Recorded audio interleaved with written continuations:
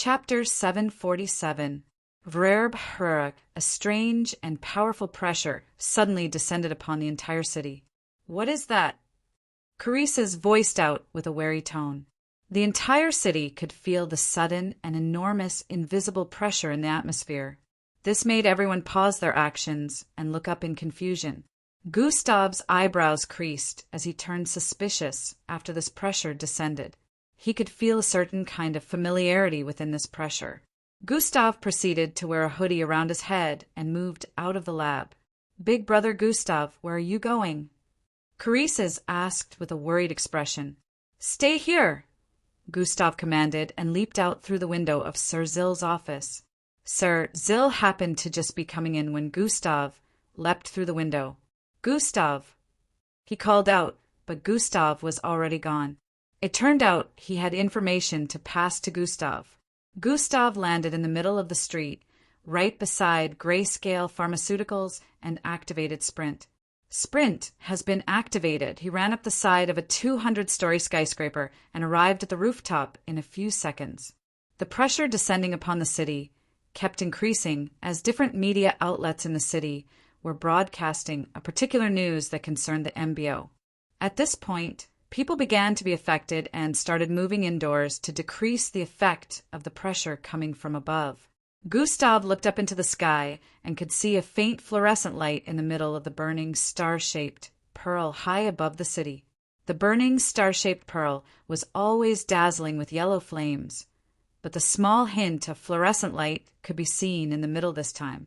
It was barely noticeable, but due to Gustav's eyesight he could spot it, just as he wanted to activate God Eyes. Thurtrurum, a pillar of fluorescent-colored light, suddenly shot down from above, landing right in the middle of the city. Zherzri-I, the moment it made contact with the ground, the light spread from the point of impact towards every corner of the city in a matter of seconds. The ground was glowing with a fluorescent light at this point in every part of the city.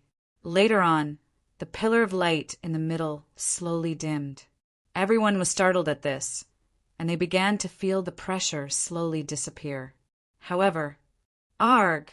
Gustav groaned in pain as he felt a sharp pain on his forehead. "This energy, it's the same as life tracking," he said internally as he held his forehead. "Gustav." The MBO forwarded their plans, the system suddenly voiced in his head. Forwarded their plans. As Gustav voiced this out, his eyes widened as he came to a realization. Currently, his forehead was glowing with a #__sign, which was quite visible. They had the capacity to use life sign tracking too? Gustav was astonished as he voiced out after understanding what this was. "You have to move N." Just as the system was speaking. Zuzum, zuzum, zuzum, bright lights suddenly concentrated on Gustav's position from different directions, and multiple people dressed in MBO uniforms began to appear on the rooftops of the buildings surrounding the one Gustav was currently standing on. Before Gustav knew what was happening, he was surrounded by multiple MBO officers.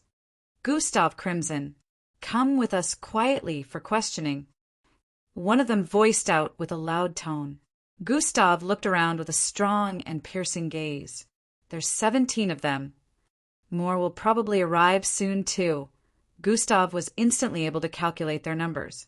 The entire area radiated with the combined pressure from all of these MBO officers, all channeling their bloodlines at the same time. They were ready to attack Gustav the moment he acted in an unsatisfactory manner. This was a situation Gustav never saw coming once again, but he would be damned if he let himself get caught when he was almost done implementing his plans. "All right. I'll come with you guys," Gustav voiced out while raising both hands. This caused some of them to crease their eyebrows in suspicion, seeing the way he just agreed. "After I prove my innocence," the moment Gustav voiced this out. "Combination has been activated. Sprint plus dash." He turned to the side and charged southwest. To hush, Gustav blasted across the place with immense speed. but a kind of barrier suddenly appeared the moment he tried to pass through the midst of the two MBO officers on the building he leapt towards. Bang! Gustav slammed into it and got blasted backwards. Ting! Ting! Zwee-hee-I, walls of white suddenly began to connect from one MBO officer to the next, and in a matter of moments, a barrier had been fully constructed around Gustav. Gustav fell towards the window of the building behind and did a flip in midair before landing sideways on the window and leaping downwards towards the street below. There are civilians in the vicinity. Make sure you're careful with the usage of your abilities. One of the MBO officers shouted out as the MBO officers all moved towards the ledge of the building and began to jump down after Gustav. Bam! The instant Gustav landed on the ground, he wasted no time in charging forward again towards the left side of the building he had just fallen from. Conjuring an atomic blade, he raised his hand diagonally and slashed down at the whitish barrier that had been erected around the vicinity. Thwii, the instant contact was made, a small line appeared on the barrier, which depicted how sturdy it was. Gustav calculated in his mind how many times he would need to strike with that amount of force to break through it, and realized that it was a lot. There's no time. The instant this thought appeared in Gustav's head, he jumped towards the side. Bam! A massive boulder-size, black, drilling object slammed into the barrier beside him, as well as a yellow beam. Gustav began running around the sides and swerving as multiple attacks began to head towards him from different directions. Come quietly with us, Gustav Crimson. One of them shouted out as he saw Gustav's figure from above, leaving afterimages across the place.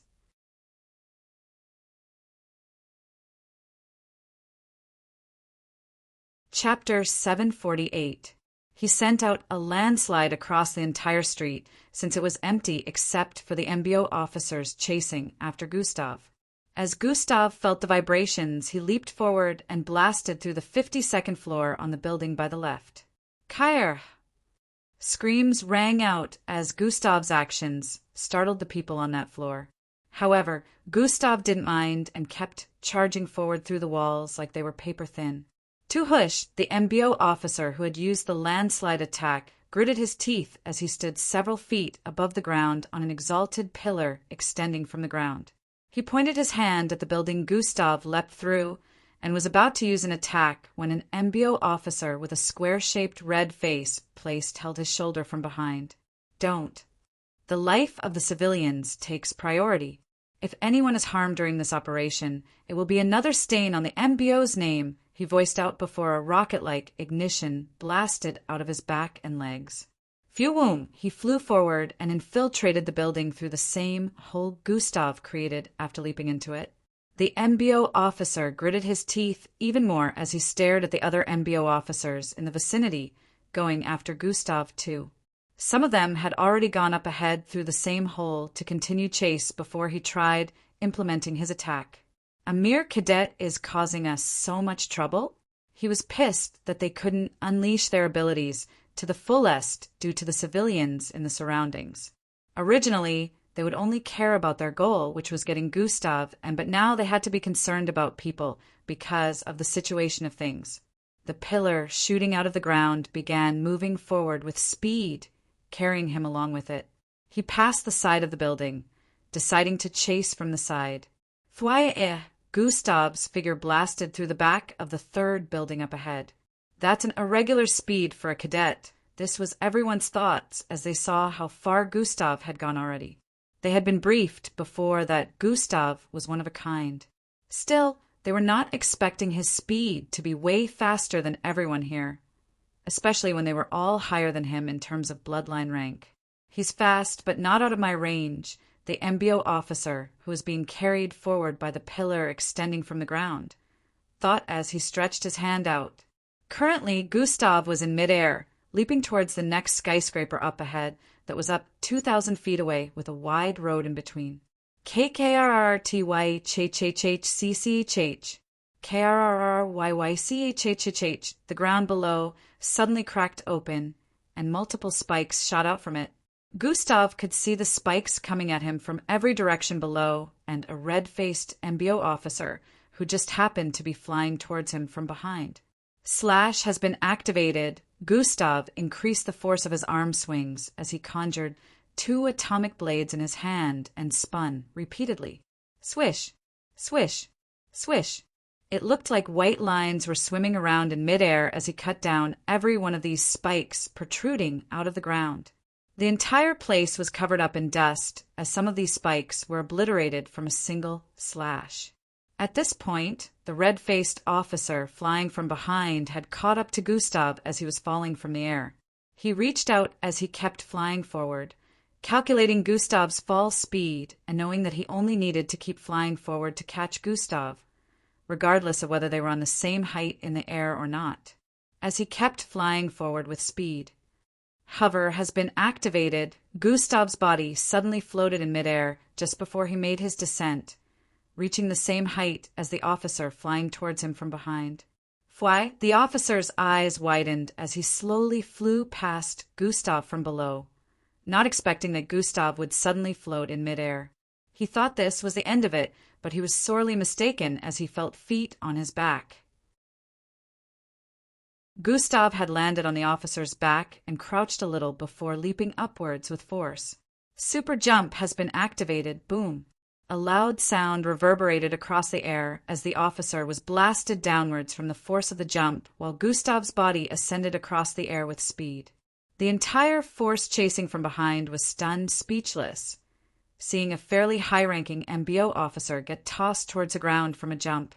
Bang! He slammed into the streets below, leaving cracks all over the place, while Gustav's figure could be seen flying over the skyscraper. They kept chasing regardless, since they knew Gustav would arrive at a dead end behind the skyscraper due to the fact that the whitish barrier ended somewhere around there. Multiple attacks were still being sent towards Gustav, but the officers had to be watchful of the amount of power they used around here, and they weren't as quick as Gustav, so it made things a whole lot more difficult. On the bright side, there were 17 of them present, each with different bloodline abilities, and even more MBO officers would be here any moment. So they felt no matter how much Gustav tried to escape, he would be caught soon. In a few moments, over 10 of them had managed to get beyond the building. Gustav leaped over, and just as they thought, the dead end was right there. They could see Gustav up ahead with his back placed against the barrier since he had nowhere to go. They surrounded him, but paid no heed to the fact that his right hand was on his left wrist. "Are you ready to surrender yourself now, Gustav Crimson?" One of them shouted out as bluish wings protruded out the sides of his right hand, which was pointed at Gustav. Gustav kept inspecting the MBO figures as they moved closer and closer.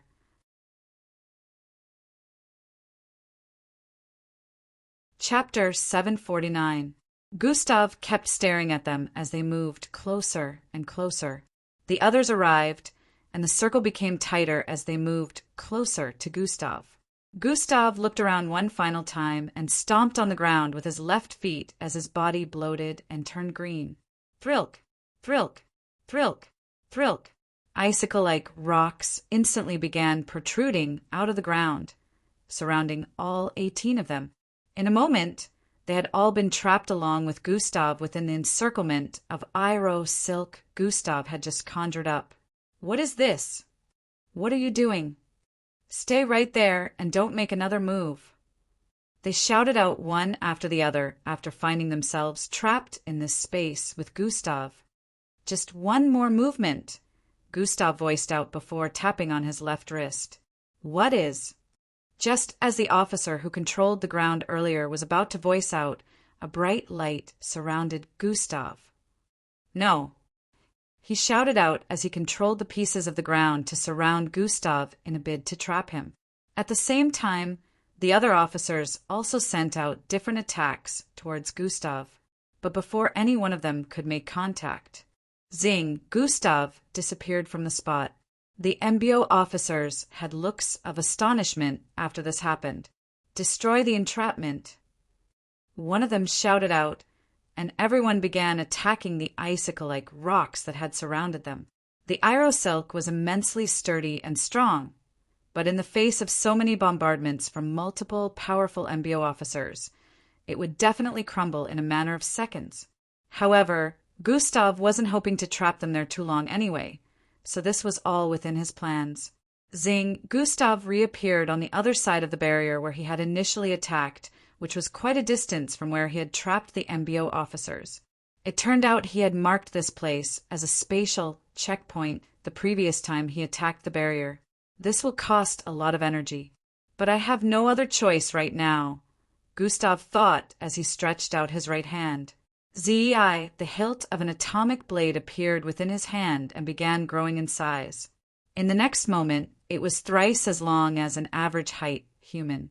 Gustav swung it forward with intensity and speed. Shein, a long line was cut on the whitish-colored barrier, but in the next instant it began to heal back. Atomic disintegration causes everything to get disintegrated from a molecular structure. The bigger atomic blade is, the faster it can disintegrate atoms. Even though the atom can regenerate, it just has to be able to disintegrate them at a faster rate. As Gustav analyzed, he turned around and sped backward as the atomic blade increased more in size. -100 EP -100 up -120 -150. The more it increased in size, the higher the energy points consumed. Gustav turned around after leaving a bit of distance between himself and the barrier up ahead. He stretched the massive, milky, glowing colored blade forward and activated combination once more. Sprint plus dash dewhoosh, lines of cracks were left across the place as Gustav's body blasted forward with immense speed, arriving in front of the barrier in an instant. Bang! A loud sound of collision rang out as he stabbed the atomic blade into the barrier. The shock waves spread out from the point of impact, slamming into the buildings on the sides and causing the sound of glass shattering to ring out as well. Gustav groaned as he kept pushing the atomic blade with as much strength as he could muster. His arms bulged intensely and became larger as he pushed forward, causing cracks to extend from the point where he was standing on the road to other parts of the surroundings. KRRRYYCHHYYY. KRRRYYCHH. Sparks began to appear around the areas where the tip of the milky-colored blade was piercing through. The atoms that made up the barrier were being disintegrated so fast the blade was beginning to make its way through. On the other side of the barrier, boom! An explosion rang out as the multiple Iro silk covering the environment was finally shattered after a few seconds of relentless attacks from within. Debris and smoke covered the entire vicinity, decreasing visibility immensely. But this didn't stop the MBO officers within as they charged out of it. Zwiwi, swoosh, fly, multiple figures blasted out from the smoke with speed and began moving towards the other end of the barrier. At this point, Gustav finally pushed the entire atomic blade through. Swoosh, his body phased through the hole that was created instantly, along with his massive atomic blade. Finding himself on the other end of the barrier, the atomic blade in his hand disintegrated into light particles as he charged forward with immense speed. Swooers, cracks appeared all over the road as his figure instantly disappeared from the spot.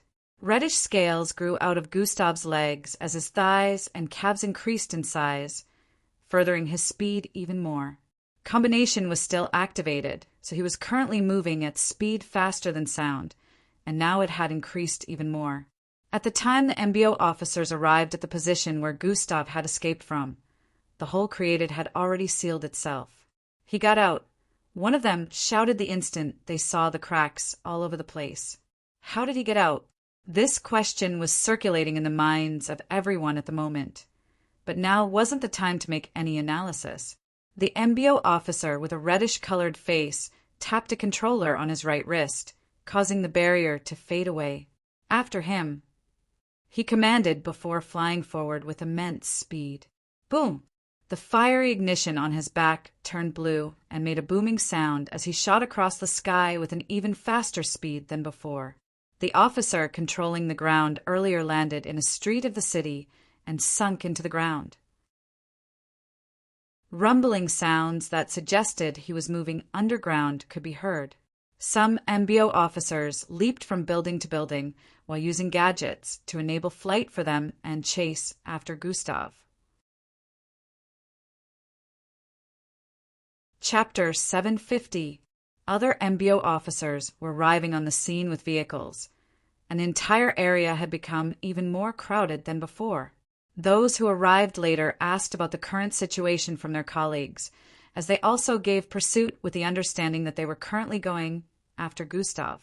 At this point, Gustav was closing in on the border of Burning Sands City to the south. Swoosh, he didn't stop running for a moment. Super Jump has been activated. Once he arrived at the border area, he leaped upwards with intensity. Boom! A massive tremor affected the surroundings, spreading out from where Gustav had leaped upwards. His figure cut across the sky with intense speed, looking like a red streak. The burning sands were right below him as his body flew several 10,000 feet across the air. Would be nice to have the ability of flight. Gustav could not stop thinking about this as his body soared through the sky. But he remembered that the only time he could fly was when he used the ultimate combination form or when decimation was activated. When these were activated, flying seemed so natural to him, and it was also in difficult situations, so he didn't think much of it, nor could he enjoy the feeling that came with flying. Hover only allowed him to float in midair for a few seconds, so it couldn't be considered flying, and the only mixed breed he could transform into that could fly had lower movement speed compared to when he was running at full speed, so he couldn't even consider that at the moment.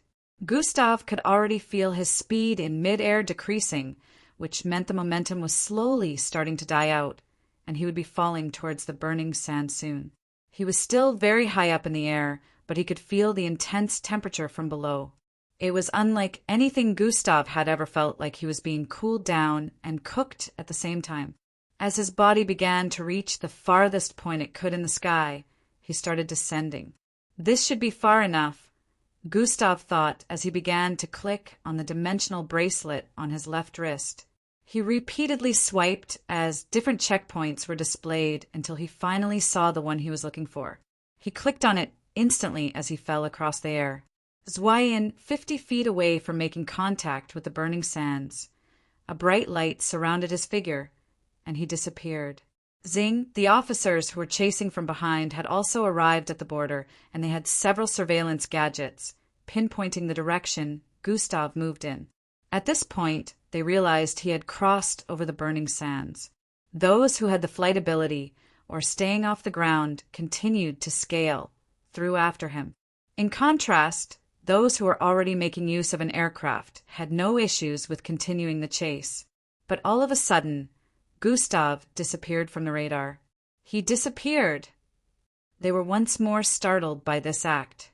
This was due to the fact that a spatial disruptor had been put in place, which meant no act of teleportation should work around a radius of 500 miles. Spread out and find him. He would still have to be somewhere around. All the MBO officers could hear the voice of a well-renowned commander through their comms. The number of MBO officers chasing after Gustav at this point had reached a number of 39. They spread out across the place, using one means of flight or the other as they traveled across the burning sands. Each MBO officer was Echo ranked, with a few of them already at Kilo rank, so they felt humiliated having to put in this much effort to locate a mere Falcon ranked mixed blood. The ones who had arrived earlier felt even more humiliated, recalling that Gustav even managed to trap them for a few seconds and escape the barrier they set up. They vehemently searched for Gustav everywhere above the burning sands for Gustav, making use of both technological gadgets and even their bloodline abilities. An MBO officer who could scan an entire area with his mind kept giving reports as he moved across the place, saying he couldn't find any signs of life around here. Others with unique scouting bloodlines also failed to find Gustav no matter how much they searched. Over 6 hours later, most of the MBO officers included in the search had returned back to the base to give their reports. Within a large hall where a multiple number of MBO officers gathered, a dissatisfied-looking officer with a face similar to that of a gigantic praying mantis could be seen yelling out with a loud tone. A falcon-ranked, mixed blood managed to outrun every single one of you? Toy. He spat out to the side. You shameless pricks are soiling the reputation of the MBO. How did he manage to escape your hands when the higher-ups even gave the go-ahead to use life signs tracking to find him? He kept voicing out his questions with a strong tone of disappointment. Commander Lindstrand, we were not given enough information on the abilities of Gustav Crimson. If we had accessed him properly, we would have been able to deal with the situation better. One of the officers in the vicinity voiced out. We even set up a spatial disruptor, but he was still able to use spatial ability to vanish. We weren't expecting that, and the variety of abilities left us with surprises, not knowing what to expect. Another officer voiced out, and the others in the vicinity nodded their heads in agreement. Our first encounter with him was also within a civilized area. We had to be careful with the use of our abilities so we wouldn't harm innocent civilians. These factors gave Gustav Crimson the opportunity to escape from our clutches. Another officer voiced out. Chapter 751. Our first encounter with him was also within a civilized area. We had to be careful with using our abilities so we wouldn't harm innocent civilians. These factors gave Gustav Crimson the opportunity to escape from our clutches. Another officer voiced out. Excuses, excuses, excuses. Regardless of all of these, the MBO will be made a laughingstock for being unable to catch a falcon ranked, commanded Lindstrand voiced out while shaking his head. The life sign tracking tech was used on him, which means he should have been unable to think, talk, remember who he is, move, or perform any action for the coming weeks. How was he able to negate the effects? The second highest ranking officer in the hall voiced out with a suspicious look. He was the same red-skinned officer who Gustav tricked in midair during the pursuit. The entire place became silent as everyone pondered the same issue as well. Whenever the beam of light shot from the skies finally located the desired person, they would be unable to perform any action for weeks. They would literally be in a vegetative state, which might give them an untreatable side effect after they had snapped out of it. The burning feeling in their foreheads would be the last thing remembered when they returned to their senses. Some might even have their brains deteriorated, which was why the MBO only used the technology in extreme cases. In this case, the device surprisingly didn't cause such effects to Gustav, which was something no one could understand at the moment. That is, before Commander Lindstrand could voice out his sentence completely, a strong pressure suddenly descended upon the entire vicinity. G-char-r-r-h-h-h-h. The whole place vibrated intensely as they sensed a powerful figure floating above the premises. The officers' eyes widened as they looked upwards, even though they couldn't see through the roofing of the building they were currently in. Who gave you the permission to use that device on my student?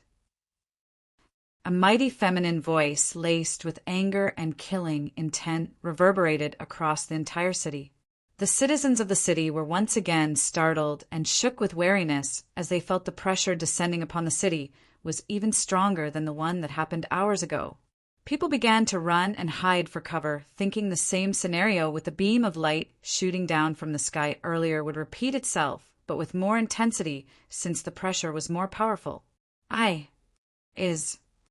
Isn't that the voice of the demon Quee? I mean young Miss Amy. One of the officers stuttered as he voiced out quickly. The others were not deaf, so of course they were instantly able to tell who the voice belonged to as well. Every single person in the hall had expressions of fear on their faces. The two highest-ranking MBO officers included. Her student? Who is her student? All of them had this thought circulating in their minds as they seemed to be oblivious to who Miss Amy was talking about. Miss Amy, who was floating a few thousand feet above the ground, stared at the dazzling, fiery, star-shaped structure in the sky. Without saying a word, purplish energy blasted forth from her figure as she flew upwards while stretching out her right hand. Purplish streaks shot out of her palm and slammed into the structure, causing it to get blasted further into the sky as the flames surrounding it instantly died out. Miss Amy flew further upwards and grabbed the massive structure that seemed to be the size of 3 mountains merged together. She held it up in the air like it was nothing above the city and stared at the area where the MBO base was located. Fwai hai ai, she flung the massive structure downwards with ease. The officers within the base could feel the immense pressure headed towards them from above and instantly rushed out of the base as quickly as they could. Boom! In the next moment, a mighty explosion rang out as the massive structure landed directly on the base and exploded, destroying the entire base along with the surroundings. The structure was looking way bigger than that in the sky initially due to the dazzling yellow flame surrounding it, making it look like an artificial sun. Now that it was put out, the size had reduced a lot, but it was still supermassive. The entire city suddenly descended into darkness after Miss Amy destroyed the fiery structure. It turned out that it was currently late in the night, but due to the structure that was always lit up, it still looked like daytime. Just like that, the citizens of Burning Sand City that had not experienced night in over 50 years finally saw the skies darken. Those who had managed to escape safely from the base without any harm stared at the purplish figure floating above in the night sky, radiating with menacing and powerful energy. Her gaze upon the area was like that of a deity staring at foolish mortals who had crossed her.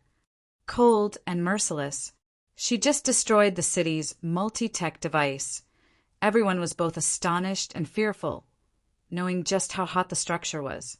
None of them would be able to withstand the temperature. Talk more of touching it with their bare hands and putting out the flames surrounding it. You lots haven't answered my question.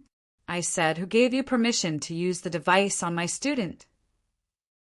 Miss Amy's voice reverberated across the place again as she gracefully stretched her palm towards the already decimated base.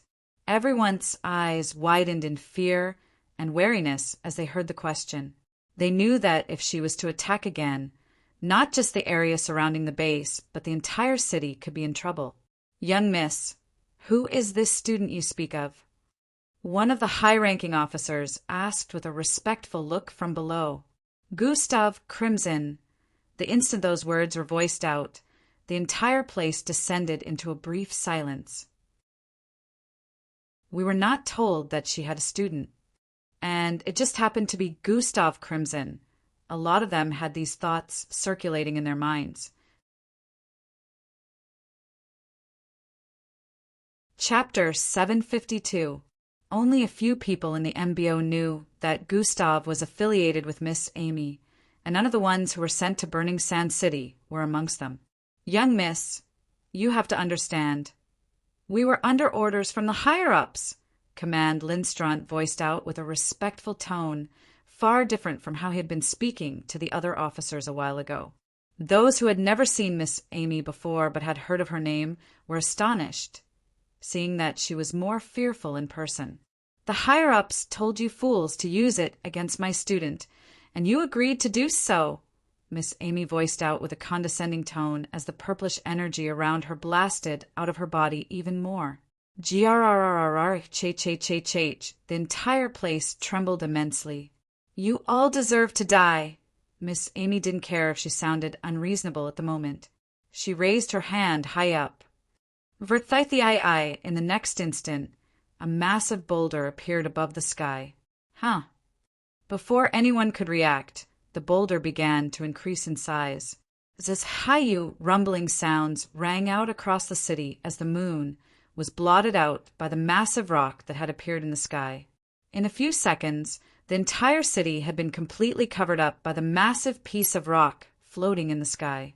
Purplish energy surrounded the entire rock. They couldn't see Miss Amy's small figure holding on to this massive piece of rock with just a single hand since they were currently on the far northern side of the city. It only takes one action to flatten this entire city.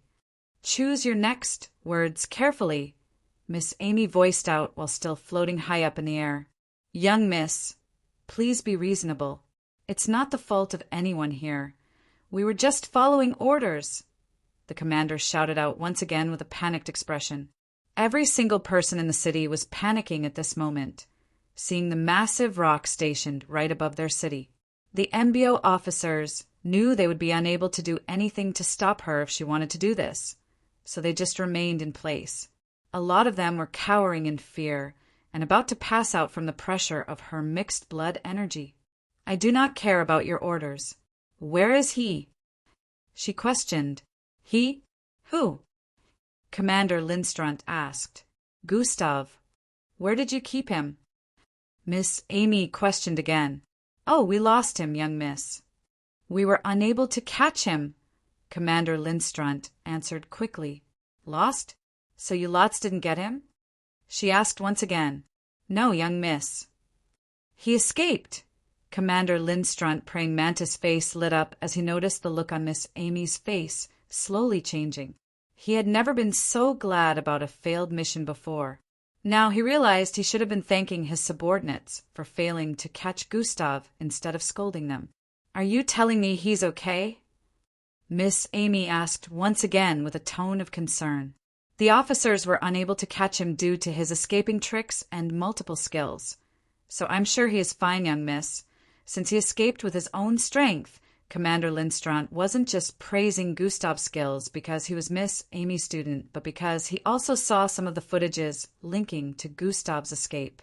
He knew Gustav was truly a special mixed blood, even though he scolded his subordinates for being unable to catch him. Now he felt it made sense why someone with a lower-ranked bloodline was skilled enough to escape the pursuit of many higher-ranked mixed bloods. The massive piece of rock in the sky slowly began to shrink down after Miss Amy heard the response. Her gaze slightly reduced in intensity as the purplish energy surrounding her slowly started to rescind. Lil sis, were you truly going to destroy the entire city? Another feminine voice was heard in the air as a figure appeared behind Miss Amy. If they had harmed him, I would raze this city to the ground.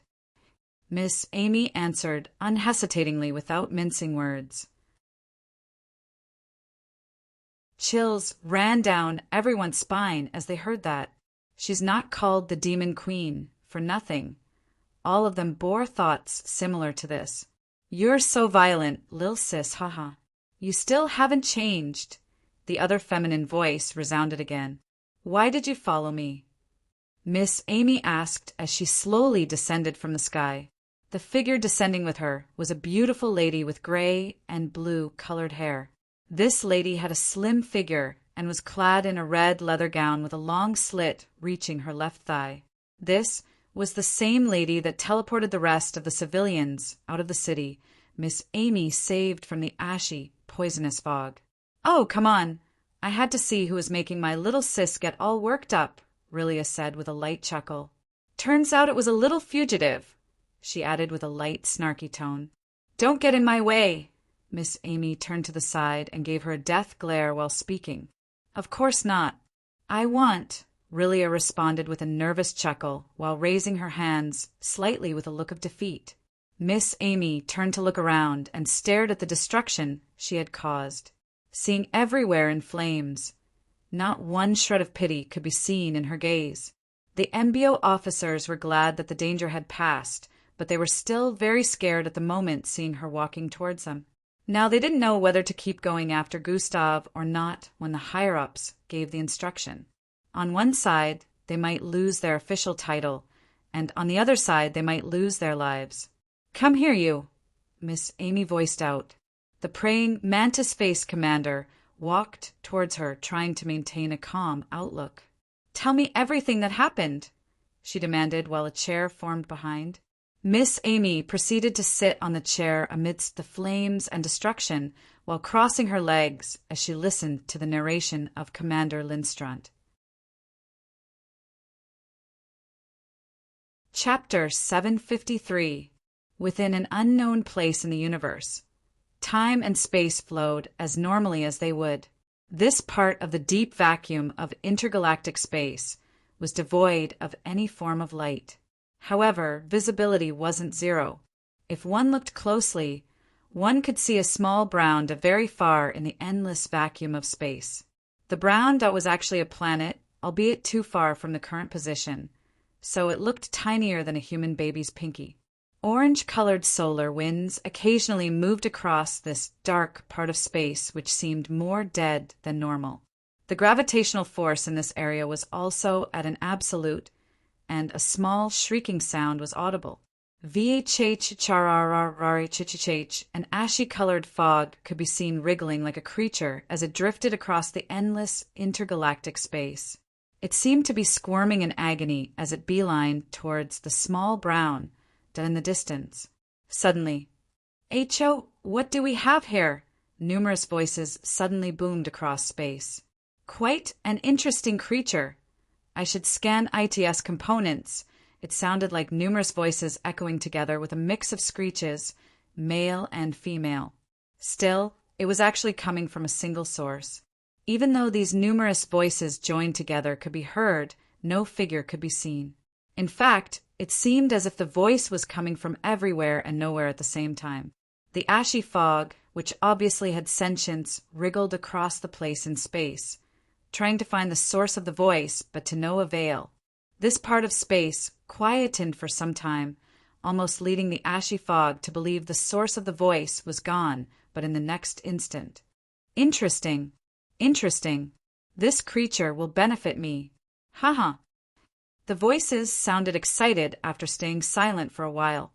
This gave room to the thought that it had finished scanning the ashy-colored fog like it mentioned earlier. "You're coming with me, little creature." The intertwined voices resounded out again, and in the next instant, ZXXX, a small black hole opened up and swallowed up the entirety of the ashy-colored fog. It disappeared the next instant, and this part of the intergalactic space returned to its initial tranquility. Within an underground tunnelway that looked rugged and was packed with lots of chunks scattered around the place, a figure could be seen sitting a pile of debris while munching on some food. This was obviously Gustav, and he was currently in the same underground tunnelway he blew away during his escape with Boss Danzo and Carices from the underground battle arena guards. The whole place looked stuffed, and the walls of the tunnelways looked like they might come crashing down at any moment. Fortunately, the holes created on the roofing from the blast had been patched, and even though there was barely any space for movement within this place, Gustav was glad it wasn't as bad as he pictured. The entire tunnelway almost completely collapsed the last time, but the Ring Lords had begun working on them after Gustav destroyed the pathways to getting to one of their underground battle facilities. Even though they were unable to restructure it completely before Gustav erased them from existence, they had repaired it to a certain extent, which was why Gustav could stay here without problems. This was where he had picked to teleport to while he was falling towards the burning sands when the MBO officers were chasing after him. It was over 1,000 feet below the surface of the burning sands. This was made possible since Gustav had teleported away from here using his dimensional bracelet the last time he fought Garu and Biden. The dimensional bracelet-marked spots he had teleported from as checkpoints to teleport back to such locations anytime. Gustav consumed the last bar wrap of snack in his hand and tapped on his left wrist. "It's back to being fully charged," he muttered as he recalled he had only been here for about 12 hours. 4 solid-looking blue bars were displayed on the surface of the bracelet. Gustav had used the bracelet twice to teleport, and he recalled only half a bar was deducted. Originally, it took extremely long for the bracelet to recharge, which was why Gustav refrained from using it unnecessarily. The reason Gustav didn't teleport far away both times was that he had studied the dimensional bracelet, so he knew a lot more power was consumed when he teleported farther distances or with multiple people. Gustav knew if he decided to teleport to the other places saved as checkpoints, which were very far away, the entire 4 bars might be consumed, and using the dimensional bracelet for a long time would be out of the question. He didn't want to be far away from Burning Sand City despite the situation, since he hadn't completed his objective yet, so this was the best course of action he could think of at the time. Since no one has found me, that would mean the Burning Sands can defect the ability of the life signs tracking the MBO used, Gustav analyzed. He recalled the beam from the sky and his head burning up, so he knew the tracking was affiliated with the light. Since the MBO had used it earlier, he didn't have any doubt that they could use it again to try and find him. But since he had been here for half a day and no one had any idea about his whereabouts, it meant the burning sands above prevented the effectiveness of whatever device they were using to implement it. Gustav was actually right with his speculation. The MBO did try using life signs tracking again, but when the beam fell in the middle of the burning sands, there was no response, unlike before when it was in the middle of the city. This happened before Miss Amy's arrival, and the MBO was led to believe Gustav might have escaped to neighboring cities, so the word had already been sent out for the other cities to watch out for him. Chapter 754. Regardless of these actions, Gustav was still unable to be found, so he was glad he made the right decision by teleporting to this place. That was unexpected. Gustav was still surprised that the MBO had the capability to use something similar to life sign tracking. It wasn't exactly the same with his, but the similarities could not be overlooked. At the time it was activated, his forehead burned with a symbolic glow, and they were instantly able to pinpoint his location. The energy the beam emitted was also similar when he activated life sign tracking. His wouldn't cause the forehead of a person to glow up, but he would have to copy the invisible symbol ingrained deep in their forehead and picture it to find the person. Gustav's life signs tracking wouldn't cause any harm to the person he was looking for, neither would the surroundings be affected, but the MBO's device seemed to lack that, and the fact that the person had to be in a city-wide range of the beam before it could be effective.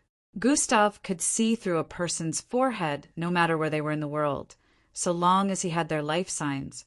He could also locate them from that. Safe to say, Gustav's life sign tracking was less complicated and more effective than the MBO's. He had no idea that the negative effect on the person it was used against was even worse than he thought, and he just happened to be unaffected. The MBO pushed their plans forward suddenly. I hacked into one of their mainframes and found out they had a meeting not too long ago, the system voiced in his head. A sudden meeting. I almost got caught because of that. Gustav couldn't understand why they would just change their minds like that. One of the people in attendance for that meeting was young Joe, the system added. Of course, it had to be him. Gustav wasn't so surprised anymore. Knowing young Joe for being a master of persuasion, Gustav knew he must have given the higher-ups reason to implement their plan early. It was already a given that the device using life sign tracking was the plan to get Gustav, but he couldn't understand why they didn't just make use of it earlier. Why did it seem like they were giving him time to show himself before they decided to use it, like it was an extreme measure? Gustav couldn't wrap his head around this, but he decided to keep it at the back of his mind in the meantime. That bastard. When I'm done handling this situation and getting the second quarter of scientist-ill research, I should find a way to erase his pitiful existence. This had once again triggered Gustav. He knew young Joe was still after him, and now everything else that had been happening, which increased the world's suspicions about Gustav, made sense now. Gustav felt young Joe was probably pulling strings in the shadows to make sure this incident completely buried him. He hadn't forgotten about young Joe and everything he had done, but there was no time to deal with young Joe while dealing with everything he had been dealing with since he got out of camp. Gustav sighed, trying to relax. His current plans were much more important at the moment. I need to get to the business district I destroyed. It's probably still very much under surveillance, which means I'll have to be careful, Gustav voiced out. But you need to get the corpse from Scientist Zill's lab first, the system reminded. That goes without a saying, but the business district is harder to get into without arousing any suspicions and implementing my plans, Gustav responded. On the bright side, they think you escaped to another city, so they'd probably not try to use that device anytime soon, the system stated. But they know I can teleport, so they should also know I might come back. It's not so certain that they wouldn't make use of the device. Gustav was still a bit worried, but what needed to be done? Anyway, he would have to get back to Burning Sand City soon. They had no idea that the city had been plunged into darkness due to Miss Amy destroying the structure responsible for shooting out the life sign tracking beam. They're probably still everywhere trying to get me. I'll stay here for a day more. Gustav looked around as he spoke. Burning Sand City, what happened here? A youngster in a white MBO outfit voiced out as he got out of an aircraft that had just landed with a group of other youngsters coming out behind him. Looks like hell rained down on this place. Another youngster answered him from behind as he also got out. The others behind had looks of awe as they stared at the mountain-sized star-shaped structure sitting in the middle of a gigantic crater that seemed to have been created from a collision. They were a group of 12 currently standing in place, staring at the destruction in the surroundings with looks of confusion and astonishment. It seemed like this wasn't what they were expecting to meet here. Hey, Eldris, what do you think that is? One of them with dark skin and bush afro-styled hair voiced out. I'm not so sure, but from the looks of things. The tallest in the group voiced out as he looked up into the dark sky to see the moon positioned at the northeast. I think that used to be Burning Sands City artificial sun, he stated with a look of uncertainty. Everyone was startled as they heard that. They stared at the massive structure once more, then looked at the sky as they recalled a piece of information. Their artificial sun? Falco voiced out with a tone of disbelief. Did you forget it was mentioned that Burning Sand City never experienced nightfall? Timmy voiced out from the side. Yeah. Oh. Falco came to a realization as he looked upwards. It's night.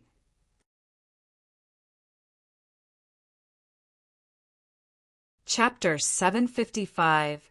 Yeah. Oh. Falco came to a realization as he looked upwards. It's night, he voiced out. Everyone else had looks of contemplation on their faces as they wondered how this came to be. The group of 12 that had just arrived comprised of Eldris, Falco, Ria, Glade, Angie, Timmy, Elevra, Chad, Vera, and 2 other special class cadets. These 5 had been put on a special mission, different from the other cadets who were undergoing their first mission after the 1 year spent within the MBO camp.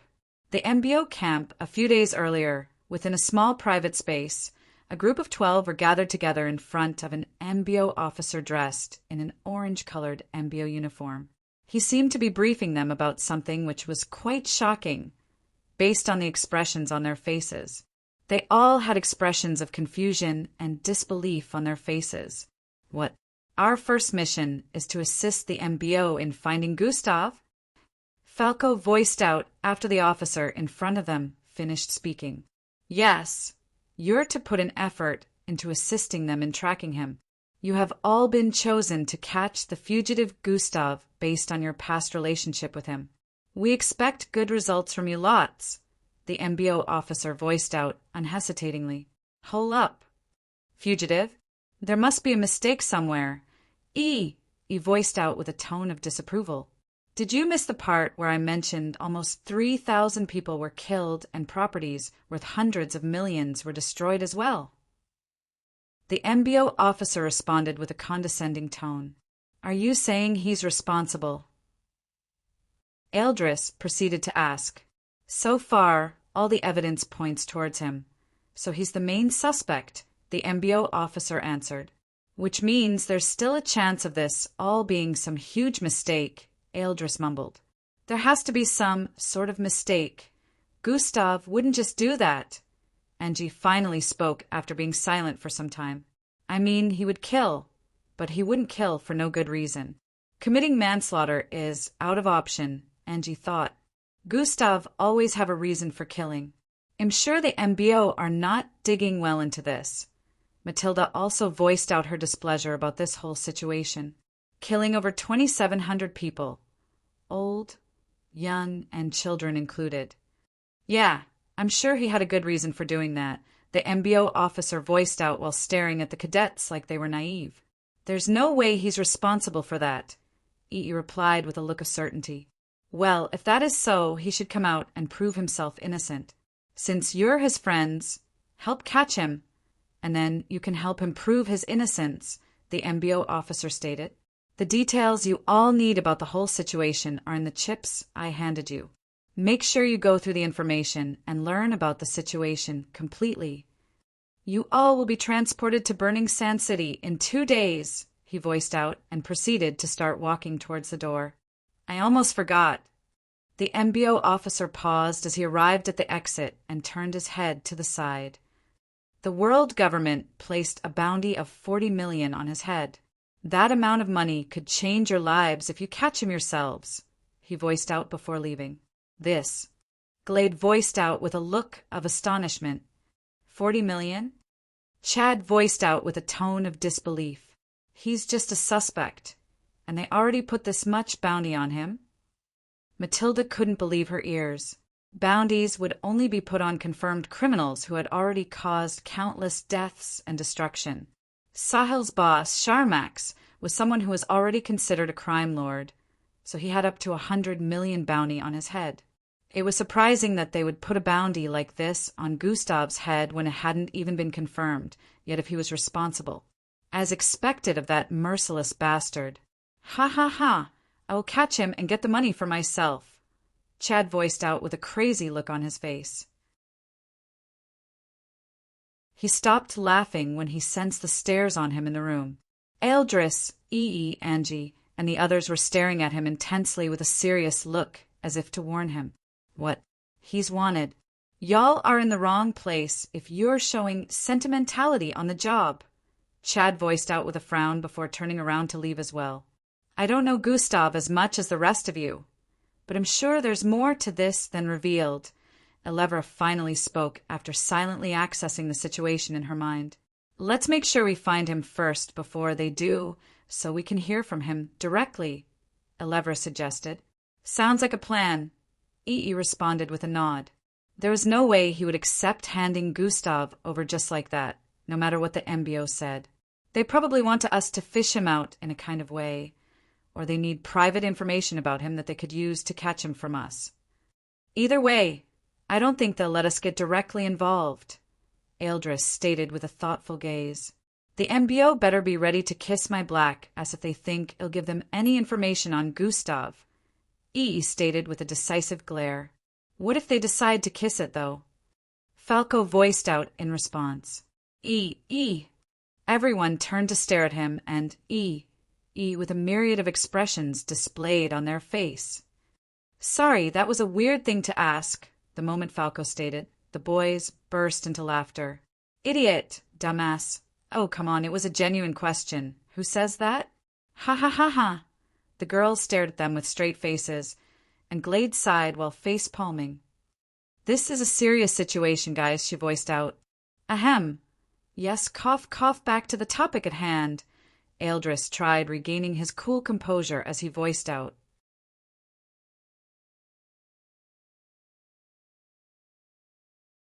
Chapter 756.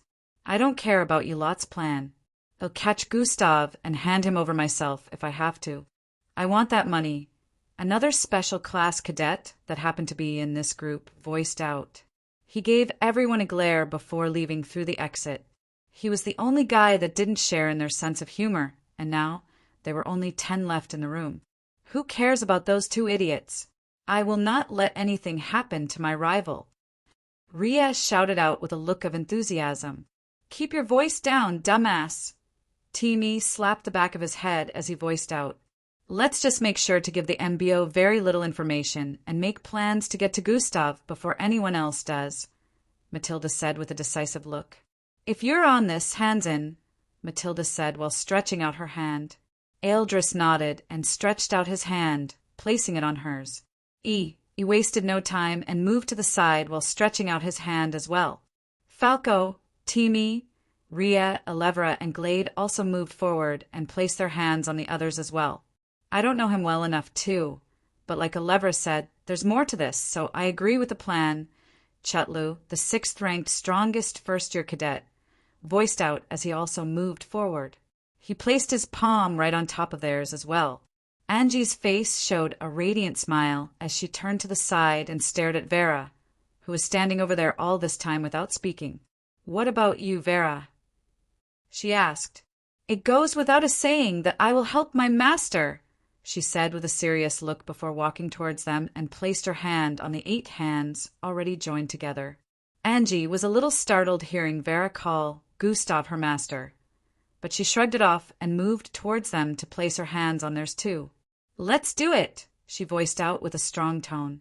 While that was happening, all across different places in the camp, cadets were receiving their first missions in groups. It was already a year since they had arrived at camp, so it was time for the first years to embark on their first missions. First missions were usually easy ones and pretty much tests to see how much improvement every cadet had gone through in the last year. Depending on how well a cadet did during their first mission, they might be sent on another one and return later to camp than the others.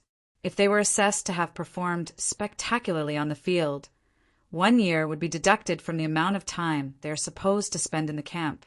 Originally, it was 4 years, but those who performed splendidly would have the numbers reduced for them. For Gustav, it was already guaranteed he wouldn't spend more than 2 years before the first years began training a year ago. Right now, different groups all across camps had received their first mission, and they would be leaving the camp in about 2 to 3 days for their first mission. Eldris, Angie, and the others happened to be drafted on this special mission to assist in catching Gustav. Within the next 2 days, they studied the information on the chip and got more details about the incident. This made them realize the severity of the situation, seeing clips about the destruction and the state the city was left in after the incident. Only Angie was completely running crazy with a lot of thoughts in her head as she saw a piece of information that stated Boss Danzo was killed. She remembered Boss Danzo to be someone Gustav considered to be like a father to him, and it truly scared her to think of what Gustav could have done after this happened. Could he have gone mad and caused this destruction because of that? Angie thought as she sat in her room, analyzing the whole situation. No, Gustav would only try to harm the people responsible. There would be no reason for him to commit genocide. Angie held her head as she thought. She was extremely worried after seeing this piece of information. She barely knew Boss Danzo, but Gustav had mentioned him so many times that it was impossible to overlook their relationship. I should keep this from the others. They may see it as a reason to believe he's responsible, Angie thought to herself. I just hope he's okay. Thinking about it carefully, Angie realized there was no way Gustav would be okay, just like she wouldn't if she lost her father. We have to find him before anyone else does. Angie really longed to find Gustav and be beside him right now, but there was no way to achieve that. She suddenly recalled something. He mentioned a granddaughter here in camp. Has she been informed? Angie thought before standing to her feet. I should go speak with her, she decided. Burning Sand City, present time. You kids. 2 MBO officers approached the group of 12 standing in a line-up format a few feet ahead of the aircraft. They turned to face him after hearing that. Commander Lindstrand will see you now. Follow me, the lady on the left voiced out and proceeded to turn around. Wait, what about her? Angie voiced out while gesturing at the aircraft behind. A feminine figure with a crestfallen expression walked out of the aircraft in the next instant. We were told there was only 12 of you.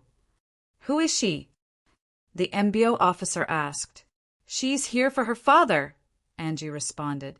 Both officers stared at each other in confusion before the female officer responded. You 12 come with me. My subordinate will take care of her, she said before proceeding to turn around once more, leading them away from the aircraft. The other male officer walked towards the girl in a cadet outfit as well to question her. The group of 12 were led towards a massive tent-like structure right behind the area of destruction.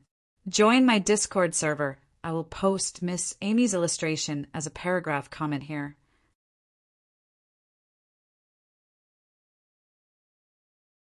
Chapter 757. The group of 12 was led towards a massive tent structure right behind the area of destruction. Many MBO officers were moving across the place, and each of them exuded power which made the group confused even more. If there are these many powerful officers in place, how is it possible for the artificial sun to get destroyed? They all had similar thoughts in their minds as they headed for the tent-like structure. They were led through the entrance in a few seconds, and it looked like they had arrived at what seemed to be an improvised base. It looked really better on the inside than they expected, with different sets of technology set up in different areas. A few officers could be seen stationed in front of holographic computers tapping on keyboards. Different screens floated in midair, displaying several locations all across the city. A few MBO officers were currently standing in the middle around two ladies as they seemed to be discussing something. The MBO officer who brought the group here moved towards the officers standing around the middle area discussing. "The cadets are here, sir," she voiced out the moment she arrived in front of them while gesturing towards the back. The 5 discussing turned to stare at the group of 12. "What are they doing here?" Miss Amy, who happened to be in the middle, voiced out as she spotted the kids. "Miss Amy," Angie said with a surprised look. Falco, Glade, and Matilda also recognized Miss Amy, remembering she was Gustav's master and also recalling the rumor that she was the most powerful female mixed blood on Earth. Besides them, a few of the other special class cadets also recognized Miss Amy's face, and their faces lit up with shock. Gustav is done for. Those who didn't know of her relationship with Gustav had this thought. "Angie, and the rest of you, why are you here?" Miss Amy asked once again. The others were surprised Miss Amy actually knew who Angie was and started questioning the connection in their minds. Miss Amy." Before Angie could explain, Commander Lindstrunt interrupted. "They are here on the higher-ups' order to assist with catching Gustav Crimson," he explained. "Oh!" Miss Amy voiced out while scanning at all 12 of them. They felt chills crawl down their spines as she stared at them one after the other. They couldn't help but feel like they were doing something wrong. Impossible. The legendary Demon Queen is also after Gustav. We might as well forfeit this mission.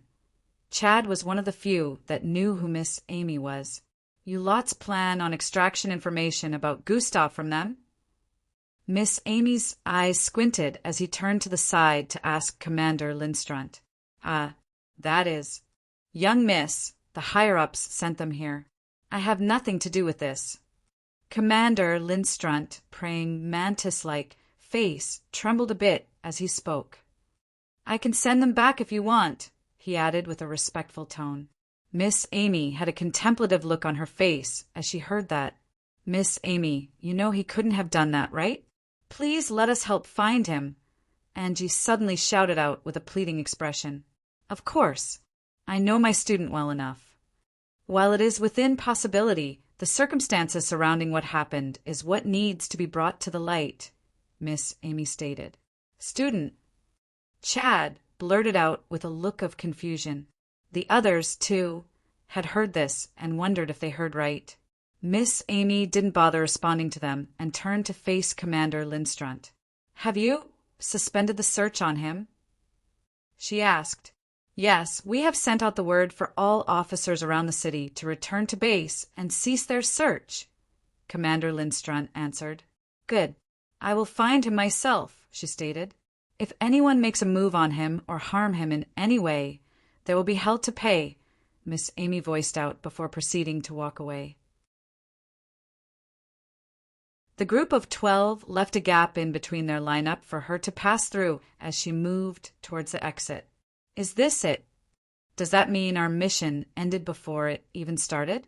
The cadets were both astonished and confused at the same time after listening to Miss Amy's conversation with Commander Lindstrunt.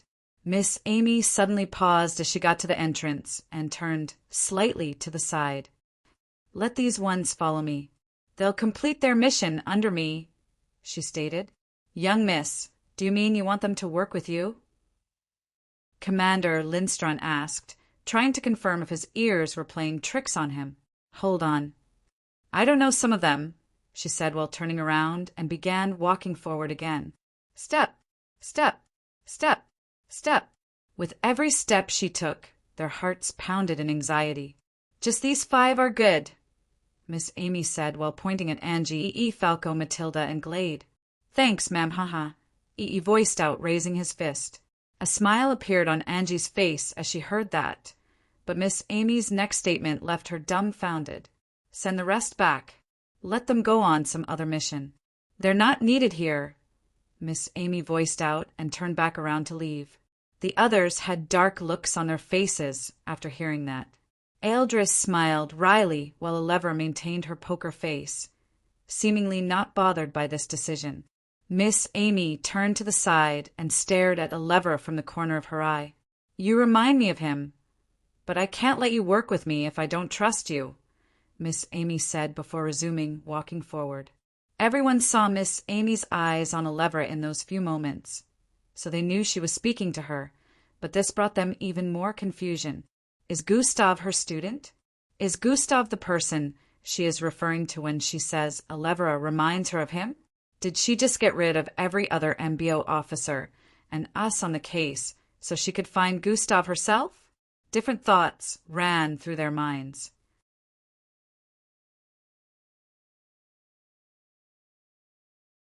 Chapter 758. Miss Amy. Angie called out to her before she could leave once more. Ugh, what is it, kid? Miss Amy asked with a slight look of frustration. Some of them are Gustav's precious friends, and I'm sure they will be of help, Angie voiced out. Don't know them, don't care. Miss Amy responded with an uncaring expression. Gustav trusts some of them, and he would even entrust them with his life if need be, Angie stated. Miss Amy turned to stare at Angie at this point with a look of ridicule. If you think that, then you don't know Gustav. He would never entrust anyone with his life. I'm not even sure he would entrust me with his life.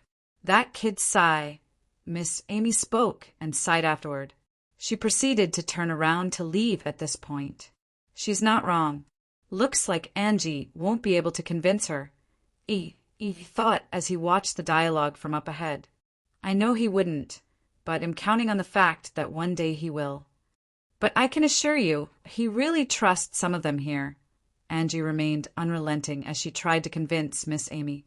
I don't, Miss Amy responded coldly before leaving through the exit. Angie sighed after Miss Amy left. She was quite disappointed that her words yielded no result. Angie turned around and started walking towards the group. I guess we'll leave it up to you guys, Eldris voiced out with a smile. There's nothing to worry about, since she's like the strongest being on the planet. I'm sure we'll only be able to do little anyways, Timmy stated too. Rhea still seemed crestfallen, since he was hoping he would get to see Gustav after so long. I can't believe the Demon Queen was his teacher this whole time. Chad was still having a hard time believing everything that had been revealed here, and so were the others who knew of Miss Amy. Looks like you 7 are heading back, Tom. One of the officers beside Commander Lindstrunt was speaking when a feminine voice interrupted. Hold on. Everyone turned towards the entry point to see Miss Amy walking back in. Point out the ones you said Gustav trust, Miss Amy said while staring at Angie. A look of excitement appeared on Angie's face as she heard that. I will only pick them if their bloodlines will prove useful in some kind of way, Miss Amy added. Angie began pointing them out one after the other, starting with Eldris. He just like EE is one of Gustav's best buddy and also ranked number 3, now number 2. Since Gustav was deranked, Gustav trained her in camp, so she's like your grand student, she voiced out while pointing at Vera. Oh, Gustav decided to train someone. Miss Amy was a bit surprised, but this was an automatic pass from her because she knew Gustav wouldn't just pick anyone to perform such action. He calls himself Gustav's rival. After giving a breakdown of info on Eldris, Vera, Timmy, and Rhea, only Elevra was left. She's not really close with Gustav, but she's more of a rival considering the fact that she was number 1. Then Gustav deranked her. Then she became number 1 again after the whole incident. Angie said while gesturing at Elevra. Miss Amy walked towards Elevra and stared at her. Her eyes were especially focused on the purple head tie wrapped around her forehead. Miss Amy could sense a restricted force of power there. "I'll be keeping my eyes on you," Miss Amy said to her. "Yes, miss," Elevra responded respectfully, but unlike the others who had chills crawling down their spines whenever Miss Amy stared at them, Elevra had a straight face and didn't even flinch once. Miss Amy was quite interested in her than she admitted, but all that was something she decided to put aside for now. "All right then, the other two can be sent on another mission," Miss Amy said before turning around to leave. "You 10 come with me," Miss Amy said while walking out. "Wait, what about me, Angie?" Chad yelled out with a look of betrayal. You don't even like Gustav. Why would I pick you?" Angie stared at Chad and questioned with a confused expression. "That was before." "Haha, aren't we all friends?" "Come on, pick me too," Chad voiced out shamelessly. "No," Angie stated with a look of disgust before walking out with the rest.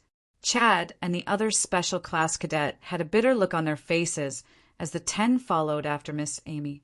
Within the underground tunnelway, Gustav sat in a cross-legged position with his eyes closed. It has completely changed to a dark red color now. "What does this mean?" Gustav muttered as his senses scanned his internal structure. He was currently checking on the state of his Yarky. It was still wrapped by the ashy-colored, Band-Aid-like restraints, but he could see the color of Yarky had completely changed within. The Band-Aid-like restraints covering it had little cracks all over. They were barely visible, but Gustav could sense them like he could see them directly. "It will probably come off in a few days," Gustav thought out loud. He was interested in seeing what other surprise Yarky had in store for him beyond the color change. He was sure he would be in for some surprises, sensing that Yarky also emitted a different kind of energy compared to before. After a few more seconds, Gustav retracted his senses and stood to his feet. "It's time," he voiced out after opening his eyes. "I should contact Scientist Zill the moment I get back into the city," Gustav decided while tapping on the dimensional bracelet strapped to his left wrist. Tap! He wasted no time in picking the same area he was trapped in by the MBO during his pursuit. As the bracelet emitted a burst of bright light, his facial features were also changing. In the next instant, zing, he disappeared amidst the bright light.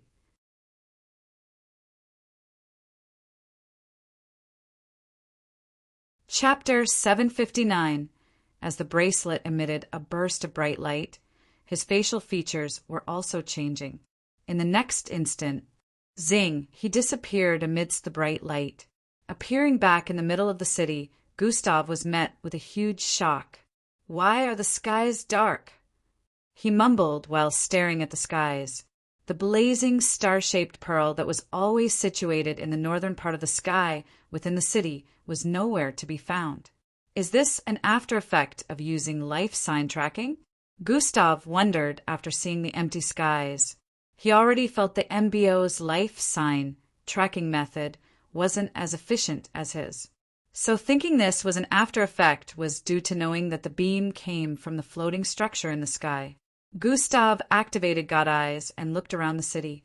There were also power outages in some areas.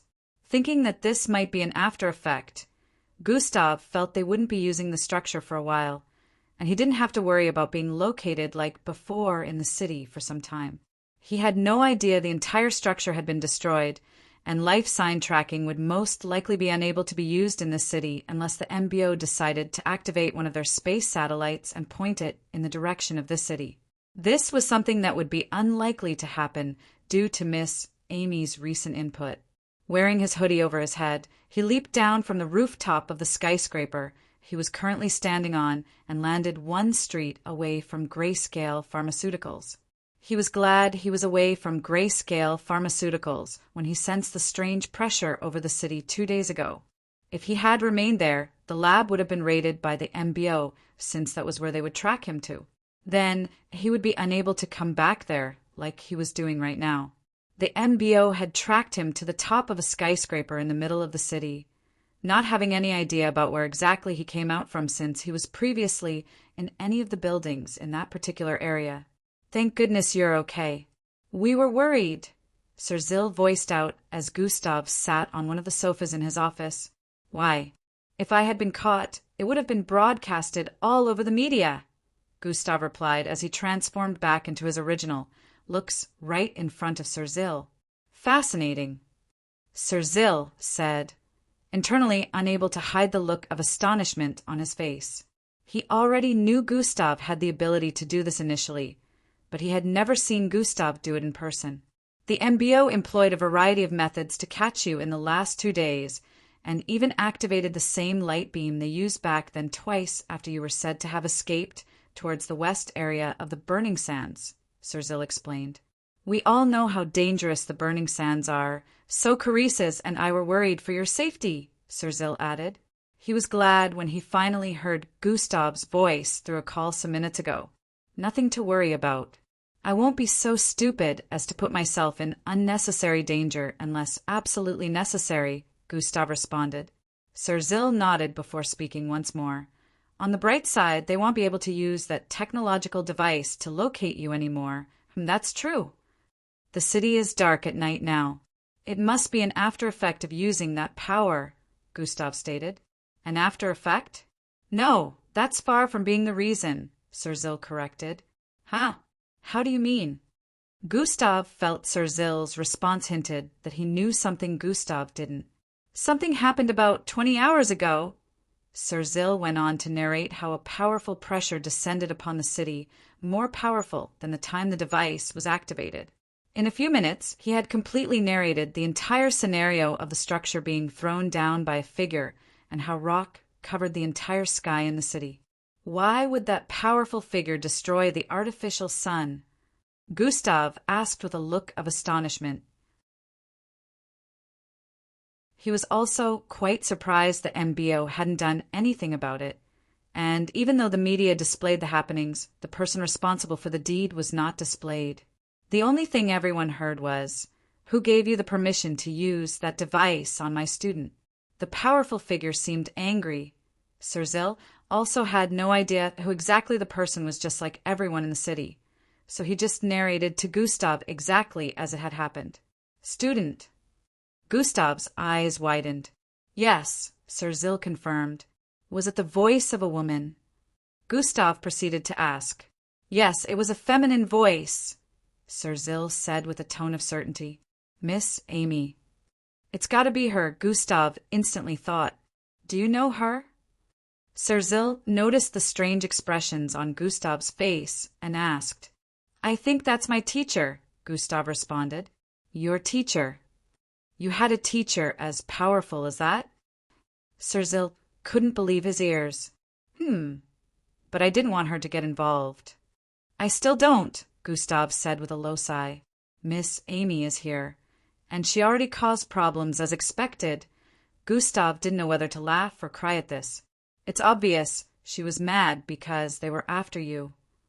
I did get some news that the MBO officers who were sent outside the city to look for you were retreating. Looks like she has a big influence in the MBO. You should use this to your advantage, Sir voiced out. No, I don't want her to go against the entire MBO because of me. This is already enough, Gustav said with a tone of disapproval. While Miss Amy would be able to pull such a thing off, this would cause tension between her and the MBOs. The world powers would be wary instead of being comfortable with her presence on Earth.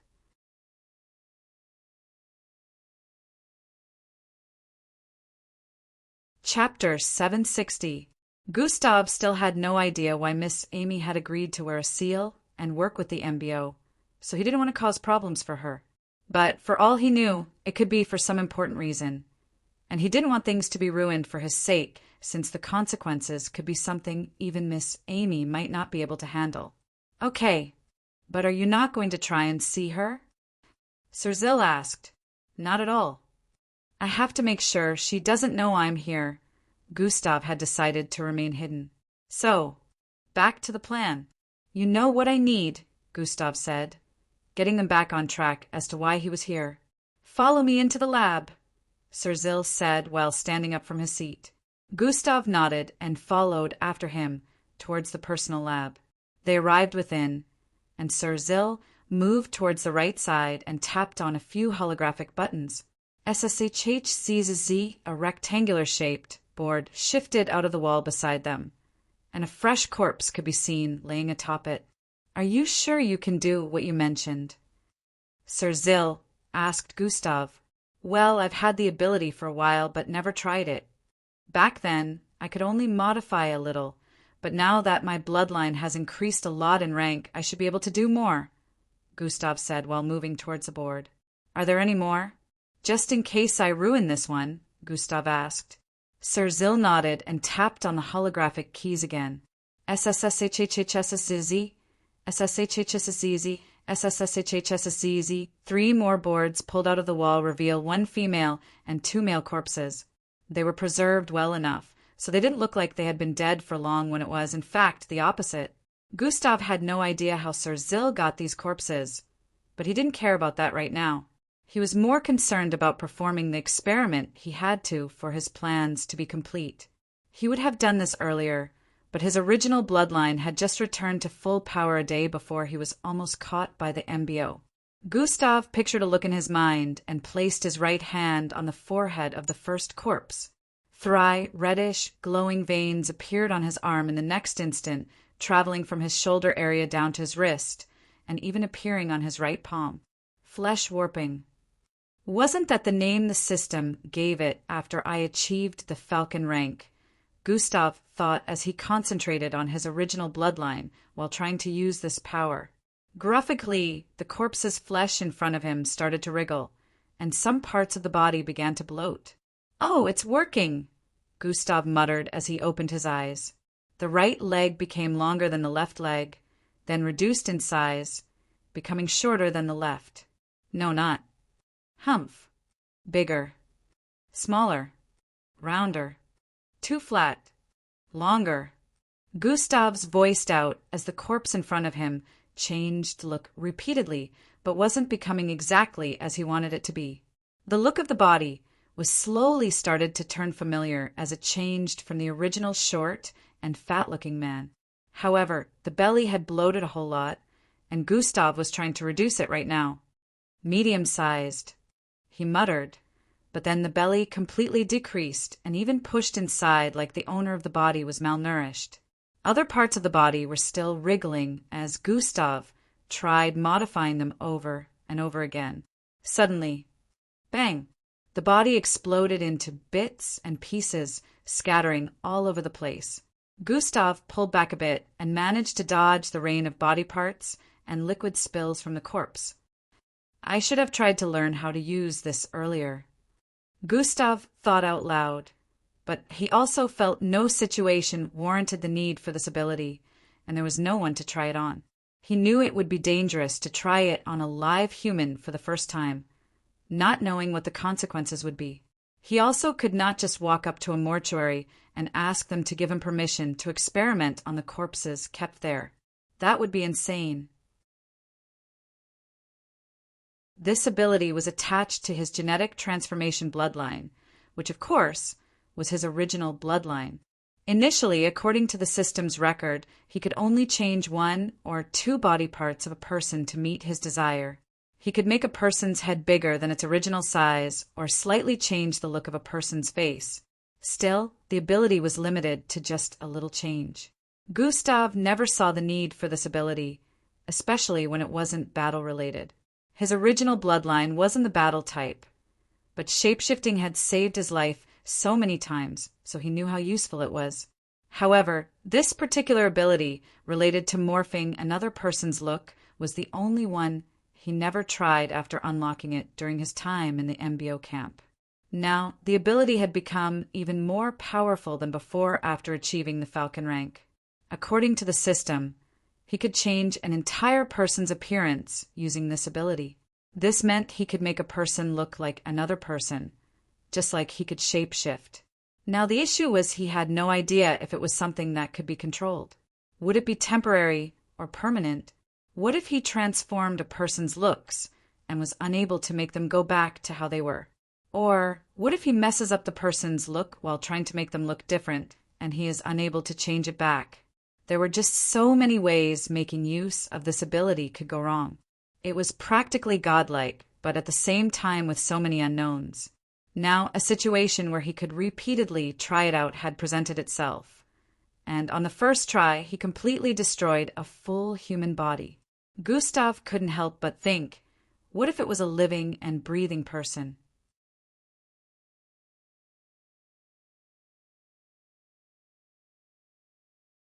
Chapter 761. Now a situation where he could repeatedly try it out had presented itself. On the first try, he completely destroyed a full human body. Gustav couldn't help but think, what if it was a living and breathing person? Obviously, it would have ended in disaster, just like he feared all those times. No ability could be perfected on its first use, and this particular one would screw a person up if he had tried it on them. Gustav moved towards the next body by the side and breathed in and out a few times before placing his hand on the head of this corpse, just like the last one. He pictured an entire person's figure in his mind and activated the ability once more.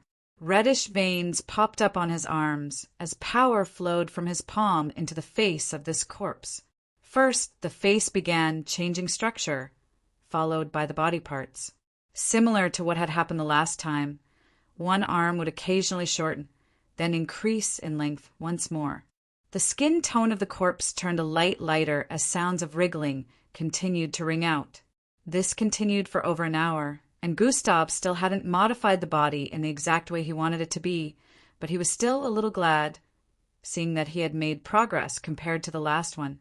Gustav stared at the body structure he had modified so far and could say it looked half like the person he pictured in his mind. But if he was going to do this, he had to make sure it was completely accurate. Gustav now knew how this worked.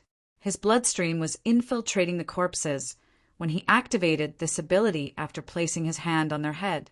His genetic transformation bloodline, in particular, infiltrated their cells and gave him the power to externally modify their appearance. It was like giving them the power to shapeshift since his bloodline was within them, but then he was the one with the control. Based on how strong the cells of a person were, it could be less difficult or have an effect like the last one exploding.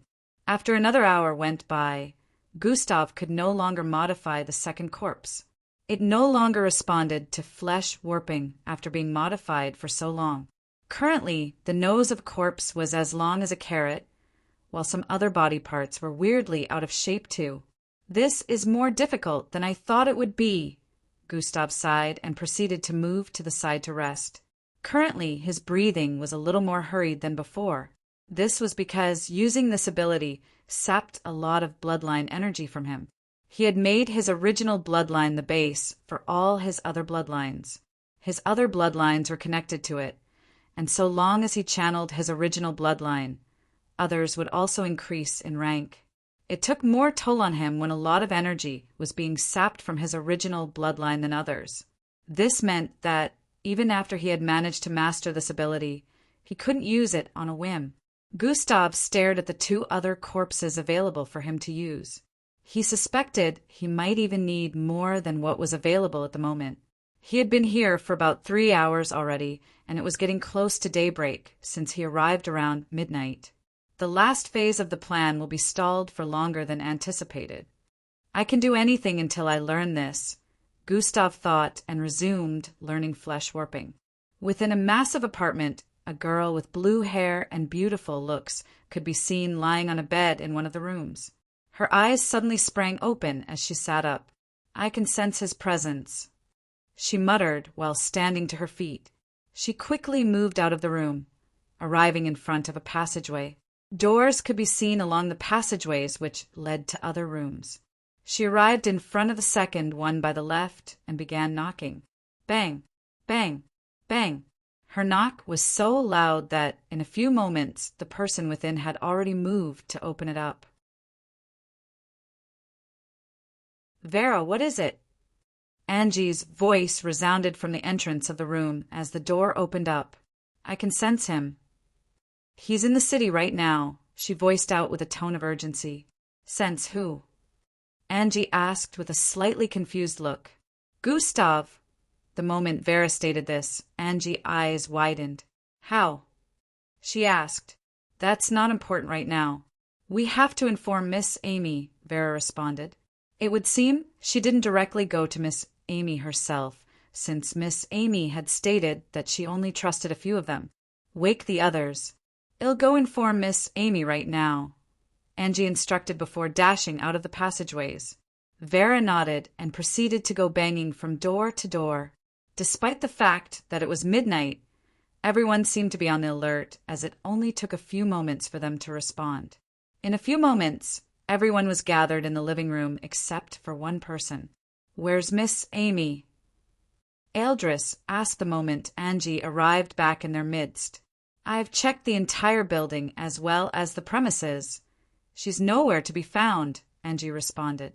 A brief silence ensued amongst them as they stared at each other for some time. She should be somewhere around the city. Maybe she has something to deal with, Falco said with a low tone. Yeah. Is there any way to contact her? Eldris asked Angie, who responded by shaking her head. Only Gustav would have known how to do that, and he's... Angie stopped speaking at that point, since there was no point in saying the obvious. We'll have to make a decision ourselves then, Eldris said before turning to face Vera. Vera, are you sure you can sense him? Eldris inquired. I wouldn't wake everyone if I wasn't sure it's him, Vera said with a look of certainty.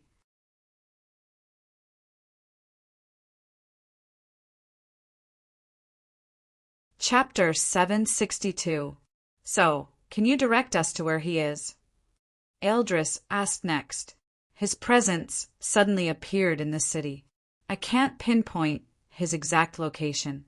I only know he's somewhere in that direction, Vera said while pointing at the south. That doesn't leave us with a lot of clues, but it's something we can work with, Eldris said while staring at everyone. He didn't bother asking Vera how she was able to sense Gustav's presence, even though everyone was kind of itching to know. The objective now was to cover the areas in the direction Vera pointed at. We'll have to split up and look for him ourselves, Eldris stated. We still have the mind comms that was given to us when we were leaving camp. We'll use that to communicate with each other, Ee voiced out as well. The others nodded in agreement. Matilda, Glade, Rhea, and Teamy, you four have the slowest speeds, so work together to cover the streets on the east area in this direction. Eldris began giving out instructions. Falco and E work together to cover the streets in the middle. Dark Falco is fairly fast, and ES Vortex should make movement even easier for you both. Vera and I will cover the east side in that direction, while Lever will use her aerial abilities to scour the vicinities as well, Eldris added once more. Elevra and Vera nodded in understanding. It took almost unleashing the full extent of her abilities to fly, but Elevra knew the situation was dire, so she had no qualms having to be the aerial lookout. Angie is the fastest amongst every one of us, so she will move as a sole unit, covering the areas we miss. We have to make sure we don't cause too much disturbance while undergoing this operation, but make sure you report through the communications if you notice anything suspicious, Eldris concluded with this. Guys, be careful. If we end up causing too much disturbance, the MBO might be alerted. We don't want them knowing in on what we're up to, Ee voiced out next. All right, let's move, Angie stated as everyone prepared to leave the apartment. They were still in their pajamas and would have worn their MBO outfits, but there was no time to do that right now. Vera said Gustav's presence just suddenly appeared in the city. There was a probability it would disappear soon, too, so they had to take hold of this opportunity to find him as soon as possible. Minutes later, forces blasted through the streets of burning Sand City, cross-checking one building after the other. He would occasionally open multiple vortexes leading to spaces within a building. He would sometimes appear in people's rooms and slowly check around the place before getting out through another vortex that led to the next room. Dark Falco took over and jumped through the other vortexes. He opened up as well. Sometimes he would crawl across window panes using the dark of the night to scan the entire building for Gustav. On Glade's side, Their search was going according to the way Eldris planned it as well. They were the slowest amongst everyone, but their numbers made up for that. They would occasionally alert the people living around that area due to their speed, but when they brought out an MBO badge explaining they were in the middle of an investigation, the people around there would leave them be. Angie was so quick that she would be in and out of a building before anyone knew it. The only thing that would leave the people living in that area suspicious was the sudden intensity of the wind. They would wonder when they left the windows open. Eldris' speed was similar to Gustav's without making use of dash. He would be able to scan an entire apartment using the colors of every object in the surroundings. This made it easier for him to do this while carrying Vera along. Vera wasn't fast, but she was useful for telling if they were getting closer to Gustav or not. Vera could put her consciousness into things, and luckily for her, she had been training it in the way Gustav told her to. "Catch that bird for me," she said to Eldris as they arrived in the middle of a street.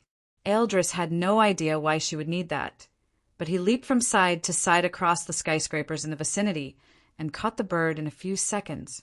Bang! The moment he landed on the ground, he handed it over to Vera and scathed.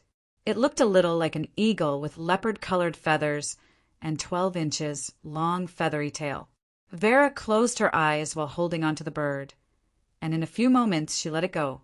Eldris was wondering what that was all about, and in the next moment the bird flew in through one of the windows of a building by the side. "I can see through its eyes and control its actions," she explained to Eldris, whose face lit up in astonishment after hearing that. He thought her power was related to controlling plants, since this was what she made use of during battles within the MBO camp. Now it turned out it was more than just that. Eldris grabbed hold of Vera and once again began dashing across the place with speed. Vera covered her left eye to focus on the right, where she could see the bird moving within buildings. Her eyes caught hold of multiple weird acts going on in some rooms, but she didn't react to it since she was more focused on finding Gustav. "Already checked this one. Let's move to the next," she voiced out as Eldris was about to go inside a building. He nodded and proceeded to move towards the next. Up above, a lever flew across the city with her forehead revealed. The large purplish eye on her forehead, pulsating with unknown energy, scanned across the buildings as she flew from place to place. The visual from the eye on her forehead saw through the buildings, making it easy for her to cover the area she was assigned.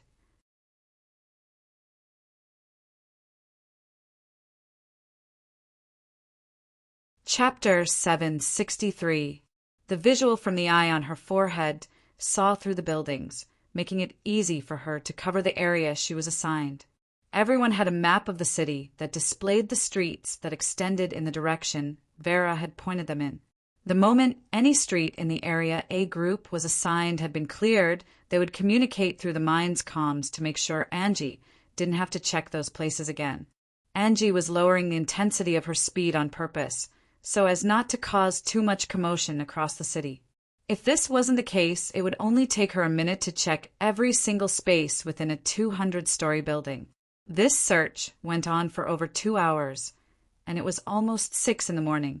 If daybreak arrived, they would have to suspend their search. After making them settle in the apartment, Miss Amy had told them they had to be careful with their movements. Although she made the MBO stop with their search for Gustav in the meantime, beneath the surface, they would still covertly keep their eyes on all of them, which meant the moment they found out they were onto Gustav, the MBO might try something sneaky. They would be followed if they weren't careful, so the moment daybreak arrived, they would suspend their search. "Can you still sense his presence?" Eldris asked Vera as they arrived at a rooftop. "Yes, we're getting closer," Vera said as they leaped towards the next rooftop. "Any suspicious sightings up there, Elevera?" Eldris asked through the mind comms. "Nothing at all. Everything seems normal," Elevera responded. "I'm closing in on a dead end. The other parts of the city in this direction extend towards the line you and Vera are covering," Elevera stated. "After covering the places in that area, come join us," Eldris stated. H&M. I just spotted a link to an underground passageway within a building. I can scan through it, so I'll have to go down there and check it out personally, Allever said while swooping down from the sky as purplish energy covered her entire frame. Copy. Just make sure you report back if you find anything. Eldris, they continued on with the search, knowing they had only a few more minutes left before stopping. 30 minutes later, they were back in the apartment with looks of contemplation as they stared at Eldris. We will cover the rest later at night. Since it's already daybreak, we can't risk being followed, Eldris stated. Everyone nodded in agreement. Besides, we are halfway done, so I'm sure we will be able to cover the rest this night, Eldris added. But what if we don't find him? Glade voiced out with a look of worry. Vera said.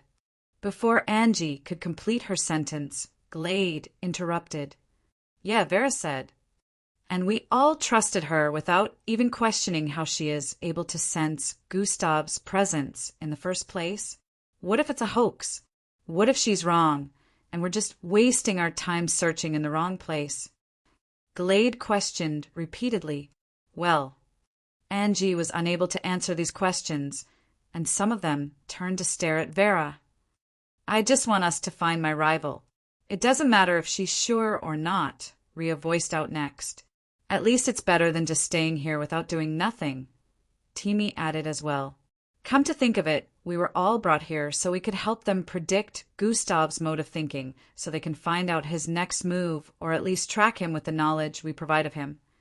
But none of us can actually predict his mode of thinking, because Gustav does things in unpredictable ways, Falco said with a tone of admiration.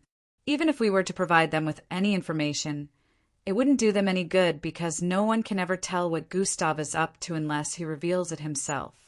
Haha, the MBO has no idea who they're dealing with.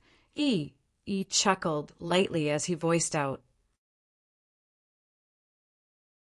He's probably planning a way to get himself out of this mess right now, but I'm sure the MBO thinks he's just running away aimlessly, Eldris analyzed with a contemplative look. That's not the point. How do we know we're looking for him in the right place? Glade voiced out once more. Let Vera tell us how she is able to sense him, so we know we're not following her blindly, Glade added. Are you saying you don't trust her? Angie asked. Has she given us any reason to? Glade questioned back. I think the better question is, has she given us any reason not to? E voiced out next. I know she was really tight with Gustav Koss. They spent a lot of time together. I'm trusting on that, E added while shrugging his shoulders. This also happened to be Eldris, Angie, Falco, and the others' reason as well, so they nodded in agreement. I don't have any reason not to help. I would die for him if I had to, Vera said with a passionate gaze in her eyes. The entire place turned silent for a while as everyone sneakily stared at Angie, wanting to see her expression. Angie tried to maintain her composure, but there was no denying that Vera's last statement made her feel a little unhinged. Anyways, let's just make sure to check the rest of the area by night. Angie cleared her throat before speaking. I think we should have someone or a few of us covertly check around during the day too. Who's to say Gustav will be in the city till night? Allever finally spoke. She had analyzed from everything they had said that Gustav was unpredictable. If he suddenly appeared in the city, what's to stop him from suddenly disappearing too? Maybe we. What are you kids doing? A feminine voice was heard from the entrance of the living room. Miss Amy. Everyone was surprised as they saw her arrive in front of them in nearly an instant.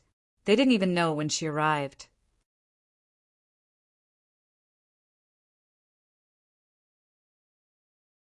Chapter 764. What did you lots do when I was away? Miss Amy asked while raising her brows with a look of suspicion. What happened was, Grayscale Pharmaceuticals, huff, huff, huff. Gustav was breathing in and out profusely as he leaned against a laboratory table. Up ahead, body parts could be seen scattered across the place with slightly decayed body fluid and blood. There were 9 rectangular stretchers extending from the wall area, and some of them had mangled-looking corpses atop them. Some were empty but had blood stains and fluids on them, while 2 had corpses that looked similar to each other at first glance. But on a closer look, there were still differences. I guess that's it for now.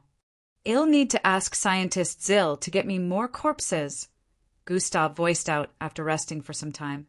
An entire night passed already. Gustav noticed it was daytime already.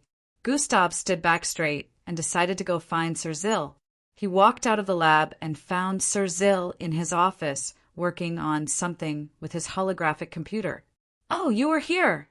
Gustav was a bit surprised as he didn't sense Sir Zill's presence earlier. But then, recalling how much fatigued he felt at the moment due to using flesh warping the entire night, he understood why. "I didn't leave. I was here all through the night," Sir Zill said while suspending what he was up to. "Oh, working on something?" Gustav asked. "Yeah, the Arkham serum has been successfully created thanks to you. But then I found some irregularities as well. It can work on mixed bloods just as much as it can work on humans and Slarkovs," Sir Zill revealed. "Interesting," Gustav responded with a contemplative expression. "Right.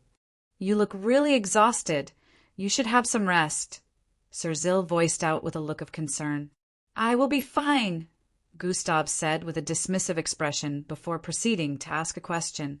"Doesn't that mean mixed bloods would also have their life force increased if they consumed the serum now?" "Precisely. It would take effect on mixed bloods, increasing the number of years they get to live. This was made possible due to some of your cells permanently mixing with the serum when I was extracting it for study and modifying it." "So this came from you," Sir Zill explained. "Replicating it would be a problem. So the ones created in the future would probably not have this effect. Only the ones created from the original dose I extracted from your cells will have this," he added. "Hey, system, are you hearing this? I thought you said you isolated the serum?" Gustav said internally. "I did, but some of your cells, which were initially insignificant, reacted to serum, and there was a chain reaction. Since it's not harmful, I let it be," the system responded in his mind. A mixed blood had over 1 trillion more cells than a normal human, so a lot of those cells would be insignificant. Since they were useless, the system isolated the serum around the part of his body where these useless cells were located. And you didn't think to tell me? If the system had a physical body, Gustav would have grabbed its neck right now and squeezed it tightly for always holding back information from him. "It's not an important piece of information," the system responded with an unbothered tone. "It seems pretty important, Rig. So what do you say, Gustav? Can I have some of your blood to maintain the same effect in the future serums?" Sir Zill seemed to have still been speaking while Gustav was engaging in a conversation with the system. "My blood? Nah, that's out of the question. You made it for humans and Slarkovs, so you already got your wish. Your scientists don't have to be greedy every time, you know? Just be satisfied with the results you have achieved." Gustav completely dismissed the request. "That's a bit harsh, but I understand, haha," Sir Zill chuckled lightly as he responded. "You're right. We scientists really need to tone down our greed," Sir Zill added. It would seem being reprimanded by a youngster wasn't disrespectful to him. "I do appreciate everything you've done so far. By the way, I need more corpses. I still haven't gotten my desired result," Gustav requested. "I would use your words against you, but it's not quite fitting to the situation since you haven't achieved your objective at all, haha," Sir Zill voiced out, laughed lightly. "All right, I'll get more, but it will take some time," Sir Zill added. "Thank you. In the meantime, I'll be leaving the city again. Since my teacher is in the city, and I want to avoid her, it's not wise staying around for too long," Gustav thought as he began tapping on the dimensional bracelet strapped to his wrist. "H&M, good plan. Stay safe," Sir Zill said while Gustav nodded in response. In the next few moments, he disappeared amidst a flash of bright light. After Gustav had disappeared, Sir Zill resumed tapping on the holographic keyboard as his poker face returned. A couple of words appeared on the holographic monitor in the next instant. "Cell replication procedure. His eyes squinted as multiple holographic images appeared all across the place. Are you saying he's in the city right now? Miss Amy's voice rang out as she stared at Vera. Yes, Vera responded affirmatively. The instant Miss Amy got the confirmation, her eyes lit up as she activated her second bloodline. I once marked him with my light empowerment bloodline, Miss Amy voiced out as her figure suddenly lit up with purplish light. She turned around after saying this and began walking towards the door. If he's within range, I just might be able to find him with. While speaking, Vera suddenly cut her short. He's gone. Miss Amy paused her steps as she heard that and slowly turned around. What? She voiced out with a piercing gaze. His presence. It just disappeared, Vera said with a slightly shaky expression.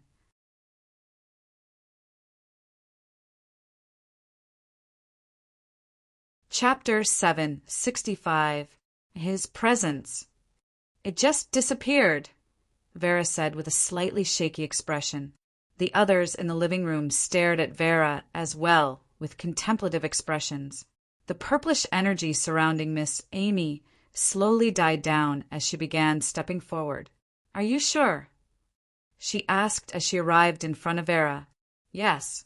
Just a few moments ago, I stopped sensing his presence, she responded. Maybe you never sensed it at all and just sent us on a wild goose chase. How is it that his presence suddenly disappeared when Miss Amy arrived? Glade voiced out from the side. He obviously left the city again. Did you forget that he wasn't initially in the city? Vera said with a slightly irritated tone. Maybe he never came back in the first place. I mean, Miss Amy could easily look for him better than we. But now you say he's gone when she arrives. Glade felt Vera was bullshitting them. It's okay. I'll still try to scan the city to see if I can find him, Miss Amy said before turning around to leave once more. I'll have an objective for the 10 of you when I return, Miss Amy said before leaving through the door. Glade saw this as an opportunity to argue with Vera again, but Vera just sighed and left her room.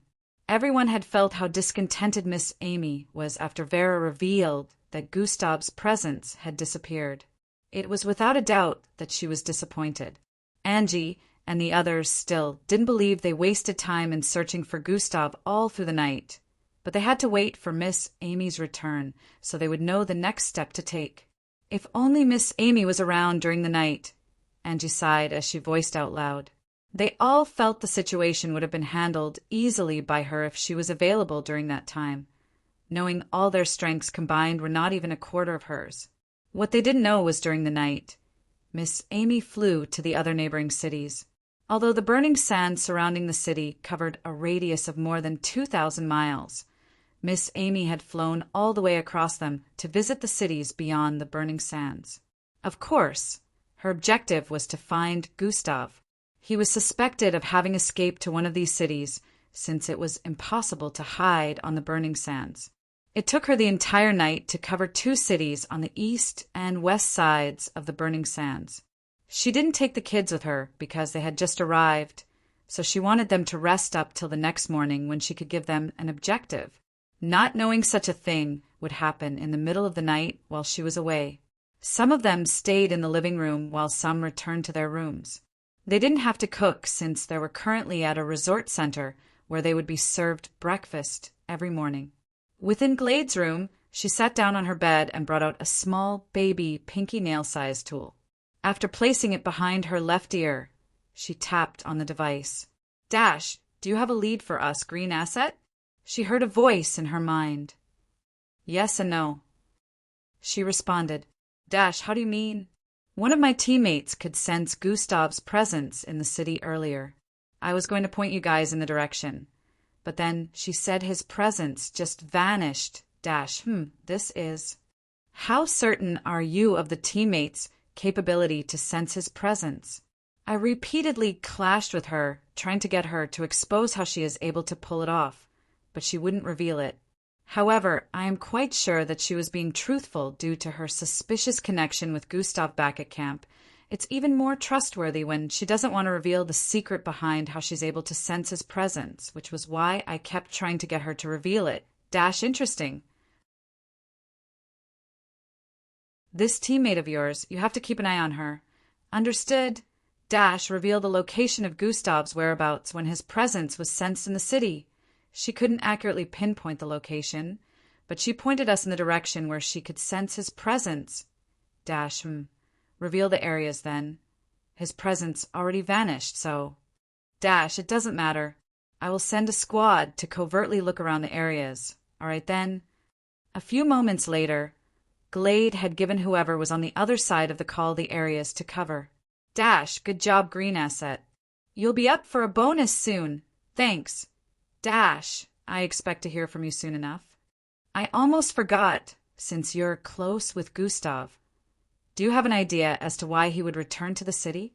Well, it's just assumptions for now, but we believe he is up to something. Maybe planning to clear his name, so we believe he will still return to the city. Interesting, this is a good piece of information. Looks like I will have to covertly plant officers around the scenes of the crimes around the city.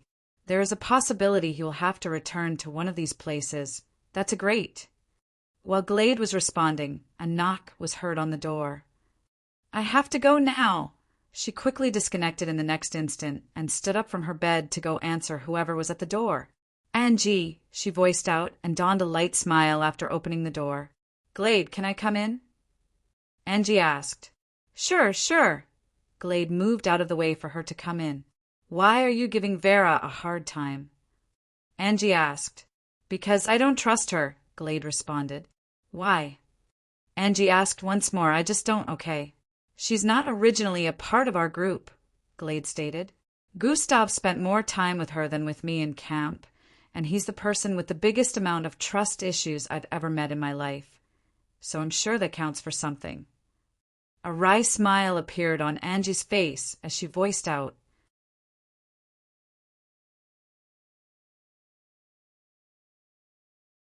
Chapter 766. Also just like me. Vera has feelings for Gustav. Angie's voice broke a little at the end of this sentence. Still, Glade was about to disagree again when Angie interrupted. Stop it. You wouldn't understand anyway since you've never had feelings for anyone. Angie lashed out with sudden annoyance. Everyone else, including you, is likely to betray Gustav rather than Vera. Glade felt like an invisible sledgehammer hit her chest as she heard these words from Angie. I know because I've seen that look in her eyes when Gustav's name is mentioned. I understand because I and her share a common feeling, Angie added. So I believe she's sincerely trying to find Gustav and wouldn't mess around like that, so just stop it. Don't pick on her any more, Angie said before turning around to leave. Glade was left standing there speechless. She never knew Angie could talk to her this way. Thinking about it now, she realized that Angie had been changing since the incident at camp. Angie's words about betrayal stabbed deep into her heart, making her feel a variety of emotions within. She thought about everything she had done so far and tried to validate her reason for doing it. I need to watch out for myself. It's not betrayal. They might not even catch him, she said internally while trying to calm her pounding heart down. Yes, I'm only watching out for myself like any normal person will do. Duties over emotions. She breathed in and out for some time before finally calming down. She proceeded to move towards the bed and sat on it. What's wrong with Angie? A few hours later, Miss Amy returned to the apartment and called everyone out for a meeting. He is not in the city, but we cannot dispute the probability that he came here, Miss Amy voiced out in their midst. Knowing Gustav, he's probably trying to fix the issue himself, so coming back here is a strong possibility, Miss Amy added. We believe that as well, Miss Amy, he voiced out with his right hand holding onto a towel he was rubbing on his bushy hair. I will group you kids in 3 sets and send you to the other neighboring cities that have not been covered yet, Miss Amy stated in her plan. You will make investigations there and try to find any clue of Gustav being in the city you find yourself within. The moment you find anything suspicious, Report back to me through the communication device, Miss Amy added. Miss Amy, there's 10 of us, so that would mean there will be 3 teams and 1 person would be left out, Angie voiced out. I know. Vera is staying here in the city, Miss Amy responded. Oh, I see. She's like a Gustav sensor. So she'll inform us the moment she senses Gustav's presence in the city, Falco said while holding his chin. The rest of you will be distributed to other cities. It'll take you to the base in a few to get some necessary gadgets that will be useful, Miss Amy said to them before heading up the stairs. Everyone looked determined at this point, knowing they were about to start the mission officially. This would likely take some time since they had no idea of where they would start the moment they were sent to a city, but nevertheless, they were ready to play their part in finding Gustav. In the underground tunnelway beneath the burning sands, Gustav laid on a small piece of clothing he used to form a bed. He had a convertible mini-house in his storage device, but the space in this area was just too small for it to fit, so now he had to sleep on the ground. Gustav hadn't felt this tired in a long time, and his system energy points were high, but this drainage was a different kind, so he was affected regardless. He had already stayed 2 days without sleeping, which was something he could pull off easily, but this time he had to sleep. Space rumbled, and tremors traveled across the universe, causing planets to quake from the sheer intensity of an unknown entity. Gustav found himself floating in the intergalactic space, staring at a faceless being radiating with so much chaos time was being rendered immobile. Rifts were appearing all over the place. Stars were exploding and disappearing into nothingness. This entity seemed to be destroying and consuming all that exists. You dare stand against me, mortal? Space trembled even more at the echo of the voices. Gustav had never felt so much fear before. This wasn't even close to how he felt when he was being bullied all those times when he was young and powerless. He had no idea what this was, but it shook him to his very core. He was floating in space, yet his entire body was covered in sweat. Who are you? He subconsciously uttered this question. You dare ask who I am? Such insolence. Disappear like the rest of your kind, you pitiful creature. As space trembled at the sound of this voice, a massive wave of dark and greenish-colored energy formed a claw that covered his entire line of sight. This claw was as massive as an entire planet and came crashing towards Gustav with such intensity, tearing the fabric of reality apart. Who? Gustav suddenly woke up with sweat all over his body. Huff, huff, huff. He was breathing in and out intensely. A dream. Gustav came to this realization as he sat up. It felt so real. Gustav muttered. He had forgotten what the concept of dreams was supposed to be all about after not having dreamt for over a year. He forgot dreams were supposed to look real in the first place. What the hell? Why would I have such a dream? Gustav wondered, having read the theory of dreams in his high school days. Dreams were supposed to be a representation of your thoughts and desires during the day, but he had never thought of something like this. Neither did he desire to have such an encounter in his lifetime.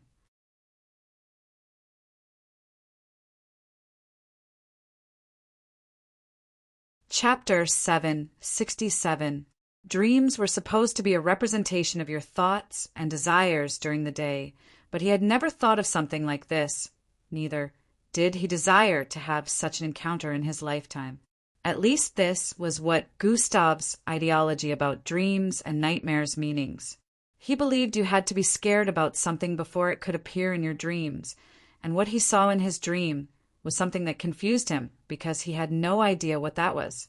Your thought process is flawed, the system suddenly voiced out in his head. What? Gustav exclaimed. Who said you could only dream of things you've had one form of thought or the other? There are times when people dream about things they've never thought about or seen to. It happens a lot, the system explained. The brain is powerful enough to create a fake reality of its own. It's just like how fictional writers create stories that don't exist. It comes from that brain of theirs which they use to create new realities never seen or heard about before it added.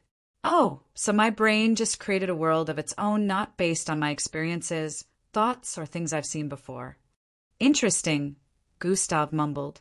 Precisely, reality warping already exists, but then to manifest the power in the real world beyond our brain is where the difficulty is, Gustav added. Well, if you look at it that way too, you're not entirely wrong. The system was a bit taken aback by Gustav's sudden theory, but found sense in it. Hey, I remember during my time with the Arcanade species in the underground prison, they did mention that at the highest level of cosmic superiority, reality warping is a possibility, Gustav recalled back to during the MBO test phase.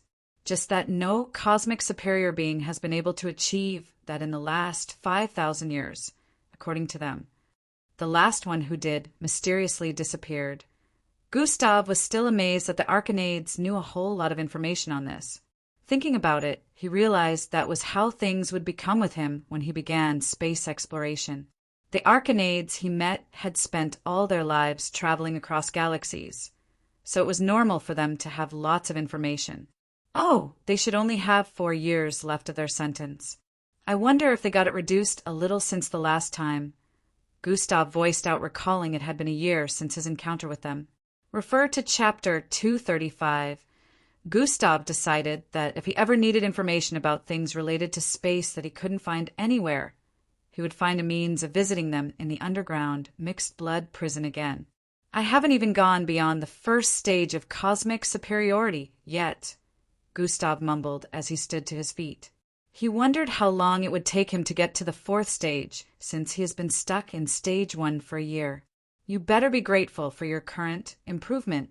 You think it's an easy task to achieve cosmic superiority? The system suddenly voiced out with a tone full of distaste. Beings who have achieved cosmic superiority spend hundreds of years studying the abilities that accompany the state as well as trying to improve it. The one who was last said to have achieved the 4th stage was alive for over 7,000 years before he did it. The system voiced out lengthily. Oh, I see, Gustav mumbled. One of his feats included saving an entire galaxy from being consumed by a star multiple times larger than the sun. The system announced. What? That's multiple times larger than the sun? Gustav was astonished to hear this. What exactly did he do to save them? The details to that are lost in time. It's been over 5,000 years now, but the records are still there, and the planets within the galaxy that was saved still worship him till this day as their beloved deity, the system stated. Gustav was still wowed thinking about it. The next thought that came to his mind was, can Miss Amy pull that off? Of course not. That's several levels beyond what can be achieved by even the said most powerful mixed blood on your planet. The system responded to his thought. Not 1, not 2, but several levels. Gustav voiced out, yes, he is still said to be the most powerful existing till date, and no one else has come close to achieving what he did. But no one knows why he suddenly disappeared either, the system stated. Interesting.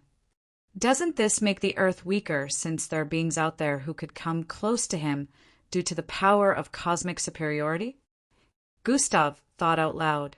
No, because none of the beings who have achieved cosmic superiority since after that time or before never came close to surpassing him in strength. Although your teacher and the other one known as the most powerful are way weaker than he was at his peak, they're still one of the most powerful forces in the universe currently. There are others as well who are only a few levels lower that would also be considered super powerful across multiple galaxies. This is what makes Earth a force to reckon with, along with its technological advancement as well. Compared to the past, the current beings said to be ranked the most powerful are not as strong as those who existed over 5,000 years ago and were proclaimed to be the strongest, the system explained. This explanation made sense to Gustav, but then he wondered why the current ranking of most powerful beings wasn't as powerful. Was it because they did not achieve cosmic superiority? Or was it because of something else?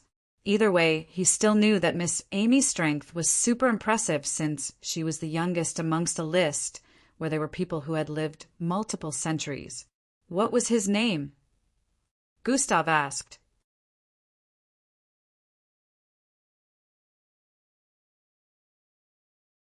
Chapter 768. The being who achieved the fourth stage? His name was Ihirian, and he originated from planet Jlarhan, 27 galaxies away from the East Star in the intergalactic space. The system responded. That seems very far away, Gustav muttered. Using modern-age spacecraft, it would take a month's journeying to get there. The system calculated. Oh, it's still in existence, Gustav voiced out. Why wouldn't it be? Well, who knows? Gustav thought of the Slarkov's incident and felt maybe they were the only unfortunate planet that experienced such disaster. Anyways, it's been over 12 hours already, Gustav said and began tapping on the dimensional bracelet strapped to his left wrist. New quest has been issued. Huh? Gustav paused what he was doing as he spotted the notification pop up in his line of sight. Quest. Stay within the tunnelway for the next 24 hours. What? Gustav exclaimed after checking out the quest. What are you doing, system? Gustav asked while raising his brows. Who says I'm doing anything? As I said, quests are randomly generated. Sometimes, the girly voice of the system sounded all goofy at the moment, like it was messing with Gustav on purpose. Looks like I'll be failing this quest then, Gustav voiced out next and continued tapping on the dimensional bracelet. Why don't you check out the punishments first? The system proposed. Humph. Gustav decided to check the punishments for failing to complete the quest. Punishments, -5 attribute points permanent reduction for each stats. Gustav already stopped reading from the second line with a dark expression on his face. This is inhumane, he voiced out. Well, I'm an artificially intelligent life form which basically makes me a computer, so... Gustav had no choice but to take his seat. It was obvious the system didn't want him leaving here in the next 24 hours, so he just had to wait. There was also a possibility that Sir Zill might not have gathered enough corpses for him, yet so waiting didn't seem so bad. Gustav decided to spend this time circulating his bloodline.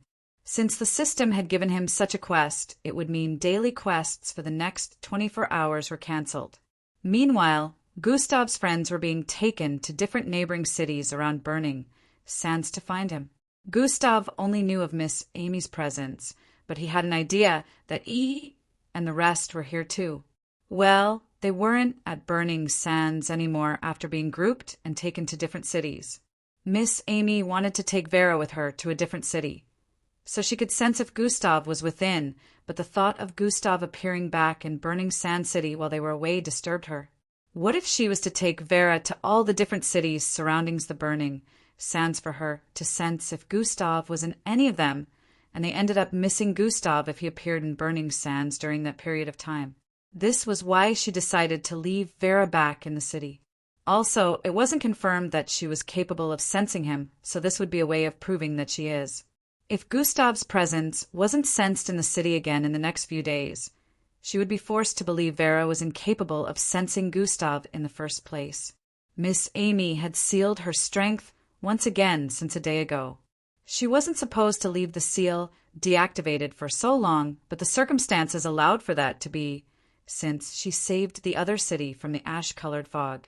Within a luxurious yard, a group of 4 sat down around each other, seemingly in a heated discussion. How can she do this to our city without any consequences? One of the men with a white buzz cut voiced out. Senator Harry, I'll advise you don't push this issue. I know you're angry about the whole situation, but you know who we're going up against isn't somebody that can be defeated. One of the other men responded. Councilman Damon, are you telling me she can't be cautioned or called to order for such an act that could have cost the lives of many? How different is that from the incident with Gustav Crimson? Senator Harry stated. The difference is she could have done it and gotten away with it, but she didn't. We should be thankful she only did this little. Councilman Damon replied once again. What? Incompetent, you lots. TCH.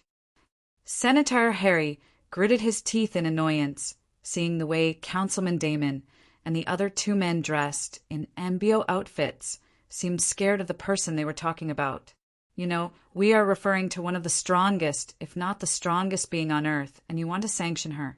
We should be glad she even decided to help find her student, Councilman Damon stated once again. Senator Harry, there is no need for worry. The MBO will handle the damage done to the city and the artificial sun. Everything would have been completely repaired in the next 1 week. One of the MBO officers voiced out. Whatever, Senator Harry voiced out with a look of disappointment.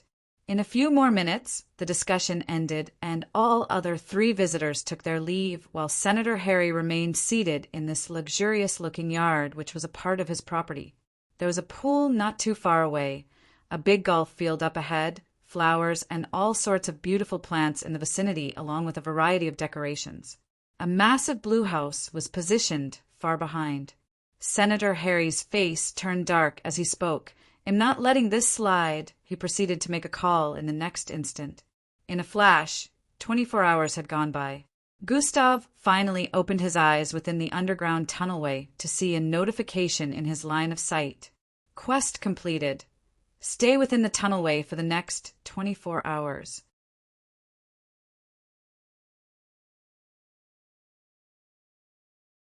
Chapter 769. Gustav finally opened his eyes within the underground tunnelway to see a notification in his line of sight. Quest completed. Stay within the tunnelway for the next 24 hours. Rewards, plus 50 attribute points, seeing the rewards. Gustav couldn't really complain, but he still felt the punishments didn't match the rewards in terms of intensity. So much for all that, huh? Gustav muttered. Add 5 points to all stats, he proceeded to voice out. 5 points has been added to all of the host stats. A notification popped up in his line of sight after he said that. Gustav could barely feel the difference, since he already had over 200 points for all of his stats.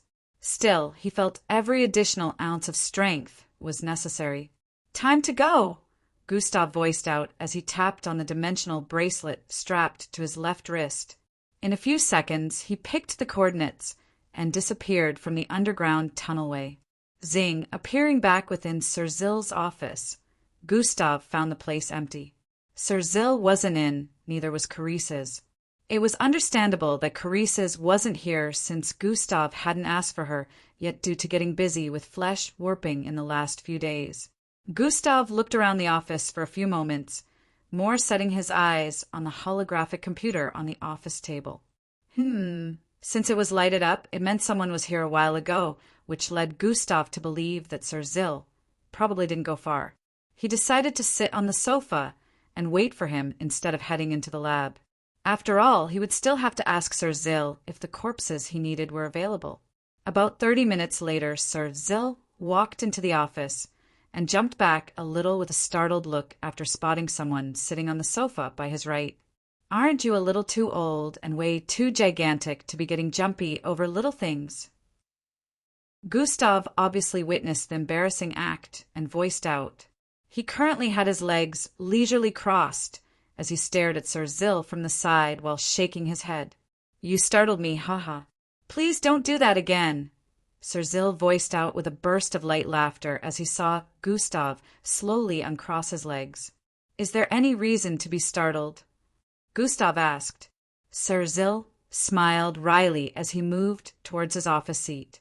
Of course not. You just have that effect on people, he voiced out while switching off his holographic computer. Gustav's eyes squinted a little before speaking. Were you able to get more corpses? He asked. Oh, yes. I was expecting you earlier than this, but I guess you were held up with something.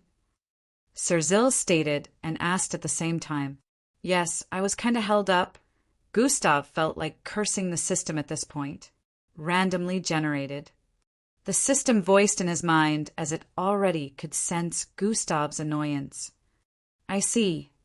I was only able to get 10 corpses this time. It would be impossible to get more anytime soon since it will start affecting the logs if too many corpses are disappearing, Sir Zill voiced out. You will have to make do with these ones, he added. No problem. I have almost grasped the trick anyways. 10 should be plenty enough. Gustav responded while turning to face the lab. They both moved into the lab together in the next minute, and Sir Zill performed the same actions as the last time. Stretcher-like platforms pushed out of the wall area, revealing corpses on them. The last time, Gustav left the lab void of any body parts, which surprised Sir Zill as he wondered where all those corpses disappeared to. What he didn't know was that, after Gustav destroyed more than half of the corpses available and modified some to the point of no return, the lab was left looking disgusting. Piles of body parts scattered all across the place with blood and decaying body liquid. Gustav made use of atomic disintegration to get rid of every single corpse available. They were all disintegrated into nothingness, including the bloodstains and other liquids.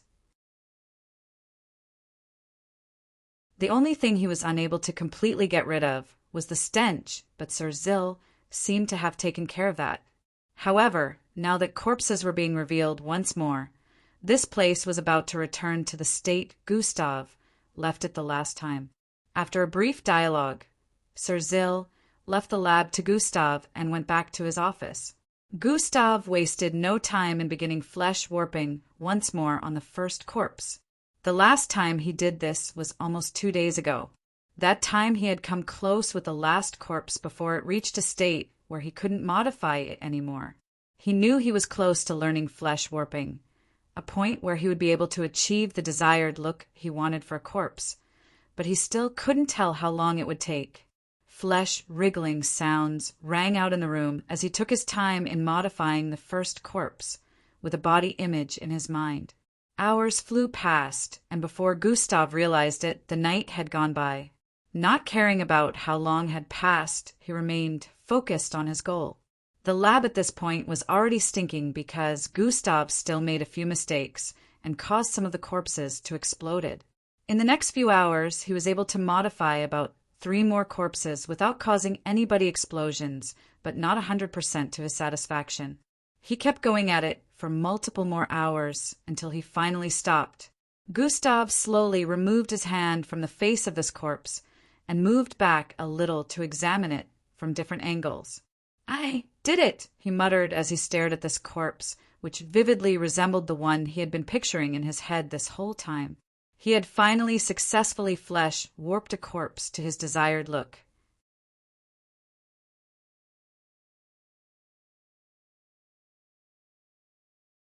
Chapter 770. The face of the corpse looked quite handsome, but close to middle-aged with black lines on the forehead. A 6 feet tall frame and slightly cream-tone body color. The look of the person he had been picturing all this time in his mind was Ring, Lord Vanisher. This was exactly how Ring, Lord Vanisher's body looked. Gustav didn't have to strip anyone to rewrite his body to mimic theirs because his bloodline made it, so that he could do all that the moment he stared at a person's face for the first time. Gustav would be able to mimic everything perfectly, the entire body structure, blood cells, and DNA. However, since he was becoming a mirror version of such people, he would be unable to actually use their bloodline abilities if they were mixed bloods. It wasn't that he couldn't use them, but the abilities would be insignificant and hold no actual power when he tried to make use of them. Now it was the same thing happening here. Sir Vanisher's corpse had been perfectly cloned. If it was tested for D, N, A, and other things, they would not be able to find any difference between this and the original. But if it was a living being, it would be unable to use Ring, Lord Vanisher, vanishing ability. Gustav was a bit disappointed as he recalled he ended up destroying Ring, Lord Vanisher, and the others in rage instead of stealing their bloodlines.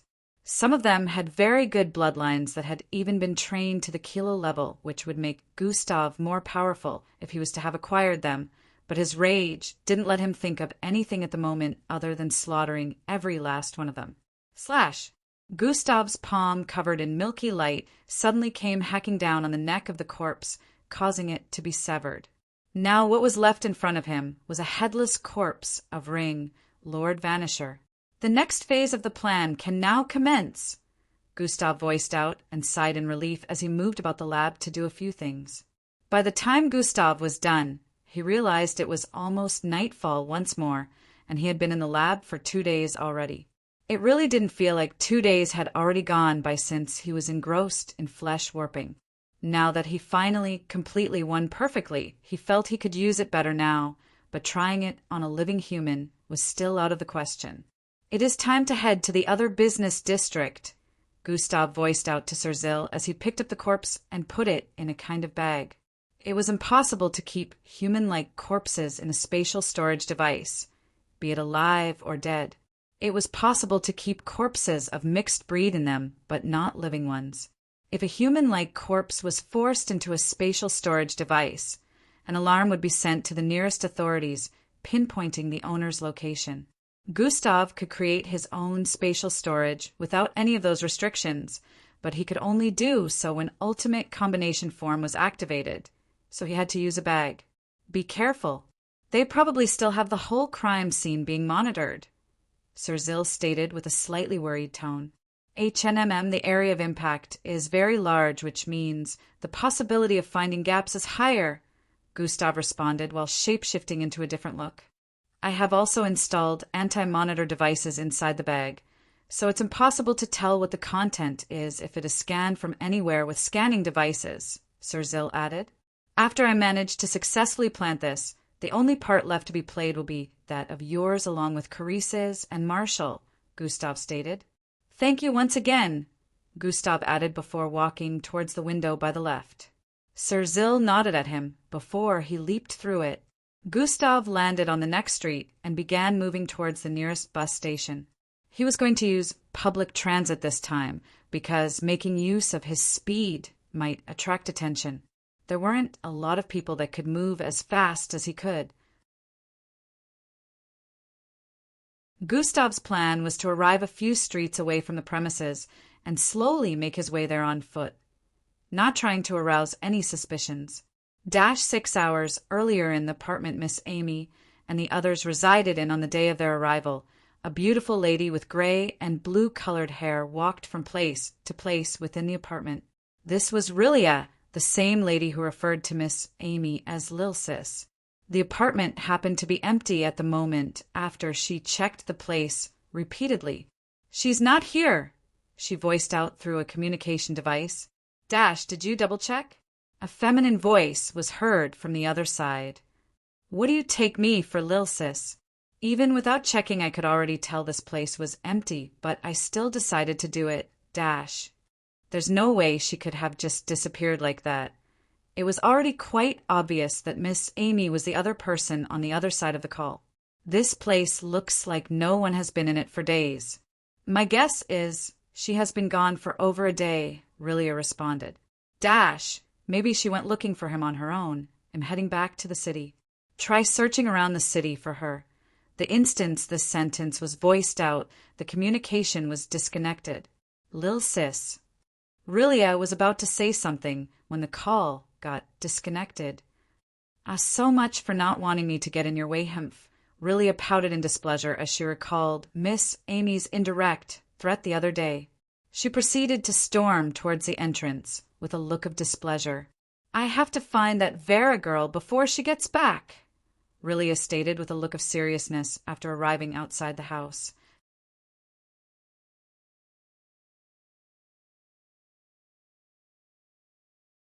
Chapter 771. "I have to find that Vera girl before she gets back," Rilia stated with a look of seriousness after arriving outside the house. She floated upwards with her bloodline energy and flew across burning Sand City. Mixed bloods who had attained alpha ranks could fly, using their bloodline energy, regardless of whether or not they had the ability before reaching that rank. The more powerful a mixed blood became, the more their access to a general range of abilities that wasn't related to their actual bloodline abilities. Rilia was able to use teleportation, which could affect herself or a third party if she wanted, but due to being an alpha ranked, she could fly too using bloodline energy. The second year of the mixed bloods in the MBO camp would mostly be related to training them on how to use their bloodline energy for other things than just their bloodline's abilities. One of them included how Miss Amy was able to inject her bloodline energy into the students back then and figured out the state of their channeling before they achieved the Zulu rank. In another location, a girl with beautiful blue hair was strapped to a stretcher of sorts and surrounded by a group of foreign masks. A few wires were connected to her head through some weird sticker buttons planted to her forehead. Her eyes were currently opened, but unlike regular people, it was devoid of fear and emotions. She just stared at them with a straight face. "She's not saying anything," one of them voiced out with a mechanical, tweaked tone. From the body structure of the person that had just spoken, it was obvious that she was the only female in a group of males. She caught on already. "She won't give us any more information if we ask. Torturing her is the only other option we have," another one of them voiced out. A look of excitement appeared on the girl's face as she heard that, but then she pictured someone in mind and her look returned to its previous state. "It would be better if he did that to me himself," she thought. "We can't harm her. That's the only downside to all this. We were instructed to only extract information from her using other means besides anything related to torturing." The tallest one in their midst voiced out, "Tell us now, where is he?" The last one voiced out while moving closer to Vera. Vera remained silent, ignoring the question. "You've already told us he is here. Point us in his direction, and let's get this over with," he voiced out once more. A faint look of guilt appeared on Vera's face as she heard this. 2 days ago, she sensed Gustav's presence and was about to use her communication tool to contact Miss Amy when she suddenly got ambushed by this strange group. They encircled her pretty easily and made use of a gas toxin to cause her to pass out. She woke up and found herself here. She had no idea how long it had been, but she knew she had been here for some time. Seeing the strange wires attached to her head that day, she thought she was being brought here to be tortured for extraction of information. The first thing said to her was, "We noticed you were about to make a call. Is Gustav Crimson in the city?" She instantly decided to respond to the question and say no, but then, "Yes." Instead of saying that, she found herself saying the opposite. Vera tried to say no again, but instead said yes. "Turns out you just tried to lie." "So Gustav Crimson is in this city," one of them responded with a light chuckle. "Point us in his direction. Is it south?" This time Vera ignored the question, knowing she would be unable to control her tongue. "Tell us. We will dig out your flesh and put electrocuting clips in them." They kept threatening her and telling her to give them a direction, but Vera ignored them. This had been going on since she awoke and never voiced out a thing since then. The wires on her head didn't actually compel her to tell the truth contrary to what she thought. It only made her say the opposite of whatever she voiced out. They knew the first thing she would try to say would be a lie, which was why it worked so well, as if it forced the truth from her mouth. If Gustav's direction was in the north, most people would want to lie and say south if they didn't want to be truthful, since it was the opposite direction. Now, instead of saying south, they would end up saying the true direction, which was north. Of course, if a person figured out the trick to the machinery at work, they could fool the group, but Vera had no idea that this was the case. She only knew the machine compelled her to say what she didn't want to reveal, which made her think it was like a truth device. Keeping shut was the best option for her. One of them brought out an electric rod and pointed it in her direction. "I don't care, I will hurt her now if she doesn't spill," he said while moving closer to her. "Ziri," the door on the back left corner suddenly slid open and a man walked through. "What are you doing?" "This isn't why I asked for her to be abducted." This man had a white buzz cut. "Senator Harry, now relax. I'm sure you don't want it to be revealed that you're responsible for this, since she would come directly for you," one of them voiced out, causing the man with the white buzz cut to pause in his tracks. "You." He didn't know what to say at this point. "I only took her for that one reason, and you lots have turned it into a different vendetta entirely." Senator Harry had a look of dissatisfaction as he voiced out. "Just relax. We'll be out of your hair soon," the lady in their midst voiced out.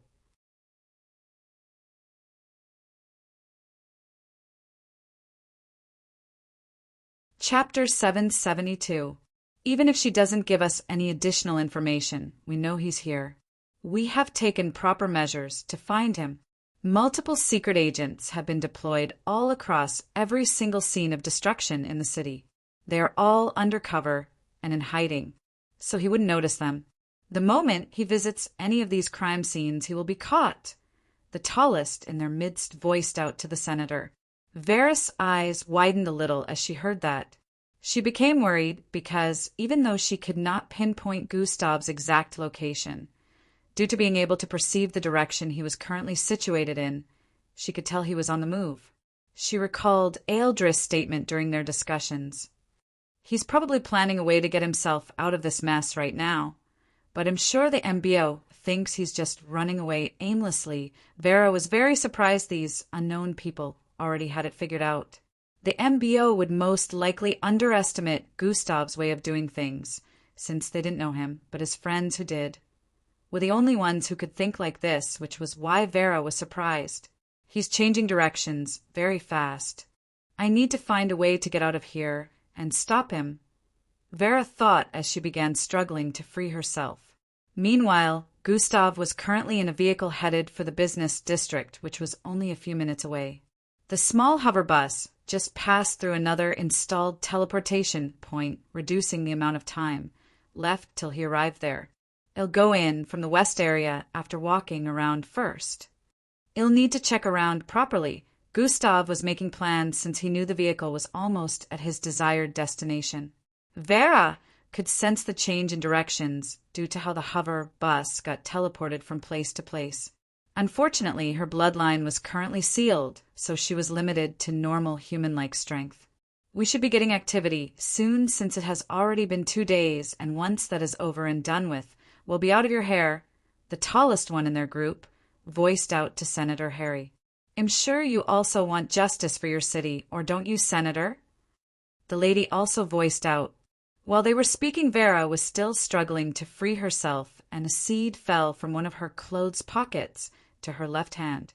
They turned her head to the side to stare at the seed while her finger touched it. Unfortunately for the group, even though they had managed to seal Vera's bloodline, she still had the power that wasn't related to her bloodline in any way, which remained unsealed. Because Vera was in fact an alien.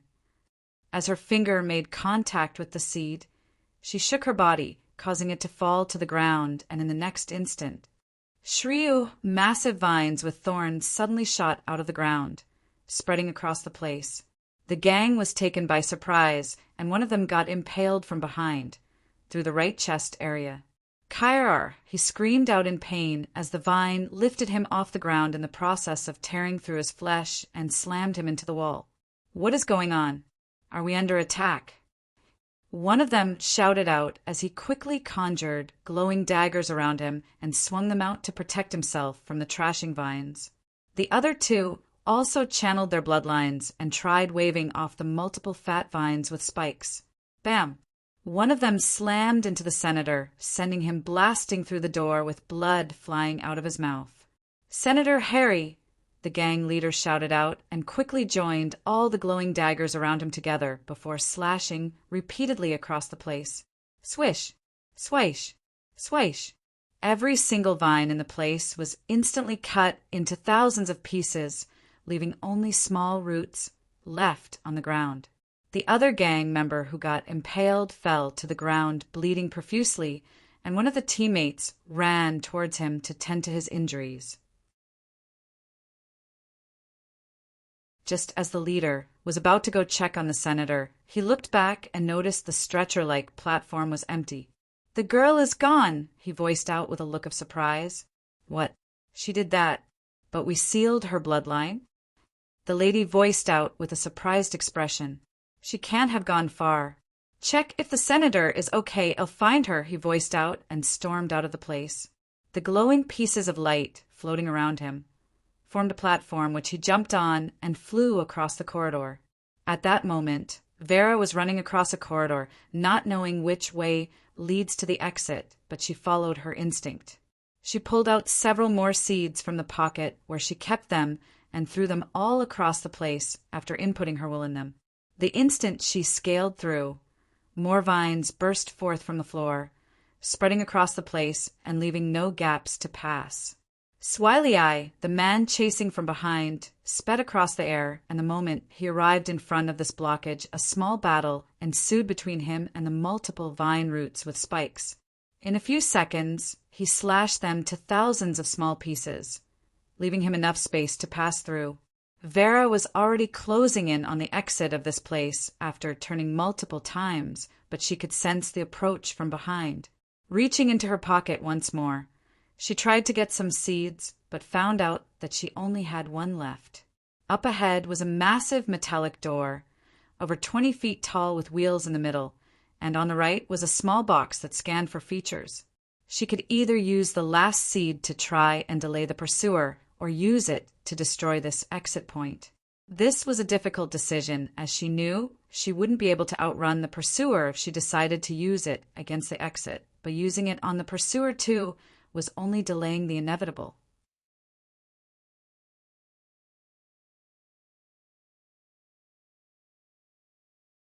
Chapter 773. This was a difficult decision, as she knew she wouldn't be able to outrun the pursuer if she decided to use it against the exit, but using it on the pursuer too was only delaying the inevitable. Deciding not to stress about it anymore, she threw the seed forward and it landed right before the exit point. Thrarach, the vines shot out of the ground and slammed repeatedly against a massive metallic door. In a few seconds, it was blasted apart, revealing the outside, and it was also at this point that Vera was about to be caught as the pursuer closed in from behind. All of a sudden, a bright blue light appeared at the exit point, transforming into the features of a beautiful lady with gray and blue hair. "There you are," she voiced out the instant she spotted Vera. The pursuer from behind was about to grab hold of Vera's left shoulder when the figure that had just arrived snapped her finger. Zing! Vera disappeared with a flash of blue light and reappeared beside the lady. Seeing his hand go through thin air, the masked man paused his movement and stared at the intruder and Vera with a look of confusion. "Are you fine?" Rilia asked Vera. "I'm okay," Vera responded while panting heavily. She recognized this lady to be someone she had seen in Miss Amy's presence before, so she knew this was a friend and not a foe. "Even in my presence you tried to grab her," Rilia said while slowly placing Vera on the ground. The masked man froze in fear as he recognized this lady. "Miss Rilia, run!" The instant he thought of this, he turned around with speed. However, at this same time, the bloodline energy of an alpha rank burst forth from her figure, causing the vicinity to quake. "We're doomed," he thought as he sped across the air atop one of his glowing blades. Zing! He hadn't even traveled very far when Rilia appeared in front of him with her hand outstretched. "Grab!" Her hand grabbed onto his neck in the next instant, putting him in an unremovable hold. "Oh, I'm sure she will enjoy taking her time and tearing you lots apart, piece by piece." Rilia didn't even need to mention who she was referring to before the masked man could understand. His eyes widened in terror as he struggled to free himself. As she held onto the masked man, she made a call. "I've found her. The 7th warehouse in Street #44C. Good, I'm on my way. Don't let the culprits out of your sight," a feminine voice replied from the other end. "I'm rounding them up right now," Rilia stated while raising her left hand. Bluish glows coated index and thumb fingertips as she proceeded to snap them together. Zing, zing, zing, zing. The other people within the structure began to appear in their current position, one after the other, with shocked gazes. Minutes later, everyone had been rounded up, the senator included. Miss Amy had arrived at this point, and just her presence alone made some of them wet their pants. "They made us do it!" The masked leader, who had now been unmasked, shouted out in fear as he saw Miss Amy glancing at him. "I will deal with you lots later." Miss Amy was currently more interested in what Vera had to say. "They said agents have been planted all across the crime scenes of destruction. If Gustav decides to step a foot into any one of them or approaches the surroundings, he will be caught," Vera explained. "So, is Gustav currently in the city?" Miss Amy proceeded to ask. "Yes, he's been here for 2 days already, and I sense his direction changing some minutes ago after staying put in one location for 2 days, which was why I tried to escape." I think he's heading to one of the scenes, Vera stated with a look of worry. Miss Amy placed her hand on Vera's shoulder as her eyes squinted. Point me in the right direction. Vera nodded and pointed in a direction. Fwayoosh, in the next moment, Miss Amy had vanished from her line of sight, and what came next was an outburst of wind, causing Vera's clothes to flap immensely. I guess he's more important to her than torturing these idiots right now, Rillius said while staring at the gang of 5 all tied up together. The senator of Burning Sand City was not given any special treatment. He was tied up like the rest of them, and the wounds inflicted on him by Varys vines had been treated, but he seemed to have passed out from fear as well. Well, even if she doesn't have time to deal with you guys right now, she'll have time eventually. Especially if her beloved student gets caught because of you 5. Rillius smiled with a look of excitement on her face, like she was really looking forward to that. It's been a while since I last saw Lil Sis lose her temper. She must really like this kid, she added. Vera, who was standing behind, was a little curious about the relationship between Miss Amy and this lady who had a small resemblance to her. But right now she was more concerned about Gustav. Even if she knew there was nothing to worry about now that Miss Amy was involved, she still hoped nothing bad will happen. Minutes earlier, Gustav arrived at a location 1 mile away from the place he found Lord Vanisher and the others. This was a street on the northeast part of the city, very close to the area bordering the burning sands. He slowly walked around the place, moving like a normal pedestrian. There were not a lot of vehicle movements around here, considering the fact that there was a gigantic crater that covered a radius of more than 100 miles up ahead. The scene of destruction still had a kind of barricade around it, preventing movement across that part of the city, so vehicles would barely be seen moving around this area.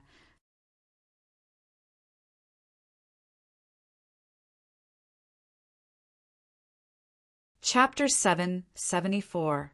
However, people still lived around here, so it was normal to see pedestrian movements way more. Gustav kept observing the vicinity as he walked across the street. The WG district was where he destroyed the last time. It wasn't exactly like the business district he stayed in when he first arrived here, but there were a lot of factories and warehouses in that area. Underground platforms were there too, since they belonged to the 3 ring lords. This area behind it happened to be a normal neighborhood where people lived, so there weren't a lot of tall buildings to be seen around. Gustav walked till he found a fairly tall building. It had about 30 stories. He looked around the place to be sure no one was watching him and found his way to the rooftop. A few seconds after arriving at the rooftop, Gustav proceeded to activate God Eyes. His eyes turned crimson and green with a hint of gold in the middle as he peered into the distance. Gustav's eyesight phased through multiple structures up ahead and one more street before it arrived at the former WG district area. His eyes scanned across the barricades surrounding the massive crater that spanned for up to 100 miles radius. It turned out that the land hadn't been filled out yet and new construction had not begun. Gustav guessed this was probably since it had only been about 3 weeks since the incident occurred. He could only see about 4 to 6 officials positioned around the outer perimeter of the crater. They were patrolling around it, and Gustav could see multiple gaps where he would be able to infiltrate through, since the crater covered a large area. The problem was since the entire place was bare of any structure, it would be easier for him to be spotted if the MBO officers decided to properly look at the crater area. Another issue was he could see energy readings on the wooden-looking stamps on the ground that surrounded the entire crater. These stamps, which were stationed around the perimeter, most likely would give off some form of alarm if someone was to cross or make contact with them. Gustav stared at the officials who were patrolling, then deeper into the crater, where he could see another massive hole within that led to the underground structure area he pulled Lord Vanisher and the others out of. This was Gustav's aim for today, but he had to make sure he wasn't spotted before he got into the underground area, and he also had to find a way to avoid the barricades to prevent alarms from going off. Gustav deactivated God Eyes and brought out some cylindrical-shaped bars, half the length of an arm, from his storage device. He proceeded to get off the rooftop after doing that.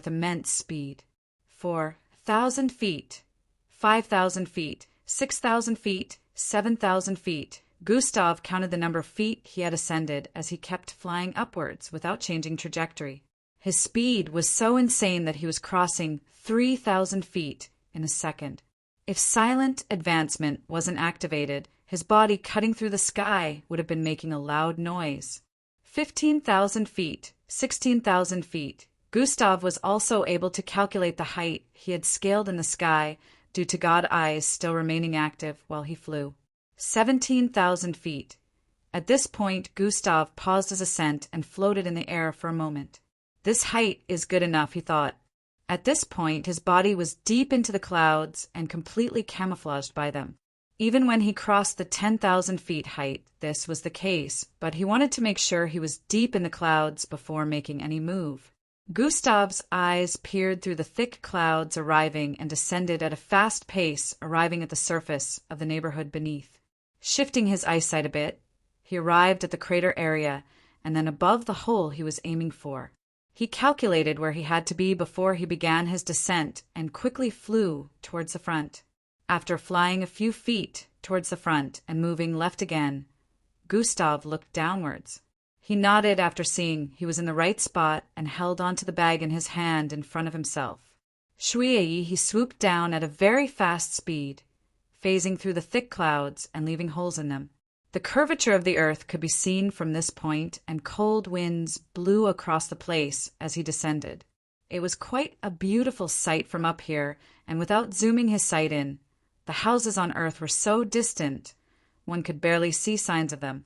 But all that was something Gustav wasn't focused on at the moment, as his sight remained stationed in the location where the hole was while descending. As he descended lower than 10,000 feet, Gustav suddenly brought out a small controller from his storage device while still descending with speed. He waited a bit before tapping onto the controller. On the surface, the officials moving about the perimeter of the crater suddenly turned to face the south region as bright lights suddenly lit up across the neighborhood. The fluorescent lights were so blinding that they caught everyone's attention, as some of them appeared on rooftops of the neighborhood in that area, and some of them appeared in random locations. The officials were suspicious about this, and some moved towards the neighborhood area to check it out while the others remained behind, but their eyes were still focused on the area where the blinding lights suddenly appeared. Zuun, Gustav's figure, descended from the sky so fast that it looked like a line and instantly phased through the hole within the crater. No one noticed him at this point in time, due to their attention being drawn by the lights that suddenly appeared in the neighborhood where Gustav had planted those cylindrical-shaped bars. Regardless of the activated silent advancement, a small whooshing sound still rang out after he blasted through the hole due to his speed. This caused the officials to look around for some time with suspicious looks, but the deed had already been done. Gustav had already infiltrated the hole. The blinding lights in the neighborhood ahead slowly began to die down at this point, and the official that moved to check could only see the cylindrical bars planted in several spots. "What the hell are these?" one of them voiced out as he picked some of the bars up. "Probably some kid messing around," the female cop voiced out while looking around with a slightly annoyed glare. Some kids were actually playing around in this area, and they all stared at the cops while shrugging like they had no idea what was going on. But of course, the cops knew kids were likely to lie after performing a naughty deed, so they only sighed and turned around to move back to their positions around the perimeter. Suddenly, a few people dressed in casual outfits surrounded the cops before they could move any further. They were so organized that the cops found themselves surrounded before even setting their eyes on every one of them. "What? Who are you people?" the lady voiced out while reaching for a small device strapped to her waist. Trahai, it changed into a blue-colored gun, 4 feet long gun. "Disarm yourself. We are not here to cause trouble," one of them voiced out while bringing out a badge and passing it to the lady. She collected it and stared at it with a confused look. "MBO? You're MBO officers?" she asked. "Yes, we're undercover," the male MBO officer replied while collecting his badge back. "What's going on?" the male cop asked with a suspicious look. "We believe Gustav Crimson has infiltrated the crime scene," the male MBO officer voiced out. "What? That's not possible. We've been keeping an eye out all through, and the alarm hasn't gone off, so there's no way he would be able to successfully infiltrate," the female cop voiced out. "We believe what had just happened was his doing to cause enough distraction for him to remain unseen," the male MBO officer stated once more. "That's impossible. Our colleagues are still there and no alarm has gone off." The female officer was still finding it hard to believe them.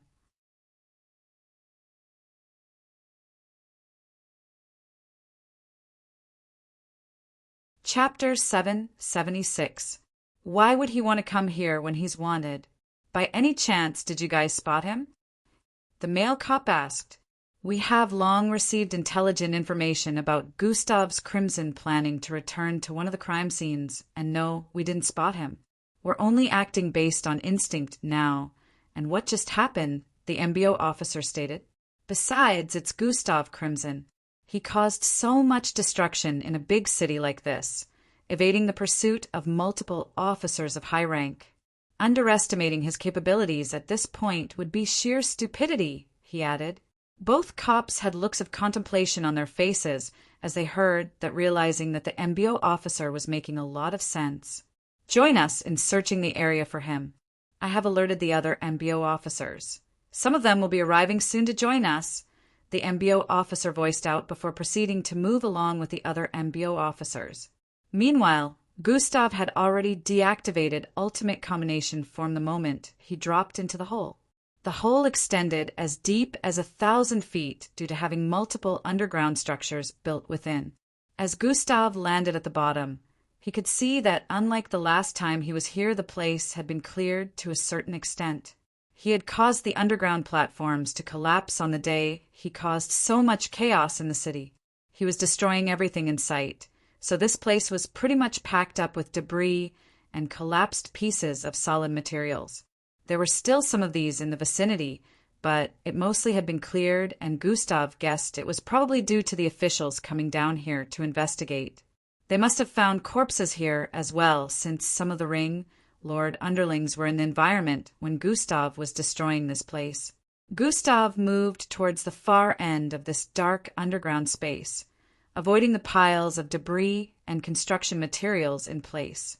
Even though it was so dark, God Eyes gave him the ability to see everything within a 1-mile radius. His perception was also spread across the place, so he knew there was no one down here. In about a minute of walking across the place, Gustav finally arrived at a dead end where the ground walls were in front of him.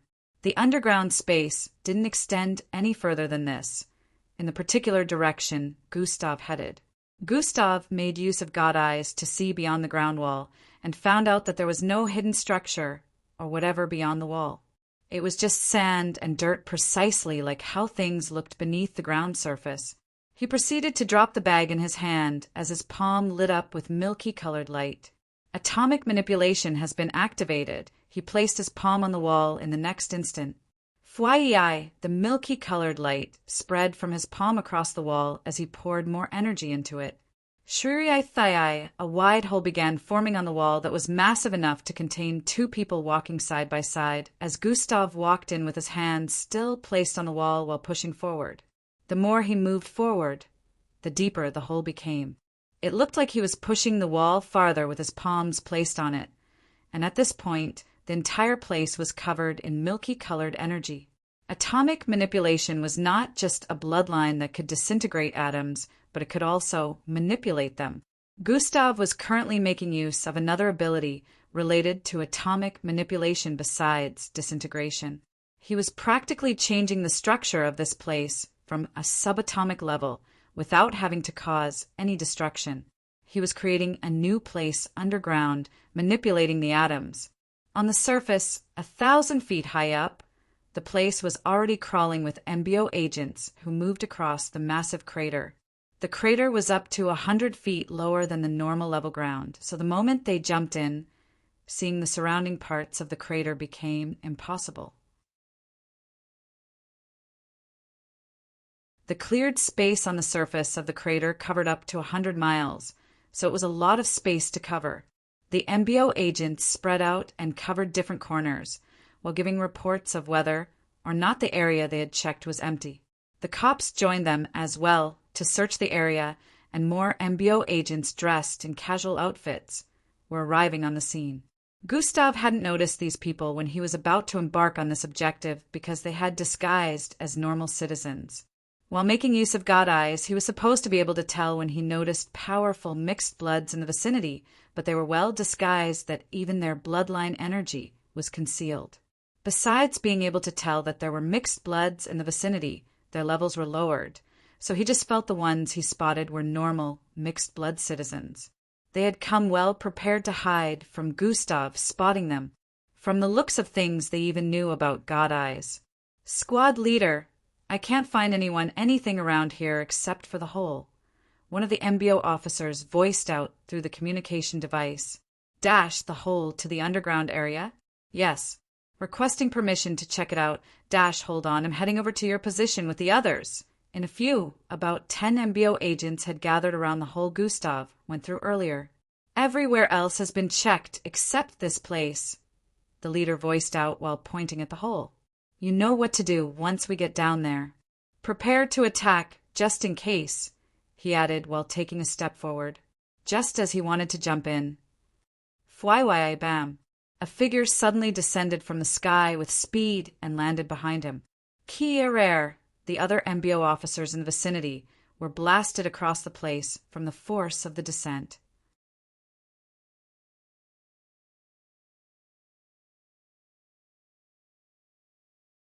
Chapter 777. Huh. The leader exclaimed as he turned around after hearing the sound behind him. Why? Yo! You! Yuing me SS. He voiced out with a look of fright as he spotted the feminine figure in front of him with an ice-cold expression on her face. You will explain to me the purpose of your presence in this vicinity, as well as why you lots abducted one of the cadets under me. Miss Amy voiced out as she stretched out her hand to grab the MBO officer by the collar and lifted him up. Why? Young miss, it wasn't my doing. I don't know what you're talking about, the MBO officer voiced out quickly with a stutter. Don't lie to me, Miss Amy voiced out while tossing the man away. Fly! He flew across the air and slammed into another MBO officer, causing both of them to black out. You idiots thought you could commit such acts and go scot-free, eh? Miss Amy said while walking towards the others in the vicinity. Looks of fright appeared on their faces as they began to take steps backward.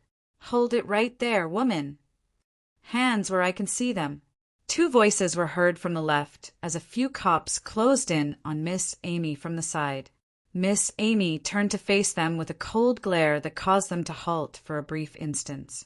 Who the hell is she? They wondered internally, but since they could see the MBO agents moving away in fear, they assumed she was hostile. Cease your attacks right now and identity yourself. The female cop in their midst voiced out as she pointed her weapon at Miss Amy. I'll be lenient and let you leave while you still have the chance, Miss Amy voiced out with an unbothered tone before turning to face the MBO officers who were shrinking away in fear. Miss Amy began taking steps forward towards the other MBO officers. Attack! The female cop voiced out and proceeded to fire a red beam in Miss Amy's direction from her gun. Other officers also fired, but in the next instant, they all had looks of confusion and astonishment on their faces as Miss Amy disappeared from their line of sight. The female cop looked around, trying to find her, but then what she heard next were screams of pain coming from all around her. She turned around with her weapon stretched out and noticed that all her subordinates were laid out all across the place, bleeding from different parts of their bodies. Her hands trembled as she looked around trying to find the culprit, but couldn't find anything. She suddenly felt a presence behind her and quickly turned around while trying to aim her weapon, but the moment she did, she found a hand wrapped around her neck. Her eyes widened as she had no idea how this happened. She was unable to follow the speed of this lady in front of her with an icy cold glare that sent chills to the very depths of her soul. Before she could even react to the grip, she found her vision turning sideways and her back was slammed heavily into the ground in the next instant. She felt her spine cracking as she spat out blood and passed out in the next instant. Several unconscious bodies of cops were scattered across the place, giving Miss Amy a more fearsome-looking countenance as she began walking towards the MBO agents once more. Tell me, where did you get the audacity to go after a cadet under me and carrying on with an investigation regarding my student behind my back? Miss Amy voiced out with a cold glare as she arrived in front of the first agent. Young miss, I don't know what you're talking about, he voiced out in fear while crawling backward. Shui, Miss Amy swung her foot at his face, sending him flying across the air with teeth and blood spilling out of his mouth. Think twice before choosing your next words. Miss Amy voiced out while walking towards the next one. He trembled immensely as he tried to get away, but Miss Amy arrived in front of him before he could and lifted him into the air. Just as she was about to attack, the sound of whooshing air reverberated across the surroundings. Miss Amy looked upwards and could see several aircraft approaching the area of the crater. "Young miss, please calm down," a loud voice was heard from above as a man with a praying mantis-like face descended from one of the aircraft. A red-faced man clad in MBO uniform descended from the same aircraft as well. Rocket-like ignitions appeared on his back, arms, and legs as he flew downwards towards Miss Amy's position. Miss Amy didn't spare them any face and slammed the MBO agent into the ground, causing the entire vicinity to quake. "Young miss, please calm down," the red-faced MBO officer said with a pleading look. Miss Amy turned to face him as he descended. "Are you responsible for giving them permission to abduct the cadet under my tutelage and conducting secret investigations relating to Gustav?" she asked. "No, young miss, I have no idea about that," the MBO officer voiced out. At this moment, over 20 MBO officers dressed in their MBO outfits descended as well. "Round them up," the red-faced MBO officer commanded. The MBO officers proceeded to round up the MBO agents dressed in casual outfits in a matter of seconds. Commander Lindstrand arrived on the scene and engaged in a discussion with Miss Amy. "Young miss, you have to believe that we had nothing to do with this." "Not to worry, young miss. These rogue MBO agents will be interrogated to find out the truth about why they committed such acts," he voiced out with a respectful gaze. Miss Amy stared at them like they were clowns putting on a circus act and didn't bother saying anything.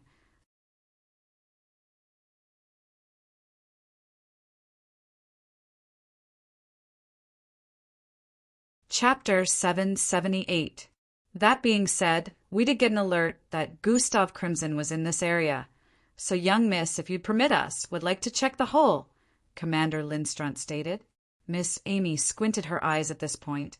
"Are you in charge of the investigation, or am I?" she asked with a threatening gaze. "Of course, it's you, young Mississippi. We just wish to assist you in finding your student. We feel it wouldn't be very sensible not to at least check after getting the information about his presence in this location," Commander Lindstrand voiced out. "You do want to find him, don't you, young miss?" The other red-faced officer asked with a look of concern. "Humph. How is that even a question?" Miss Amy voiced out before turning around and heading towards the hole. "I will check it out myself." "I don't need the help of you lots," she voiced out while walking towards the hole. "Young miss, we only want to help. It's a big space underneath after all. It will be easier to cover all the areas with more forces under your command," Commander Lindstrand explained. "No, your help is not required," Miss Amy voiced out once more as she arrived in front of the hole and looked down. The high-ranking officers had looks of defeat on their faces as they heard that. "On second thoughts, you lots can follow after me," she voiced out and jumped through the hole. The two high-ranking officers stared at each other first before turning around to face the officers behind them. "You heard her. Head for the hole and conduct a search for Gustav Crimson," Commander Lindstrand voiced out.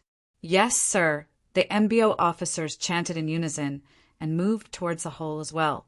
Multiple officers jumped in at the same time just a few seconds after Miss Amy did. Minutes later, the hole was filled with multiple MBO officers moving around the place, searching for Gustav. "Clear! Clear!" Occasionally, voices would be heard through the communication devices of officers who had already searched the areas they were assigned to. In barely a few minutes, the entire place had almost been searched completely, and the only word that had been heard through the communication devices was clear. Commander Lindstrand had a dissatisfied look on his face as he also looked around while activating his bloodline. "Even with all these, we still can't find him?" he thought. Miss Amy was also moving around like she was searching for him. "There's no one here." She knew the truth, but acted like she didn't. "Sir, we found something." A voice was suddenly heard through the communication device. Commander Lindstrand's face suddenly lit up with intrigue as he heard that. Where and what did you find? He voiced out through the device. Krickium, the sound of small rumblings could be heard from the other end of the communication, like a rock was moving. A kind of path that leads somewhere else, the officer voiced through the comms. A path? Commander Lindstrand was surprised and proceeded to get the direction to head in from the sound of the rumblings. In a few, a lot of MBO officers were gathered in front of a tunnelway of sorts that led down with a turning towards the left. On the ground in front of the wide hole, crumbled pieces of rocks were stacked together. There was no report of this the last time the underground structure was investigated, Commander Lindstrand voiced out. Yes, the rocks covering this entrance were made from a zillipolic compound, which meant the machines used to scan the underground space were unable to see through this particular area. They must have missed it due to that. One of the MBO officers voiced out while placing his hands on the rocks scattered in front. How then did you take notice of it? Commander Lindstrand asked. There were cracks all over this part of the ground wall. I was able to see within the spaces of some of the cracks and found out that there was a hidden space. If I had to guess, the young Miss' presence and attack on the surface could have caused this, the MBO officer explained. At this point, Miss Amy was already at the location too and walked forward. Let's see where this leads, she voiced out as they cleared the way for her to move forward. The others followed after her as well. Several minutes earlier, Gustav stood within a small space he had just finished constructing inside the ground wall. He brought the body, he warped out of the bag and threw it across the place. Multiple spikes that were shooting out from the wall.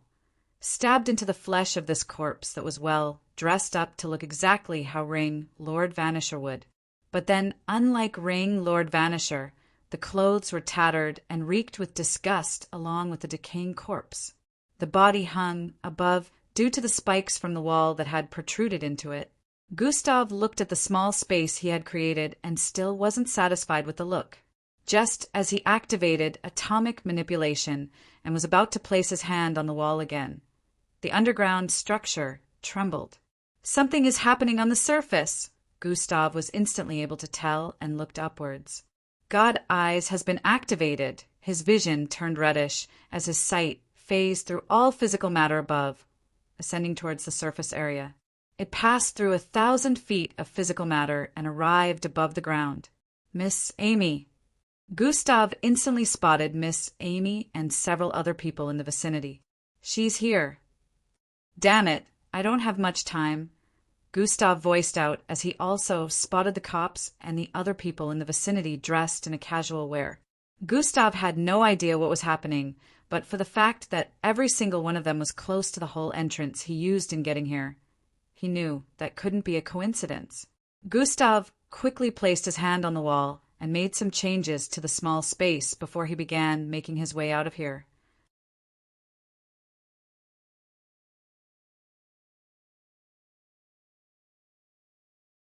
Chapter 779. He sped through the passageway he had created and turned right before arriving at the entrance area. He quickly brought out some pieces of green-colored rocks from the bag with him as he came out of the passageway. Gustav quickly placed his hand on the side of the hole he created while activating atomic manipulation. At this point, he could already sense some aircraft approaching this area from far above the surface after spreading his perception to the peak. Gustav hurriedly covered up the entrance of this place using atomic manipulation and the green rocks he brought out. The ground wall and the small green rocks merged as the entrance closed up, but a few cracks could still be seen on them. Gustav put the bag he brought with him in the storage device and began operating the dimensional bracelet on his wrist. Shit! He could sense Miss Amy's presence just in front of the hole at this point, just as he tapped on the coordinates. Zing! Fortunately, before any more movement was made, he was teleported out of there. Appearing back in the underground tunnelway underneath the burning sands, Gustav sighed in relief. Meanwhile, everything that had happened so far was after Gustav disappeared from the underground space. Goodness, there's a corpse in here, one of the MBO officers voiced out after they arrived in the hidden space that the tunnelway led to. They could see a headless corpse hung up, impaled by multiple spikes protruding from the wall with dried blood stains all over. "It looks like it's been here for weeks," Commander Lindström stated as he looked around the shabby space that had cracks all over along with spikes shooting out of the wall. "Let's get this back to the forensic team," the other officer with a red face voiced out. "Since Gustav is not here, I assume the intelligence you received was wrong," Miss Amy voiced out from the side. It would seem so," Commander Lindström responded with a defeated expression. Miss Amy turned around to leave at this point. Waste of time. "I hope for their sakes you find something useful out of this headless corpse," Miss Amy voiced out with a threatening tone before leaving. The two high-ranking officers stared at themselves with disturbing expressions before staring back at the corpse. "Get tested instantly so we know who it is and how it is helpful to the investigation. We need to have answers for the young miss," Commander Lindström voiced out as they took the headless corpse away. Hours later, Miss Amy was back in the apartment with Vera and Rilia. So, according to them, this group from the MBO acted on their own to try and catch Gustav, so they're terming them as rogue MBO officers. Rilia asked with a look of contemplation. "Yes," Miss Amy responded while crossing her leg on the sofa as she sat elegantly. "It's obvious they only did that and rounded those involved up to pacify me and prevent me from turning the entire MBO upside down," Miss Amy added. "What, do they take you for a fool?" Rilia voiced out with a chuckle, wondering how the MBO could think they had fooled Miss Amy with this. "It doesn't matter anyway. Vera is safe and they were unable to catch him," Miss Amy muttered. The whole abduction scenario was blamed on the city senator, Harry. He had planned for Vera to be abducted, so he could use that opportunity to ask Miss Amy to apologize to the city for bringing fear upon them on the day of her arrival. The city was still in fear of what had happened on that day, seeing as they had almost been crushed and no explanations whatsoever were given to them about what had happened. Miss Amy wouldn't bother herself doing such anyways, and Senator Harry was mad at the fact that the MBO couldn't really keep Miss Amy on a leash, so he tried to take matters into his own hands. After finding out she reacted that way because of her student, who was the same person responsible for putting his city in a sorry state, he got even madder. Thinking Vera was also one of her precious students, he felt she would do the job of getting Miss Amy to apologize for her entry after he abducted her. He contacted the people to get the job done after Miss Amy left the city with the others. Unfortunately for him, the MBO intercepted his plans and decided to use this situation to their advantage. They sent some agents who pretended to be the hired abductors and brought Vera to the said location before revealing to Senator Harry that they were MBO agents. They made a deal with him that he would be allowed to do whatever he wanted to do, initially without getting in trouble with them after they had finished extracting information from Vera. Of course, they had to keep their identity hidden, since Vera was also a part of the MBO and would most likely be able to fish them out afterward. They had her abducted for 2 days, where they were trying to get more information out of her other than the fact that Gustav was currently in the city. Despite Vera's abilities not being completely sealed, it was close to impossible to escape, considering they were more powerful, and she needed a catalyst of sorts because she would be able to do anything. The resolve to escape became fiercer after finding out their plan to get Gustav, which eventually led to everything that happened in the location where she was restrained. Senator Harry would have taken all the blame for abduction if the undercover agents managed to extract information and left, but they hadn't expected Miss Amy to have another person on the lookout for Vera while she was away. "Why does it sound like you managed to prevent them from getting him?" Rilia asked with a suspicious look. Because I did." Miss Amy's response caused both Vera and Rilia to stare at her with intrigued looks.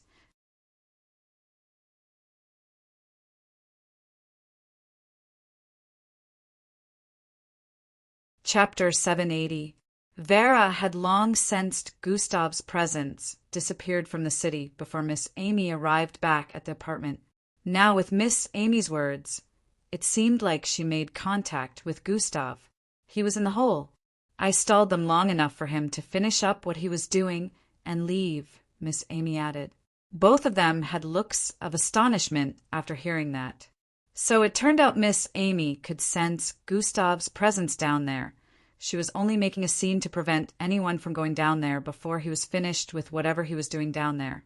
She knew what Gustav was up to was definitely related to the body that was found in the underground space, which was why she had made a threat before leaving. The threat she made would make them give her updates about whatever they found out after examining the corpse, and she could keep an eye out to know what Gustav was truly up to. "So you didn't meet him then?" Rilia inquired. "If I had, they also would. The best decision was making sure they had no suspicions whatsoever on Gustav's presence within the hole. After all, none of them witnessed him go in. Neither is there any proof that he did," Miss Amy stated. She knew Gustav could tell that she was there because she sensed a gaze on her from below. She felt a little disappointed within that she didn't get to meet him, since she wanted to give the stubborn idiot a piece of her mind, but she was sure she'd be seeing him soon after today's incident died out and the results from the lab were released for the corpse. "So, it turns out you weren't lying about being able to sense him, Vera," Miss Amy said to Vera. "I'm just glad he's okay.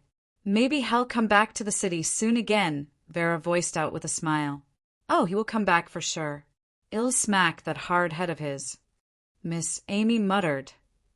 "Something is disturbing about this whole thing," Rilia voiced out.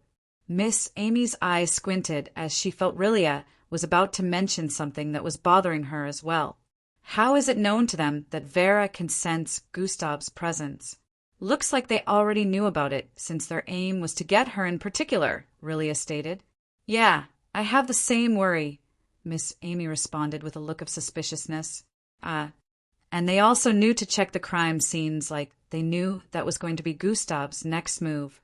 This was something that was only discussed by our group, since we know Gustav well enough to understand what he would try to do," Vera voiced out, as well recalling everything the abductors had said to her. This can only mean there's someone revealing information about Gustav within this circle," Miss Amy voiced out while standing to her feet. "Interesting. I wonder how he would feel after figuring out he was making the wrong choice in picking friends. His trust issues would definitely get worse." Miss Amy didn't have to say his name before the two could understand that she was referring to Gustav. Vera knew how bad Gustav was at trusting others, so she understood Miss Amy's words even better. Now, would they keep this secret from him after he was back, or would they reveal it? Vera couldn't place her thumb on which one was a better option, since both would have some form of consequence. "Keep our discussion here private, and don't tell anyone about your abduction either," Miss Amy said to Vera. Vera nodded in response. "I'll find out who it is soon enough," Miss Amy said before moving out of the house. Now that Miss Amy had pointed it out, Vera couldn't help but wonder who it could be seeing, as none of them here had given any impression of being against Gustav. Elevira, Eldris, Ria, Timi, and herself were the only people who Miss Amy had mentioned she couldn't trust earlier due to never setting her eyes on them earlier. This led Vera to believe that they were amongst the friends that had come to later know Gustav. She was out of the suspicion list for obvious reasons. Only her was abducted, and they really tried to extract information from her, but were still unable to do so. She was more of a victim. Even the others who Miss Amy claimed not to trust on the day of arrival didn't seem like they'd ever try such a thing. It was crazy how she couldn't put her suspicion on anyone in particular, since none of them seemed like it with the relationship they shared with Gustav, but it remained a fact that one of them was a traitor. This made Vera shiver a little. Having friends is truly scary. This made Vera feel the need to shut people out of her life even more. "It's nice to see Lil Sis show emotions other than disgust once in a while," Rilia stated while relaxing on the sofa. "She's showing emotions this way?" Vera asked with a little bit of confusion on her face. "Oh, yes, she is," Rilia responded. "Then how does she look when she isn't showing any emotions?" Vera wondered within herself. That Gustav kid must have really penetrated her cold heart. "She's even tolerating my presence," Rilia voiced out with a slight look of jealousy. "You keep calling her Lil Sis. Are you two truly sisters?" Vera questioned. We are from the same main family, so she is in fact my cousin, and we are related by blood. I choose to call her Lil Sis because I'm older, Rilia replied. If so, why wouldn't she tolerate your presence then? Vera was a bit confused by the initial statement. Oh, that. Haha, she really hates our family and every single person related to her by blood. It's complicated. Rilia had a slightly crestfallen look on her face as she voiced out.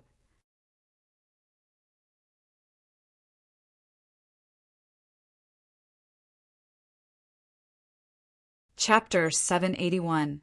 She would have wiped us off the face of the earth too if her mother's last wishes weren't to leave us be, Rilia added. I'm surprised you'd still want to be around her, Vera stated. I always admired her, even though I am close to 15 years older than she is. She is the definition of pure talent, unrelenting, unforgiving, determined. She was the type who never stopped reaching, Rilia voiced out. I used to be known as the main star of the entire household till she came along. Even though we're both alpha-ranked mixed bloods, she would easily toss me around like a rag doll if I ever decided to go against her, Rilia revealed.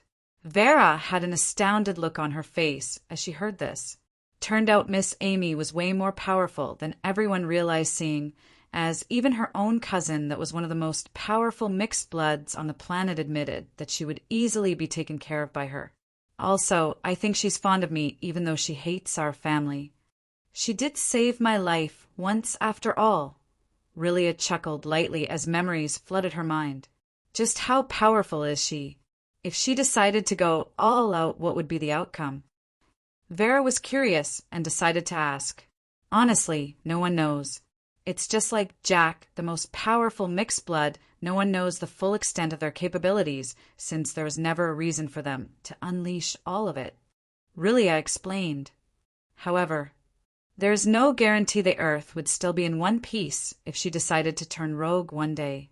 So long as she is within Earth's atmosphere and decides to unleash her full capabilities, Earth might not remain in space anymore. In a flash, over a week had already gone by, and Gustav had remained within the underground tunnelway this whole time. It had been a month since the incident with Boss Danzo, and even though he hadn't solved the situation yet, Gustav still grieved every single day. The pain of losing Boss Danzo was still as sharp till this day, and whenever he thought about how he could have done things differently, tears would flow down his face once more. The system had told him over and over to stop beating himself up about it, but such happenings were involuntary. Emotions couldn't be controlled after all, and Gustav had never borne the pain of losing someone he considered very important before, so he didn't expect it to hurt this bad. He still wondered how he was going to face Mara to tell her Boss Danzo died because of him. In the last few days, his energy had completely recovered, as well as the energy within the dimensional bracelet. He had also spent a lot of time channeling his bloodlines. He could tell that his Yarki would be free of the restraints in the next few hours because had checked it some time ago and witnessed the band-aids like restraints slowly falling apart. Because of Miss Amy and the interference of the others, there is no need for the last step of the plan. They must have found the corpse already, Gustav muttered with a look of contemplation. He still wondered what they were all doing on the surface and how everyone suddenly arrived. This had been on his mind since he arrived back here. It made him wonder if a tracker was placed on him, but Gustav was sure they would have found a way to get down here if that was the case. Gustav couldn't call what had happened a coincidence, but he hoped they never knew he was there, because knowing of his presence would ruin everything. Was Miss Amy there to help me? Gustav thought as he recalled Miss Amy standing in front of the hole without jumping in for the few seconds his dimensional bracelet was activating. She's really going to kill me after all this has died down, Gustav sighed as he voiced out. This made him feel glad in a type of way. Even though he had lost Boss Danzo, he was happy for the fact that Miss Amy was still around, and he hoped he never had to lose her. A light smile appeared on his face as he thought about their experiences together before standing to his feet. It's time to move, he voiced out as he began operating the dimensional bracelet. In the next few seconds, Gustav disappeared amidst a flash of bright blue light. Zing! He reappeared in Sir Zill's office, causing a small wind to scatter across the place. Sir Zill, who was seated on one of his sofas, was startled for a moment before spotting that it was Gustav. "Gustav, you're back!" Sir Zill voiced out with a smile. How is Carices?" Gustav asked. "She's fine and prepared to give the presentation by tomorrow with Marshall," Sir Zill responded. "By tomorrow?" Gustav voiced out in confusion. "Yes, by tomorrow. We had to take the steps you asked us to earlier because your plan has already begun working and the authorities are currently re-evaluating your case." Sir Zill voiced out with a smile of victory. Hold on. Gustav couldn't believe his ears, as he thought this would take longer. "Are you saying they have found all the clues that I planted, the corpse included?" Gustav asked. "Not only found, but an unknown individual also helped broadcast the results of investigations that had conducted in the past week from the clues you dropped, leading the narrative in the direction you wanted. The press had broadcasted it, and now the whole world is questioning the government themselves instead of you based on everything that had been found so far," Sir Zill explained. "Interesting. So is this why they are presenting tomorrow?" Gustav asked. "Yes, there's a hearing tomorrow, and seeing as you hadn't been available all this time, I took the liberty of preparing them for the presentation for them to appear in tomorrow's hearing." "We couldn't miss the opportunity," Sir Zill added.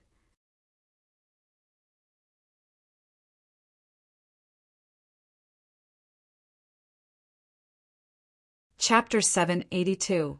Good job, Scientist Zill, I really owe you. Gustav voiced out with a look of gratitude, but something still bothered him. How is a hearing going to be held in my absence? He questioned. It has been requested all over the news for you to show up at Court Bloodline tomorrow for the last few days. But the hearing would still have taken place regardless of your absence, as the witnesses in several crime scenes have severally voiced their opinions on wanting to speak to the public on what they saw on that day, Sir Zill explained. Every one of them who is fully recovered now will be attending the hearing, and a defender has been put in place for you. Courtesy of your teacher, Sir Zill added. Miss Amy is involved as well. Gustav voiced out. She appeared on the news recently. I'm sure she's doing all that she can from within to assist with the upcoming hearing, Sir Zill responded. I guess I'll be seeing her soon then, Gustav stated. Will you be attending the hearing? Sir Zill asked. No, unless I'm sure of this whole thing working out. I actually haven't decided if I will attend or not, Gustav said with an indecisive tone. I'll make my choice before tomorrow arrives, Gustav added. All right, Sir Zill nodded. I need footage on the news. I want to watch everything that has happened so far, Gustav requested. Sir Zill nodded and voiced out some commands. In a few seconds, several holographic screens appeared in midair, showing different media outlets. The screens began playing different news footage, which according to the date, some were as early as 2 days after Gustav left the headless corpse in the hole, and some were just a few days ago. We have received vital information relating to the WG District incident and the case regarding Gustav Crimson. The headless corpse of Mr. Vanisher, who was among the deceased on that day, has been recovered. Autopsy was carried out on the corpse, and it was revealed to be that of Mr. Vanisher, the #1 business mogul in the city. The corpse seemed to have been discovered hidden deeper within the underground space of the WG District. The news reaching U.S. now has revealed that investigation is being carried out on the spatial storage ring found on the deceased body. IT has been revealed that these three, Mr. Vanisher, Mr. Hallow, and Miss Banshia, are the well-known underground crime lords called the Ring Lords. Countless of their crimes and exploits, which were documented by Mr. Vanisher himself, found within the storage ring includes human trafficking, mixed blood organ trafficking, illegal creation of underground battle facilities, and many others. The authorities carrying out the investigation has revealed that everything documented within the ring were, in fact, accurate as some of these illegal businesses has been connected to the 3 Ring Lords. Breaking news! The 3 Ring Lords' devious plan against the city has been revealed. Breaking news! The three Ring Lords' devious plan against the city has been revealed, along with a short footage of the planned operation to end Gustav Crimson's existence. According to investigations, can be seen that Gustav Crimson acted in accordance to protect the city from imminent destruction. Gustav Crimson, protector or mass murderer. Gustav was able to keep up with every screen showing different media outlets and their similar, but also different broadcast of news articles. So far, what he could see was his plan coming to fruition even faster than he expected. He didn't think someone would reveal the investigations that would be ongoing after he had planted every piece of evidence he created in the different spots. It turned out someone within the MBO gave the press full revelation of everything that the MBO had uncovered. Right now, Gustav wasn't even being seen as a bad guy anymore, except by some of those who lost loved ones in the destruction. Gustav had gotten Ring, Lord Vanisher's storage ring, because the day he obliterated his entire body besides his head, the ring was the only thing left. Of course, since Gustav was in a rage that day, he didn't even think twice about the ring, neither did he even try to pick it up, since he passed out a few seconds after destroying them all. Fortunately, he recalled the existence of the ring long after he had regained consciousness and went back to the area where he snuffed them out of existence to find it. He eventually did, and getting the storage ring to open up wasn't an issue, since he could take the form of Ring, Lord Vanisher. There were already compromising documents within the personal storage ring that listed out illegal operations the Ring Lords had carried out. Gustav only needed to add more that would suit the narrative and make the Ring Lords look like the culprits of the destruction that had happened within the city on the day of Boss Danzo's death. Since storage devices could not be opened up except by the owner they were linked to, the MBO and other authorities investigating did not doubt that everything they had found within was planted. Of course, since they were the most powerful force in the world, they would have special means of prying open the storage device. And now the things that have been found within, as well as a fake footage Gustav created with the help of the system. The blame for the incident that happened was falling on the heads of the Ring Lords. Gustav could not completely change things to look like he wasn't involved due to the eyewitnesses who already witnessed his involvement. So instead, he made it look more like the actions he had performed were for the safety of the entire city. According to some of the records documented within the storage device of Ring, Lord Vanisher, a man-made virus to which only them had the cure was to be released in the city. They would then capitalize on the fact that only they could make the cure.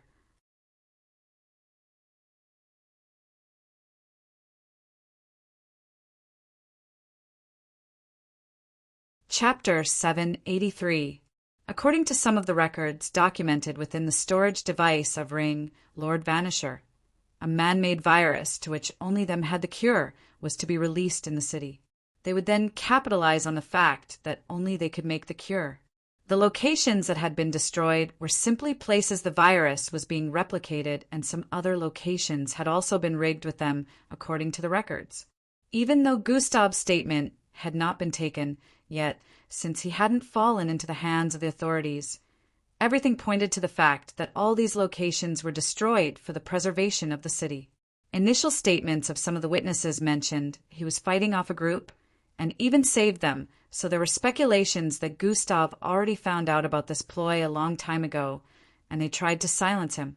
The city still remembered the situation with Boss Danzo being charged several felonies, one of which came from Ring Lord Vanisher, and then Gustav released a statement about an illegal underground arena belonging to him. They recalled that the city descended into chaos on that same day, and Gustav was being attacked with Boss Danzo at a place they were settling down in on that same day. The media had also helped in outlining these connections, stating that they couldn't just be coincidences, which was why a hearing for Gustav was being conducted this early.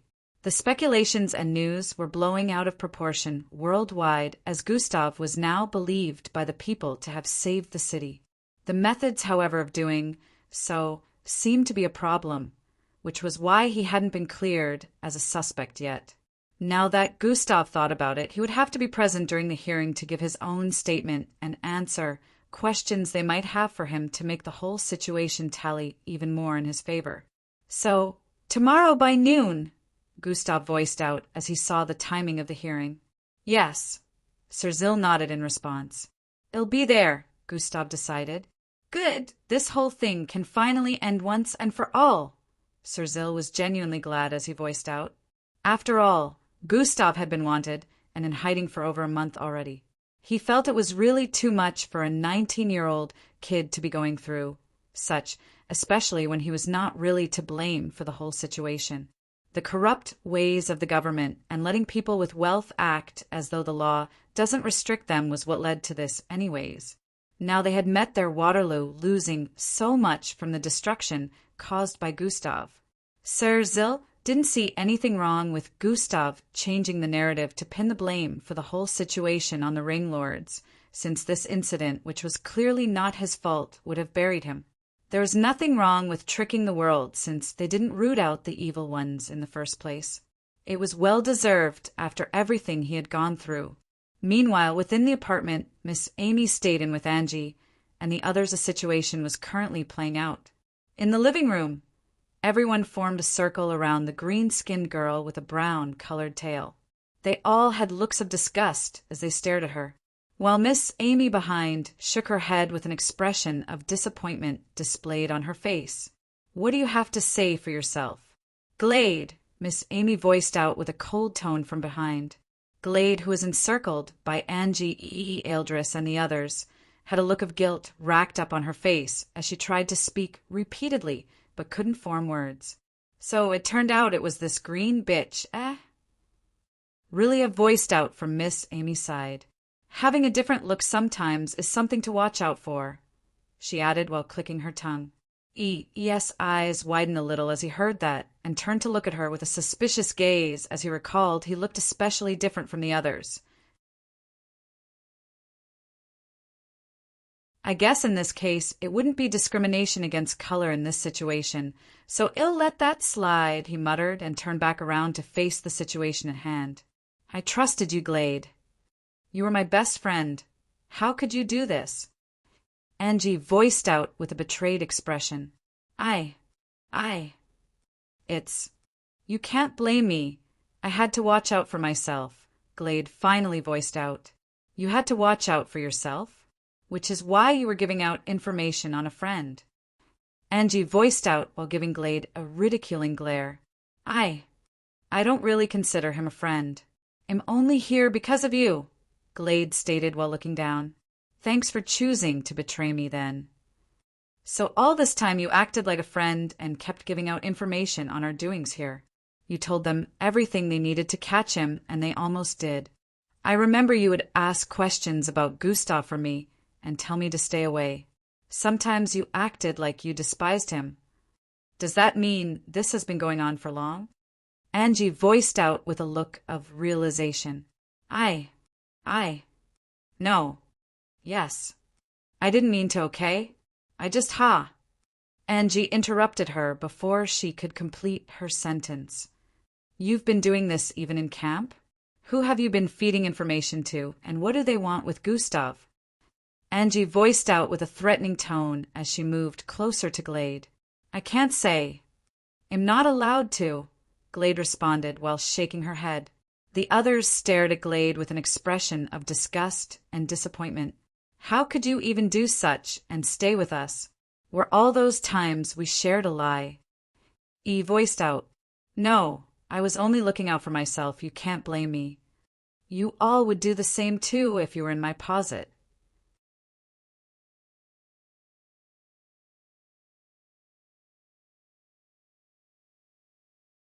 Chapter 784. I never betray a friend for any offer, no matter how good. But you have made it clear that you are no friend, Glade. Eldris' tone was laced with immense disappointment as he voiced out. Who have you been feeding information to? Glade. And what did you tell them, you treacherous bitch? Angie's voiced out in a hate-filled tone.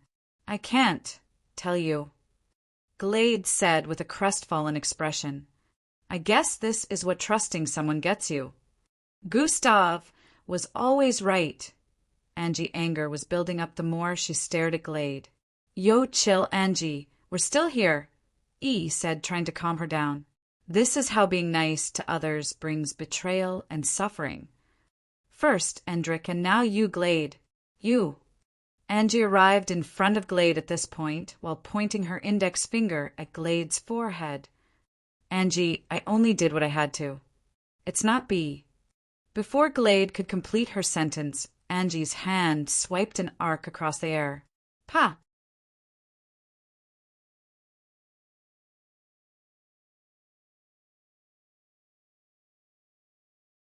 Chapter 785. 1 minute left, Miss Amy said while slowly strolling towards the hole in the kitchen wall. Minutes earlier, Miss Amy had gathered everyone to the living room, saying she had an announcement. Before this, Miss Amy had brought everyone besides Vera who remained in the city back to Burning Sand City. After the stunt Gustav pulled before he disappeared, once more she figured there was no reason to leave the cadets watching other cities. As things began to unfold after Gustav planted the headless corpse and the narrative began to change for him, Miss Amy was even more convinced to bring the cadets back to the city. She had a feeling she'd be seeing Gustav real soon now, so there was no need to try and fish him out.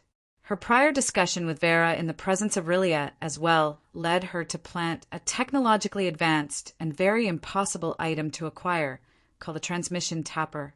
Only a handful of these technology devices were created worldwide, and with her special privileges, Miss Amy was able to acquire one.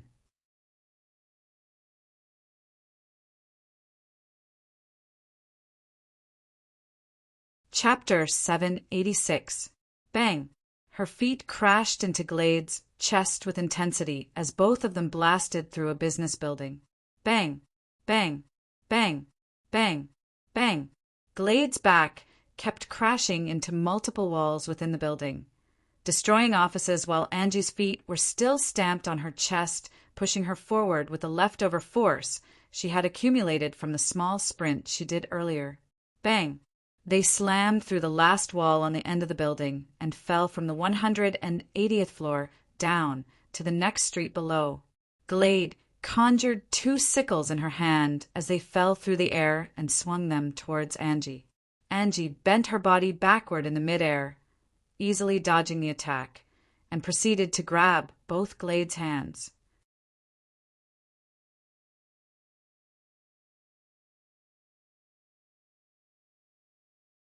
Chapter 787. Before she could reply, 3 aircraft suddenly arrived on the scene. Cease every form of movement and get on your knees. A loud announcement was heard from the aircraft in the middle as MBO officers began descending from them. Everyone turned around to look upwards at the agents descending, except for Gustav, who remained in the same position with a hoodie covering half of his face. Miss Amy finally decided to intervene at this point. Swoosh! She suddenly appeared in front of Angie and behind Gustav as the MBO officers that had just descended marched towards them with intent of wanting to detain them. The MBO officers paused their movements as they spotted Miss Amy. "Young miss." One of them in front voiced out with a surprised expression.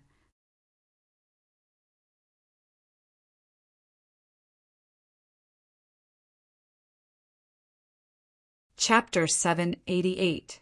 "Oh, come on now," Gustav grumbled in dissatisfaction as Miss Amy flew towards the apartment while still holding him. Rilia snapped her finger from above, and everyone else on the ground level disappeared from the spot. She disappeared as well an instant later, arriving back in the apartment the same time Miss Amy arrived. "You really wanted to leave after that dramatic entrance? Man, you wanted to waste all that?" Falco and EE voiced out as they stared at Gustav, who was restricted in the middle of the living room. His body was currently floating in midair with purplish energy surrounding him. "I wasn't even. You guys were not supposed to see me till tomorrow. Y'all were causing too much havoc in the city, so I had to take a look," Gustav responded while rolling his eyes. "Still, you can't just jump in on us and leave just like that," Matilda voiced out with a slightly annoyed tone. "Come on, you guys were going to see me tomorrow anyway," Gustav replied. "Now that my rival is back, our battle shall be." "Not now, Ria." Everyone shouted out at the same time before Rhea could complete his sentence. His mouth hung open as he paused his sentence and slowly lowered his hand that was raised up before sitting down in silence. Are you not even concerned about what happened? With Glade, Timmy finally addressed the elephant in the room. Everywhere turned silent at this point, and everyone turned to stare at Angie, and then back at Gustav. Gustav was truly curious about what had brought about the battle, and why Angie was on the verge of murdering Glade before he arrived on the scene. Angie looked down at this point, afraid to meet Gustav's eyes because of two reasons. The first being, she felt Gustav would be hurt the moment he found out that one of his friends was selling out information on him. The second was, she was scared to tell Gustav she lost control and really had it in mind to kill Glade because he might start seeing her as a monster. Another problem was, this wasn't the first time it was happening, as she almost killed Gustav's little brother in the past as well. I have a feeling that it might be something upsetting. I prefer dealing with one thing at a time, and I haven't finished dealing with my current predicament, Gustav voiced out. Everyone had a look of understanding as they heard that. That being said, since I'm here, clearly against my will, but I am here. Angie, why did you want to kill Glade? Gustav asked. Angie's eyes remained locked on the floor after Gustav posed the question. Just as she wanted to answer, Miss Amy arrived back in the living room. The damage you lots caused is being taken care of, she announced as she moved towards one of the sofas and sat down. Thanks, Miss Amy. Everyone voiced out in appreciation, knowing it would have been too much for them to handle if Miss Amy wasn't here. Hey, get me out of this thing, Gustav said to Miss Amy. No, you stay there. That's punishment for hiding away all this time, Miss Amy responded with an unbothered expression. You know I could get out of this if I wanted to, right? Gustav voiced out with a mischievous grin. Oh, get out of it then. An evil smirk appeared on Miss Amy's face as she replied. You villainess! A defeated smile appeared on Gustav's face as he voiced out. Miss Amy was the only person that could easily put Gustav in his place without remorse, and she was still the one who doted on him the most. You should be glad I chose a small punishment like this. I initially had something more difficult in mind, Miss Amy said while crossing her legs. The tense atmosphere had eased up a little after Gustav and Miss Amy's dialogue. He expresses more emotions with people he's closer to. Allegra thought from the side after witnessing the banter between Gustav and Miss Amy. She could see so many similarities between them as people who never showed emotions. Now they had teased each other a little and even smiled, which was something that never happened. Looks like there are more sides to him that he reveals. I wonder how he will take Glade's betrayal, Allegra thought with an intrigued expression. Now, is anyone going to answer me about why Angie was close to murdering Glade? Gustav questioned once more. Angie had steeled herself at this point and was about to spill the whole truth to Gustav when Miss Amy spoke. Angie was doing you a favor. Too bad you stopped her from ending Glade's life, Miss Amy stated. How would ending Glade's life do me a favor? What did she do? Gustav could already tell that Glade must have done something. She's a traitor, Miss Amy voiced out bluntly. She has been giving someone within the MBO information about you this whole time, Eldris added when he noticed the slight look of confusion on Gustav's face. Since back in the MBO camp, she has been in contact with this mystery person. And even here, the reason you were almost caught at the location you initially destroyed was because of her, Timmy voiced out as well. Oh, so that's what it was, haha. Gustav laughed lightly as he spoke. Everything made sense to him now. Everyone was a bit surprised by his reaction as they had expected a different one. The dots connect.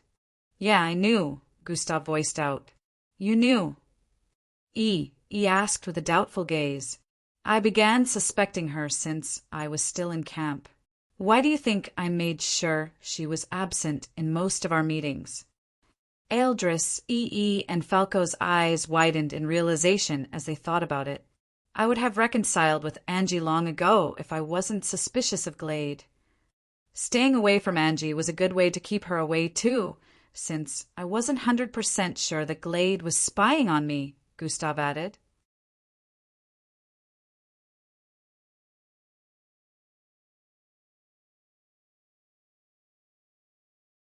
Chapter 789.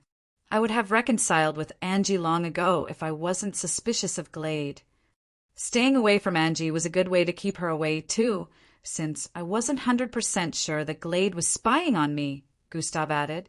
I did spot her a couple of times following me around camp, but I acted like I didn't see anything, Gustav said with a reminiscing expression. Well, damn, why didn't you mention anything? E asked. No proof. I am 100% sure you guys would have said I was just being insecure or mistrustful like always, Gustav replied. They couldn't deny that Gustav was correct with this. If he had mentioned it, they would have tried to talk him out of suspecting her, since she managed to fool them all. I even tried to convince myself that there was nothing, but the moment I have suspicions about a person, the feeling never goes away. It all makes sense now, but still, she must have given the other party a lot of info, since she was probably able to get one or two things from you guys. Well, she asked me questions about you sometimes, and I gave her answers, Falco revealed.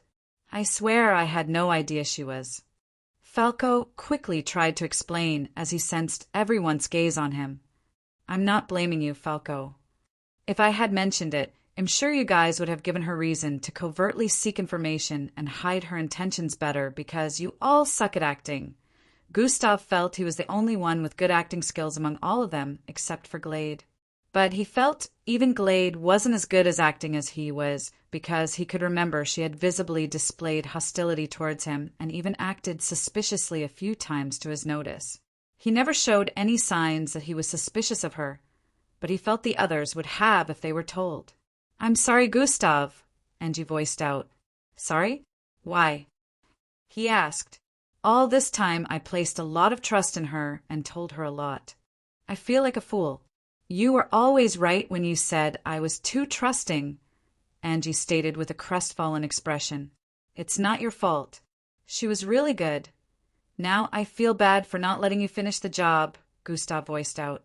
Yeah, you really stopped her from doing you a favor, Miss Amy stated. I think I would have very much preferred it if everyone had kept acting like we knew nothing after finding this out. Would be nice to use her to feed the MBO wrong information about me since they're so interested in me. Gustav liked the idea of keeping Glade unaware that they knew about her betrayal, so they could fool the MBO, but what was done was done. It's not like they could reverse the circumstance. There will be lots of opportunities for an accident to happen to her in the future, nothing to worry about, Gustav said with a casual tone, but everyone understood exactly what he meant. Angie might have failed to kill Glade today, but Gustav would definitely end her in the future. It's really interesting that the MBO feels the only way to get to me is by using the people in my inner circle. I just hope they know they'll be sending others to their death if they ever decide to try something like this in the future, Gustav said with a playful but also sounded serious tone. I don't mind sending anyone here to their early graves. Gustav didn't need to be direct before everyone here understood that he was voicing out a threat this way. There was a little bit of silence for a few seconds before Miss Amy finally spoke. Where were you the whole time we were searching for you?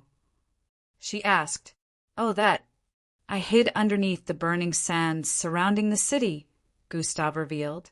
Miss Amy's eyes squinted as she heard that, while the others reacted by furrowing their eyebrows in contemplation or slightly opening their mouths.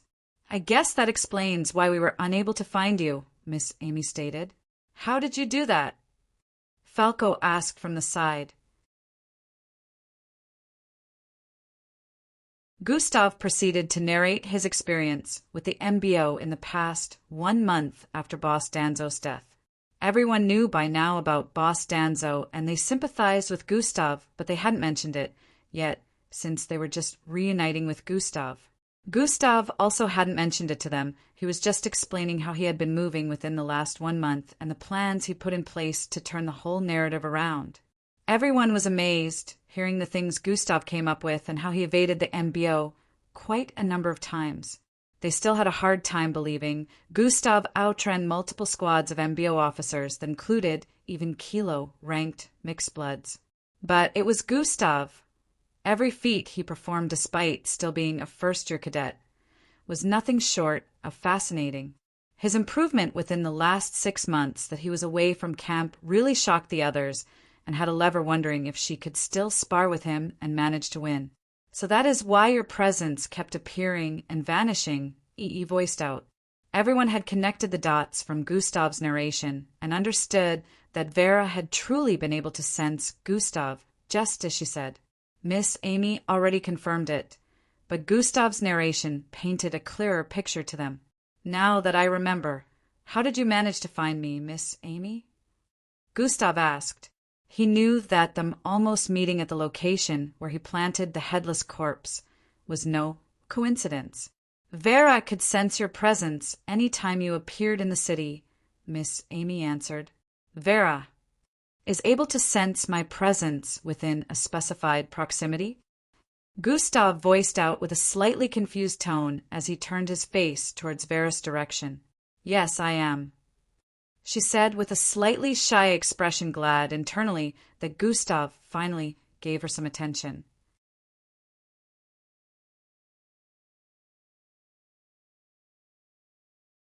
Chapter 790.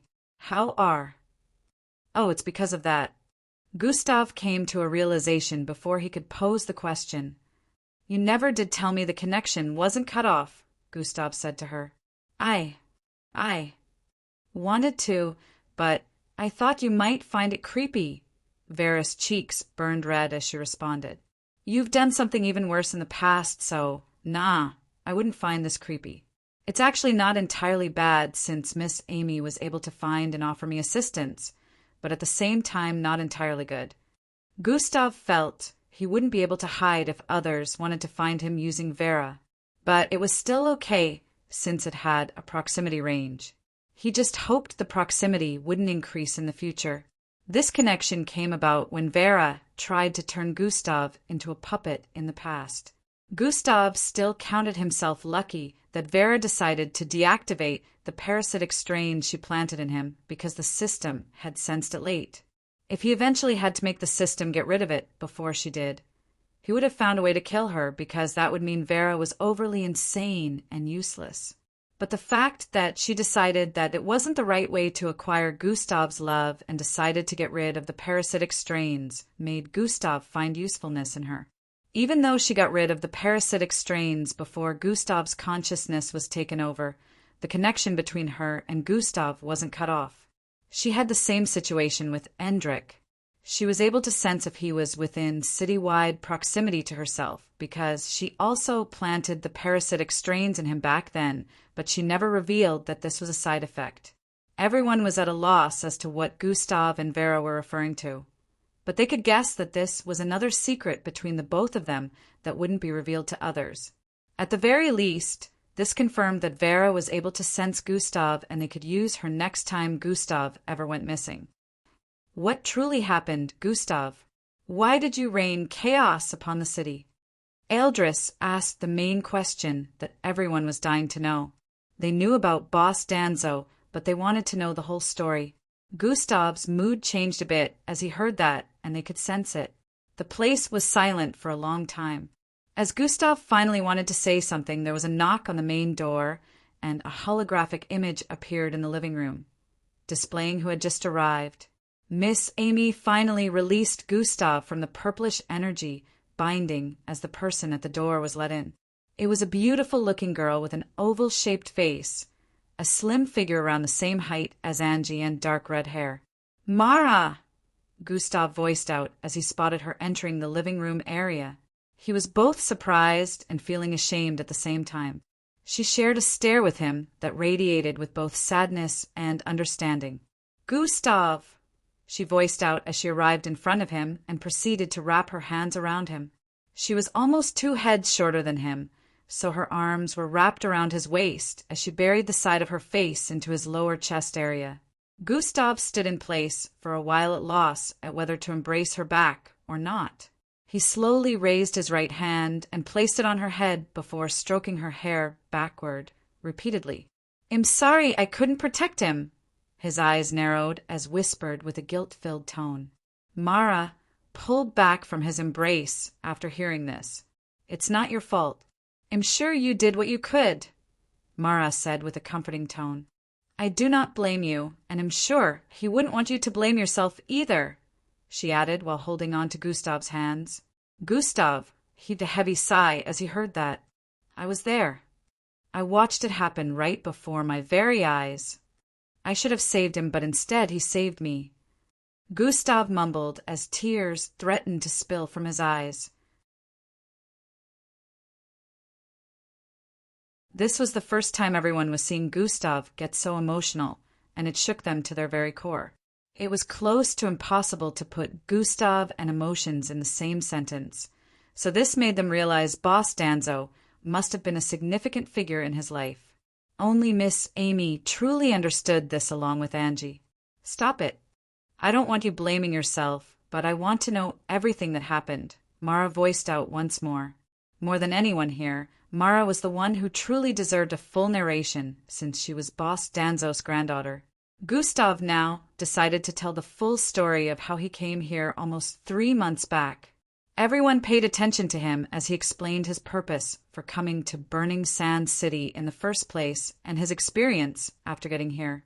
How he discovered the illegal underground arena, the ring lords, and how they engaged in other illegal activities within the city, to how he saved Boss Danzo and Carice's. Of course, he omitted some parts, not wanting to reveal a lot of his abilities and how he managed to pull some things off, but it was impossible to miss the sadness in his voice whenever he mentioned Boss Danzo. It took over 2 hours before he got to the part where the ring lords sent kilo-ranked mercenaries after them, and at this point, everyone had looks of astonishment listening to Gustav narrate this part.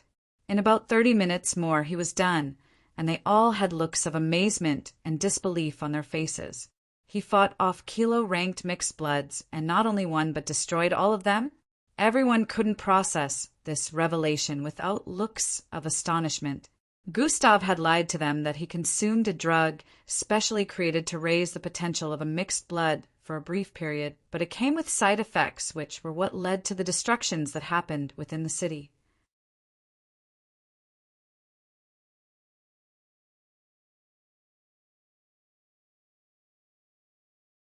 Chapter 791.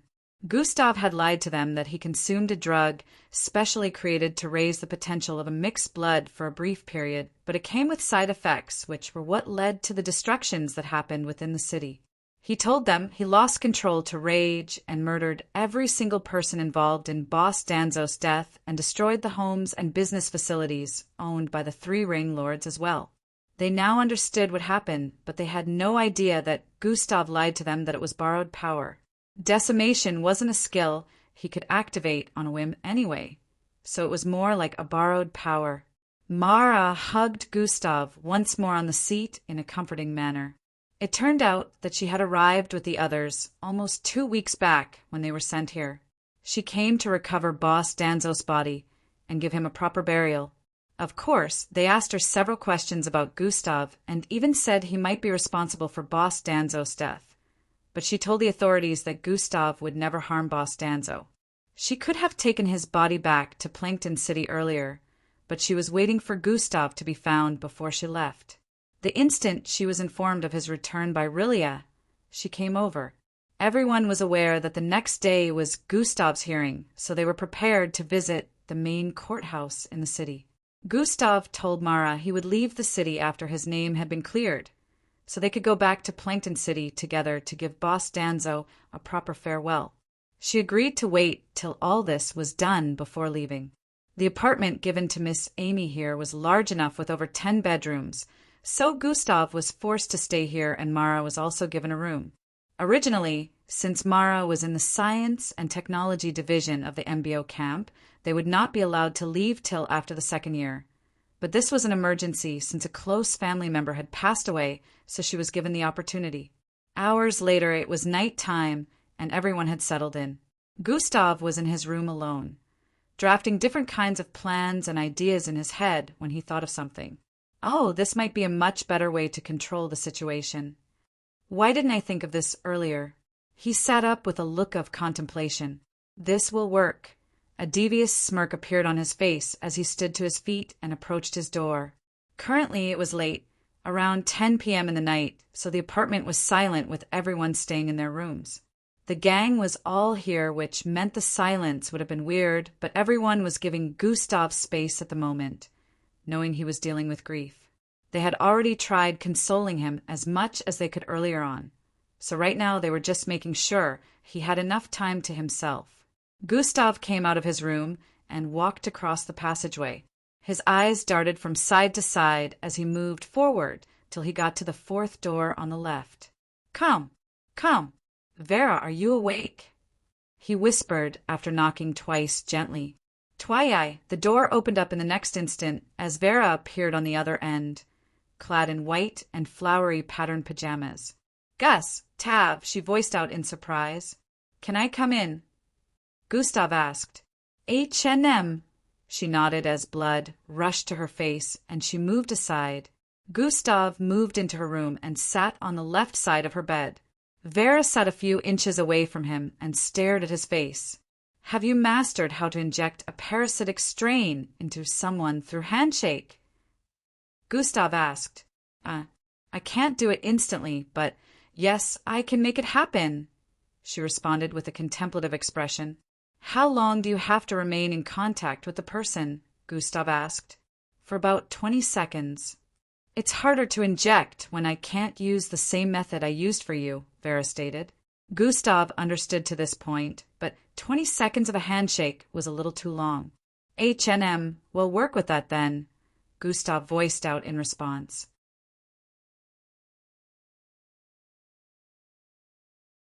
How long will it take to put a living person under your control now? He asked. About 2 to 3 weeks now.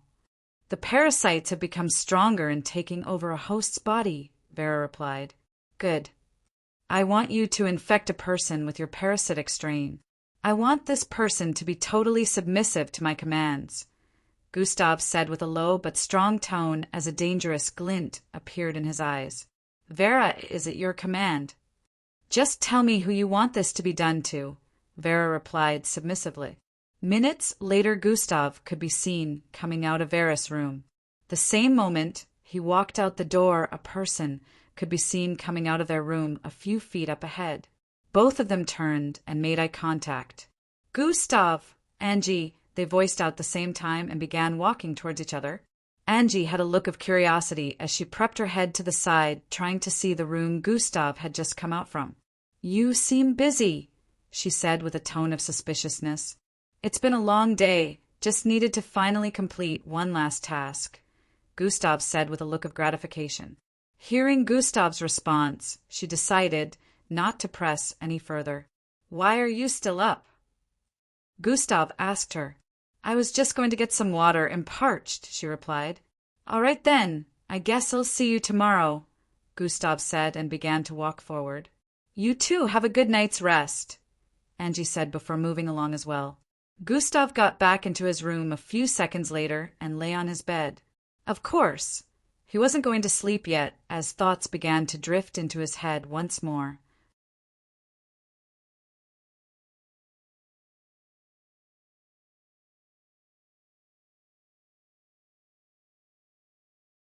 Chapter 792. 18 scenes from the middle of the chapter to the end. Idiot, you missed your chance. The system suddenly voiced out in his head. Missed my chance how?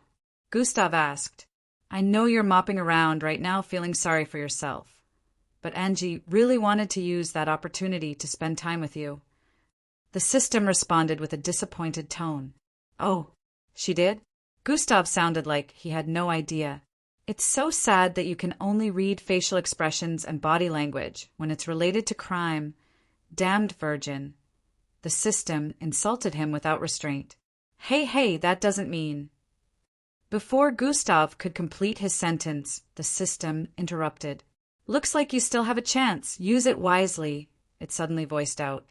Still have a chance to do what? Come, come. A knock was heard at the door the moment Gustav poised this question in his mind. He hadn't been concentrating since he started talking with the system internally, which was why he didn't sense the figure approaching his room door. Even before he stood up to open the door, he already knew who was there. He walked over and proceeded to slide open his room door. "Angie," he voiced out as he spotted her standing in front with a tray in her grasp and a glass of juice with some biscuits on them. "I figured you were probably not going to sleep yet, so I brought some snacks." A beautiful smile appeared on her face as she voiced out. "Thank you," Gustav voiced as he moved to the side for her to come in. Angie walked in and placed the tray on a small table positioned beside the bed.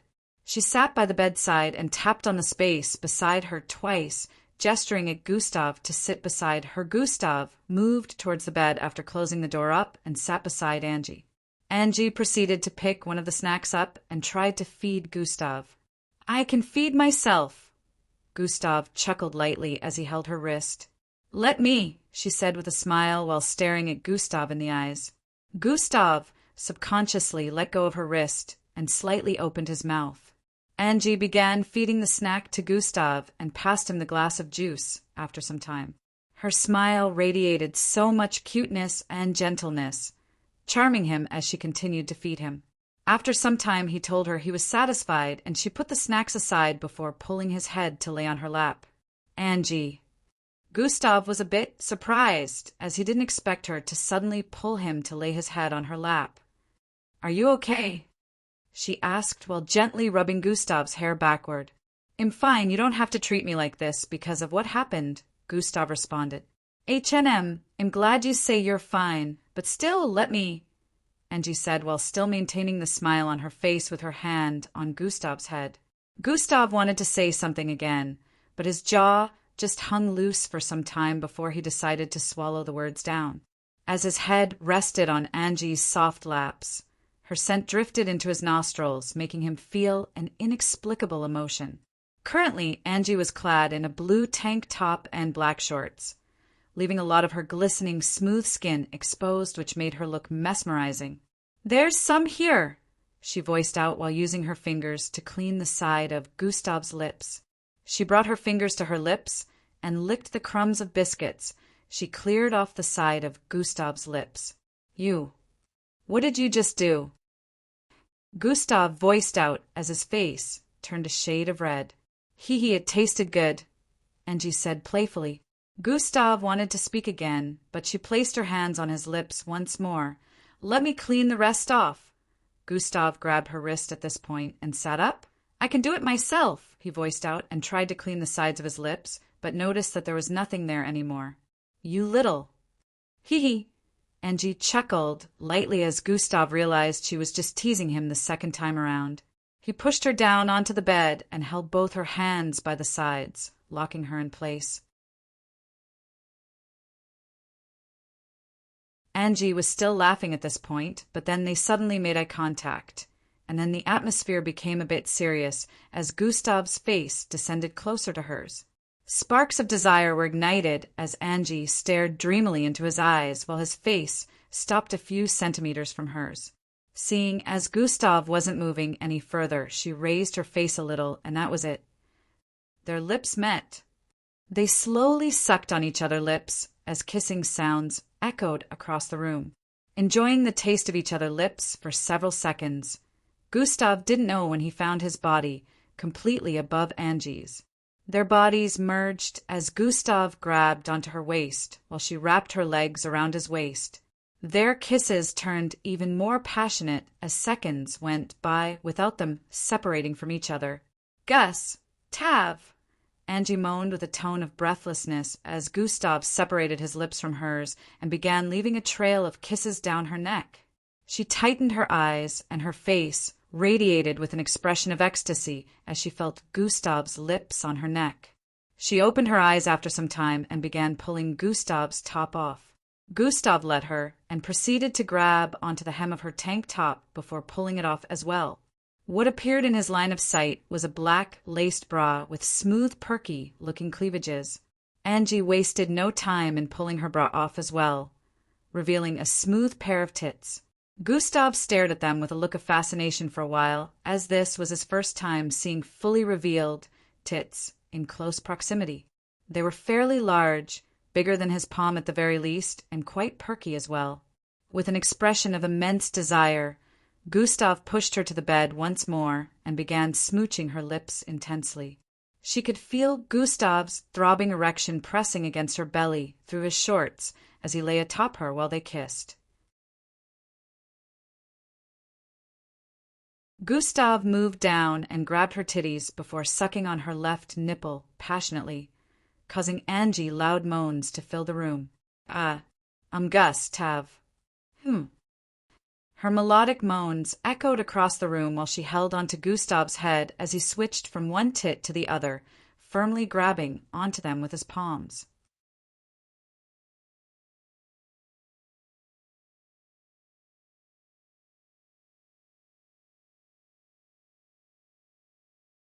Chapter 793.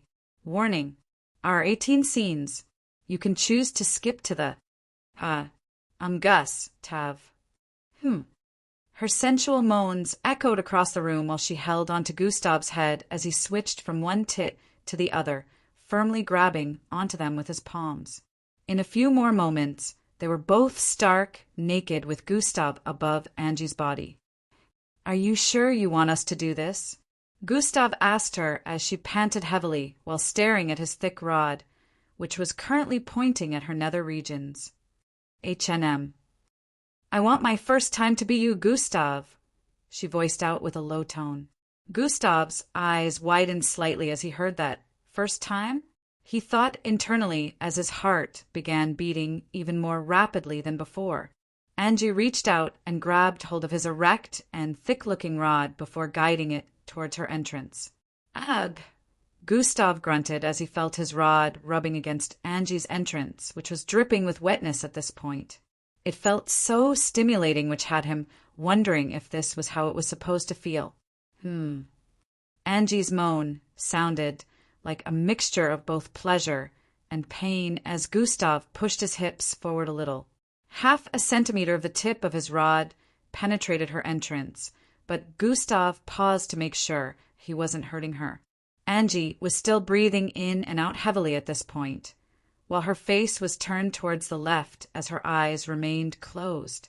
Gustav pushed his hips forward, even more causing his rod to slowly slide and causing Angie to hiss in pain as she felt her tight cave stretching to accommodate Gustav's length.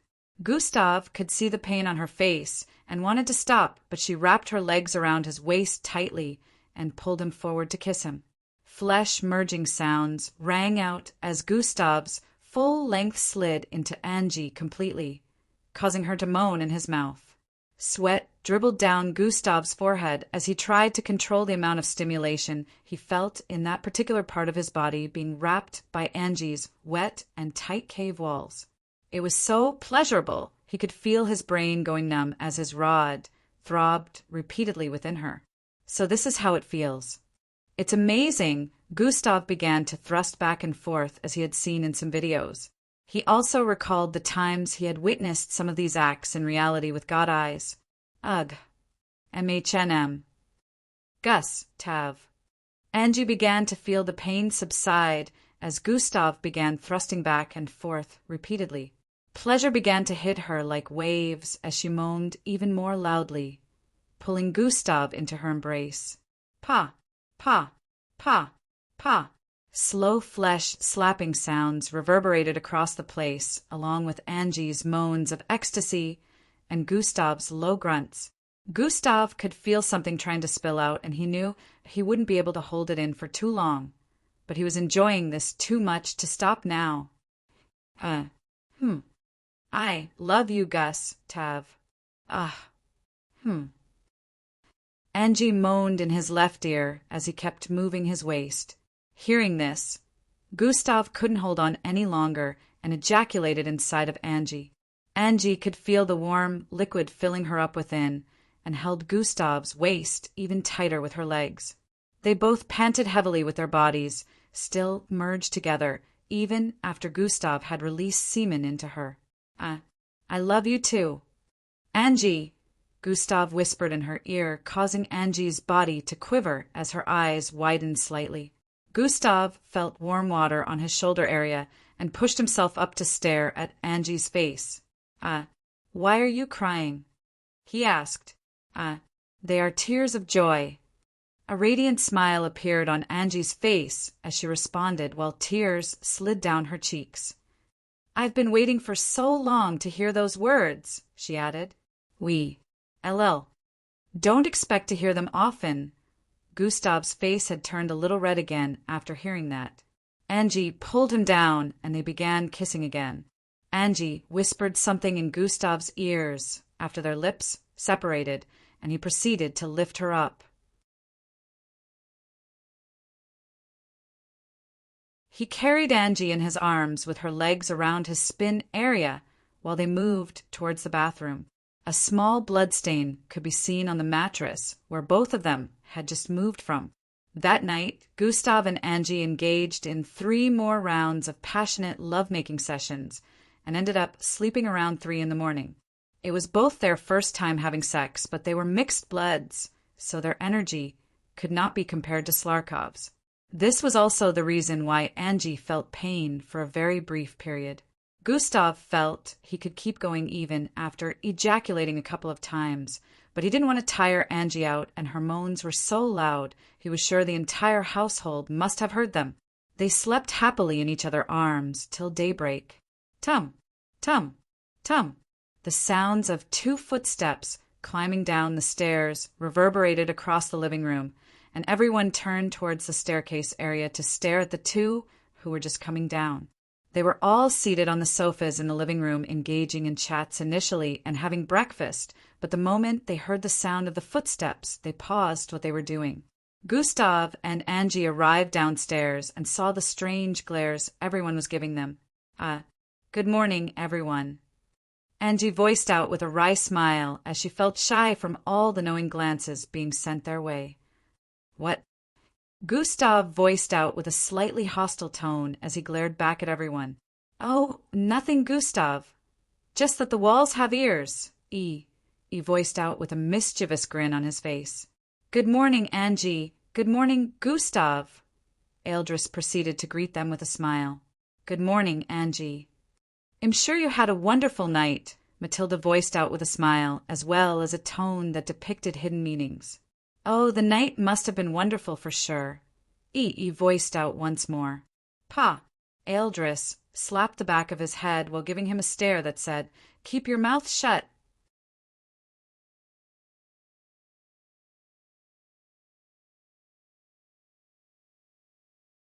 Chapter 794.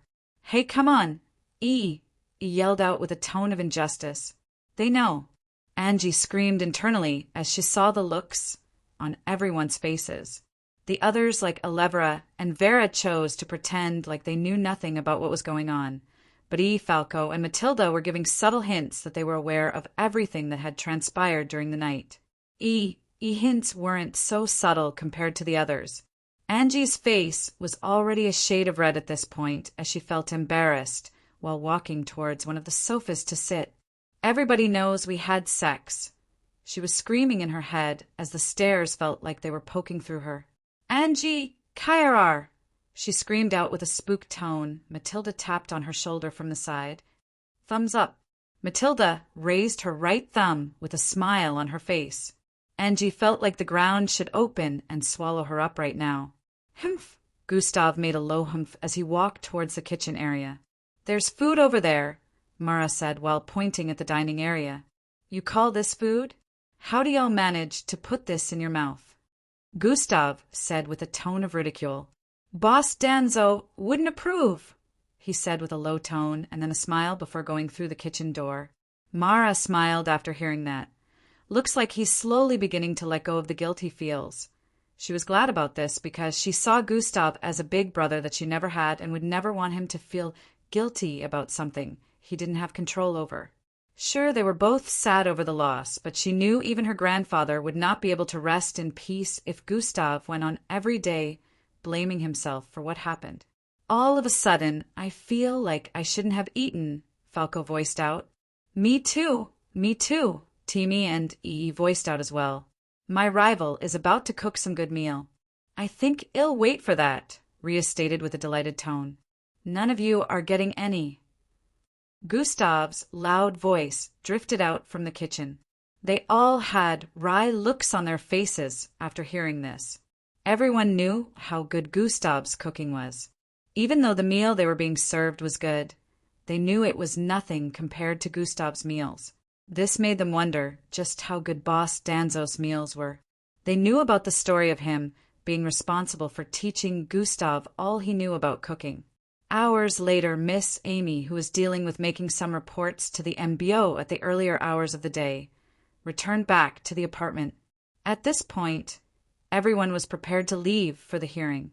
Gustav had called Sir Zil, who was initially worried when Gustav didn't return yesterday.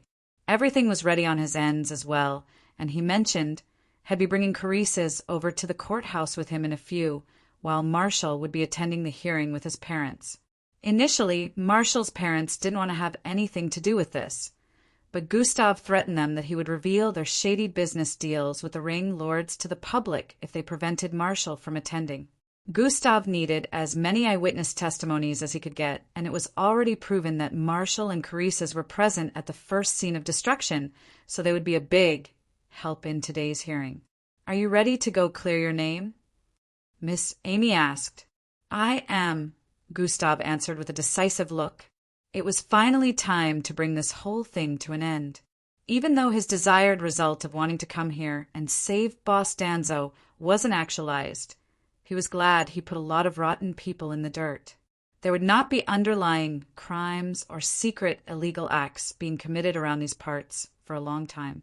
Gustav had already struck fear in everyone's hearts about the possibility of them being uncovered, so those with power trod softly. Gustav and the others headed to the courthouse together in an MBO aircraft, which arrived at the desired location in less than 1 minute. According to Miss Amy, for the cadets to have completed their first mission, Gustav had to arrive at the courthouse with them. This would prove that they actually managed to get Gustav in the end, completing their 5-star mission.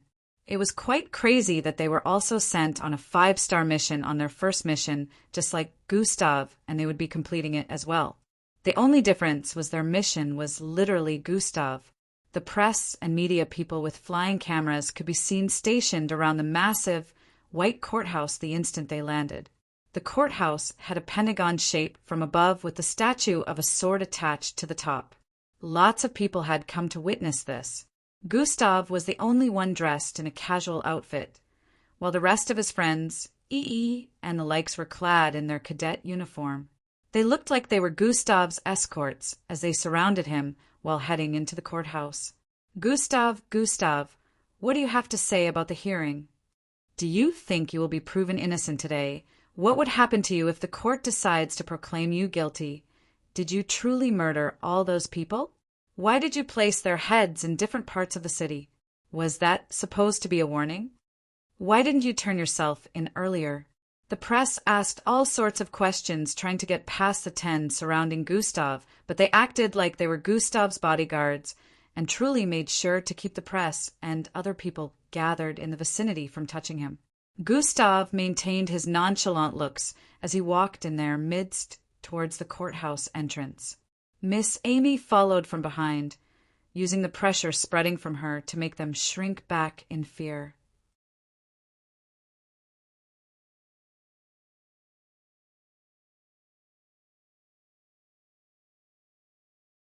Chapter 795. Many of the city's citizens had come today to witness the hearing as well. Almost all of them were in support of Gustav. The courthouse was full in no time, and many people had to wait outside. Some had placards in their grasp which said, "Gustav is a hero!" Multiple screens all across the city displayed the happenings within the courthouse, and those who had gathered outside were able to watch how it was going. 3 people dressed in white robes, customized with a modern-day emblem that defined law and justice, could be seen seated on an exalted platform up ahead. They had condescending looks on their faces which depicted they were the judges for today's hearing.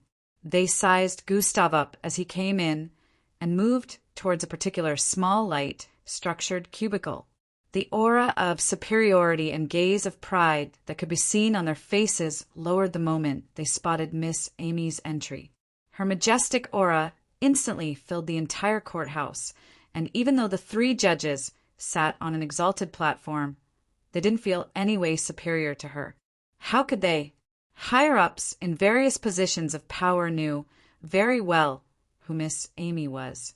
The normal citizens all across the earth were only familiar with Jack being the strongest mixed blood in the world, and even though they had heard about Miss Amy since she didn't like to be in the public eye, a lot of people wouldn't be able to recognize her if they came across her.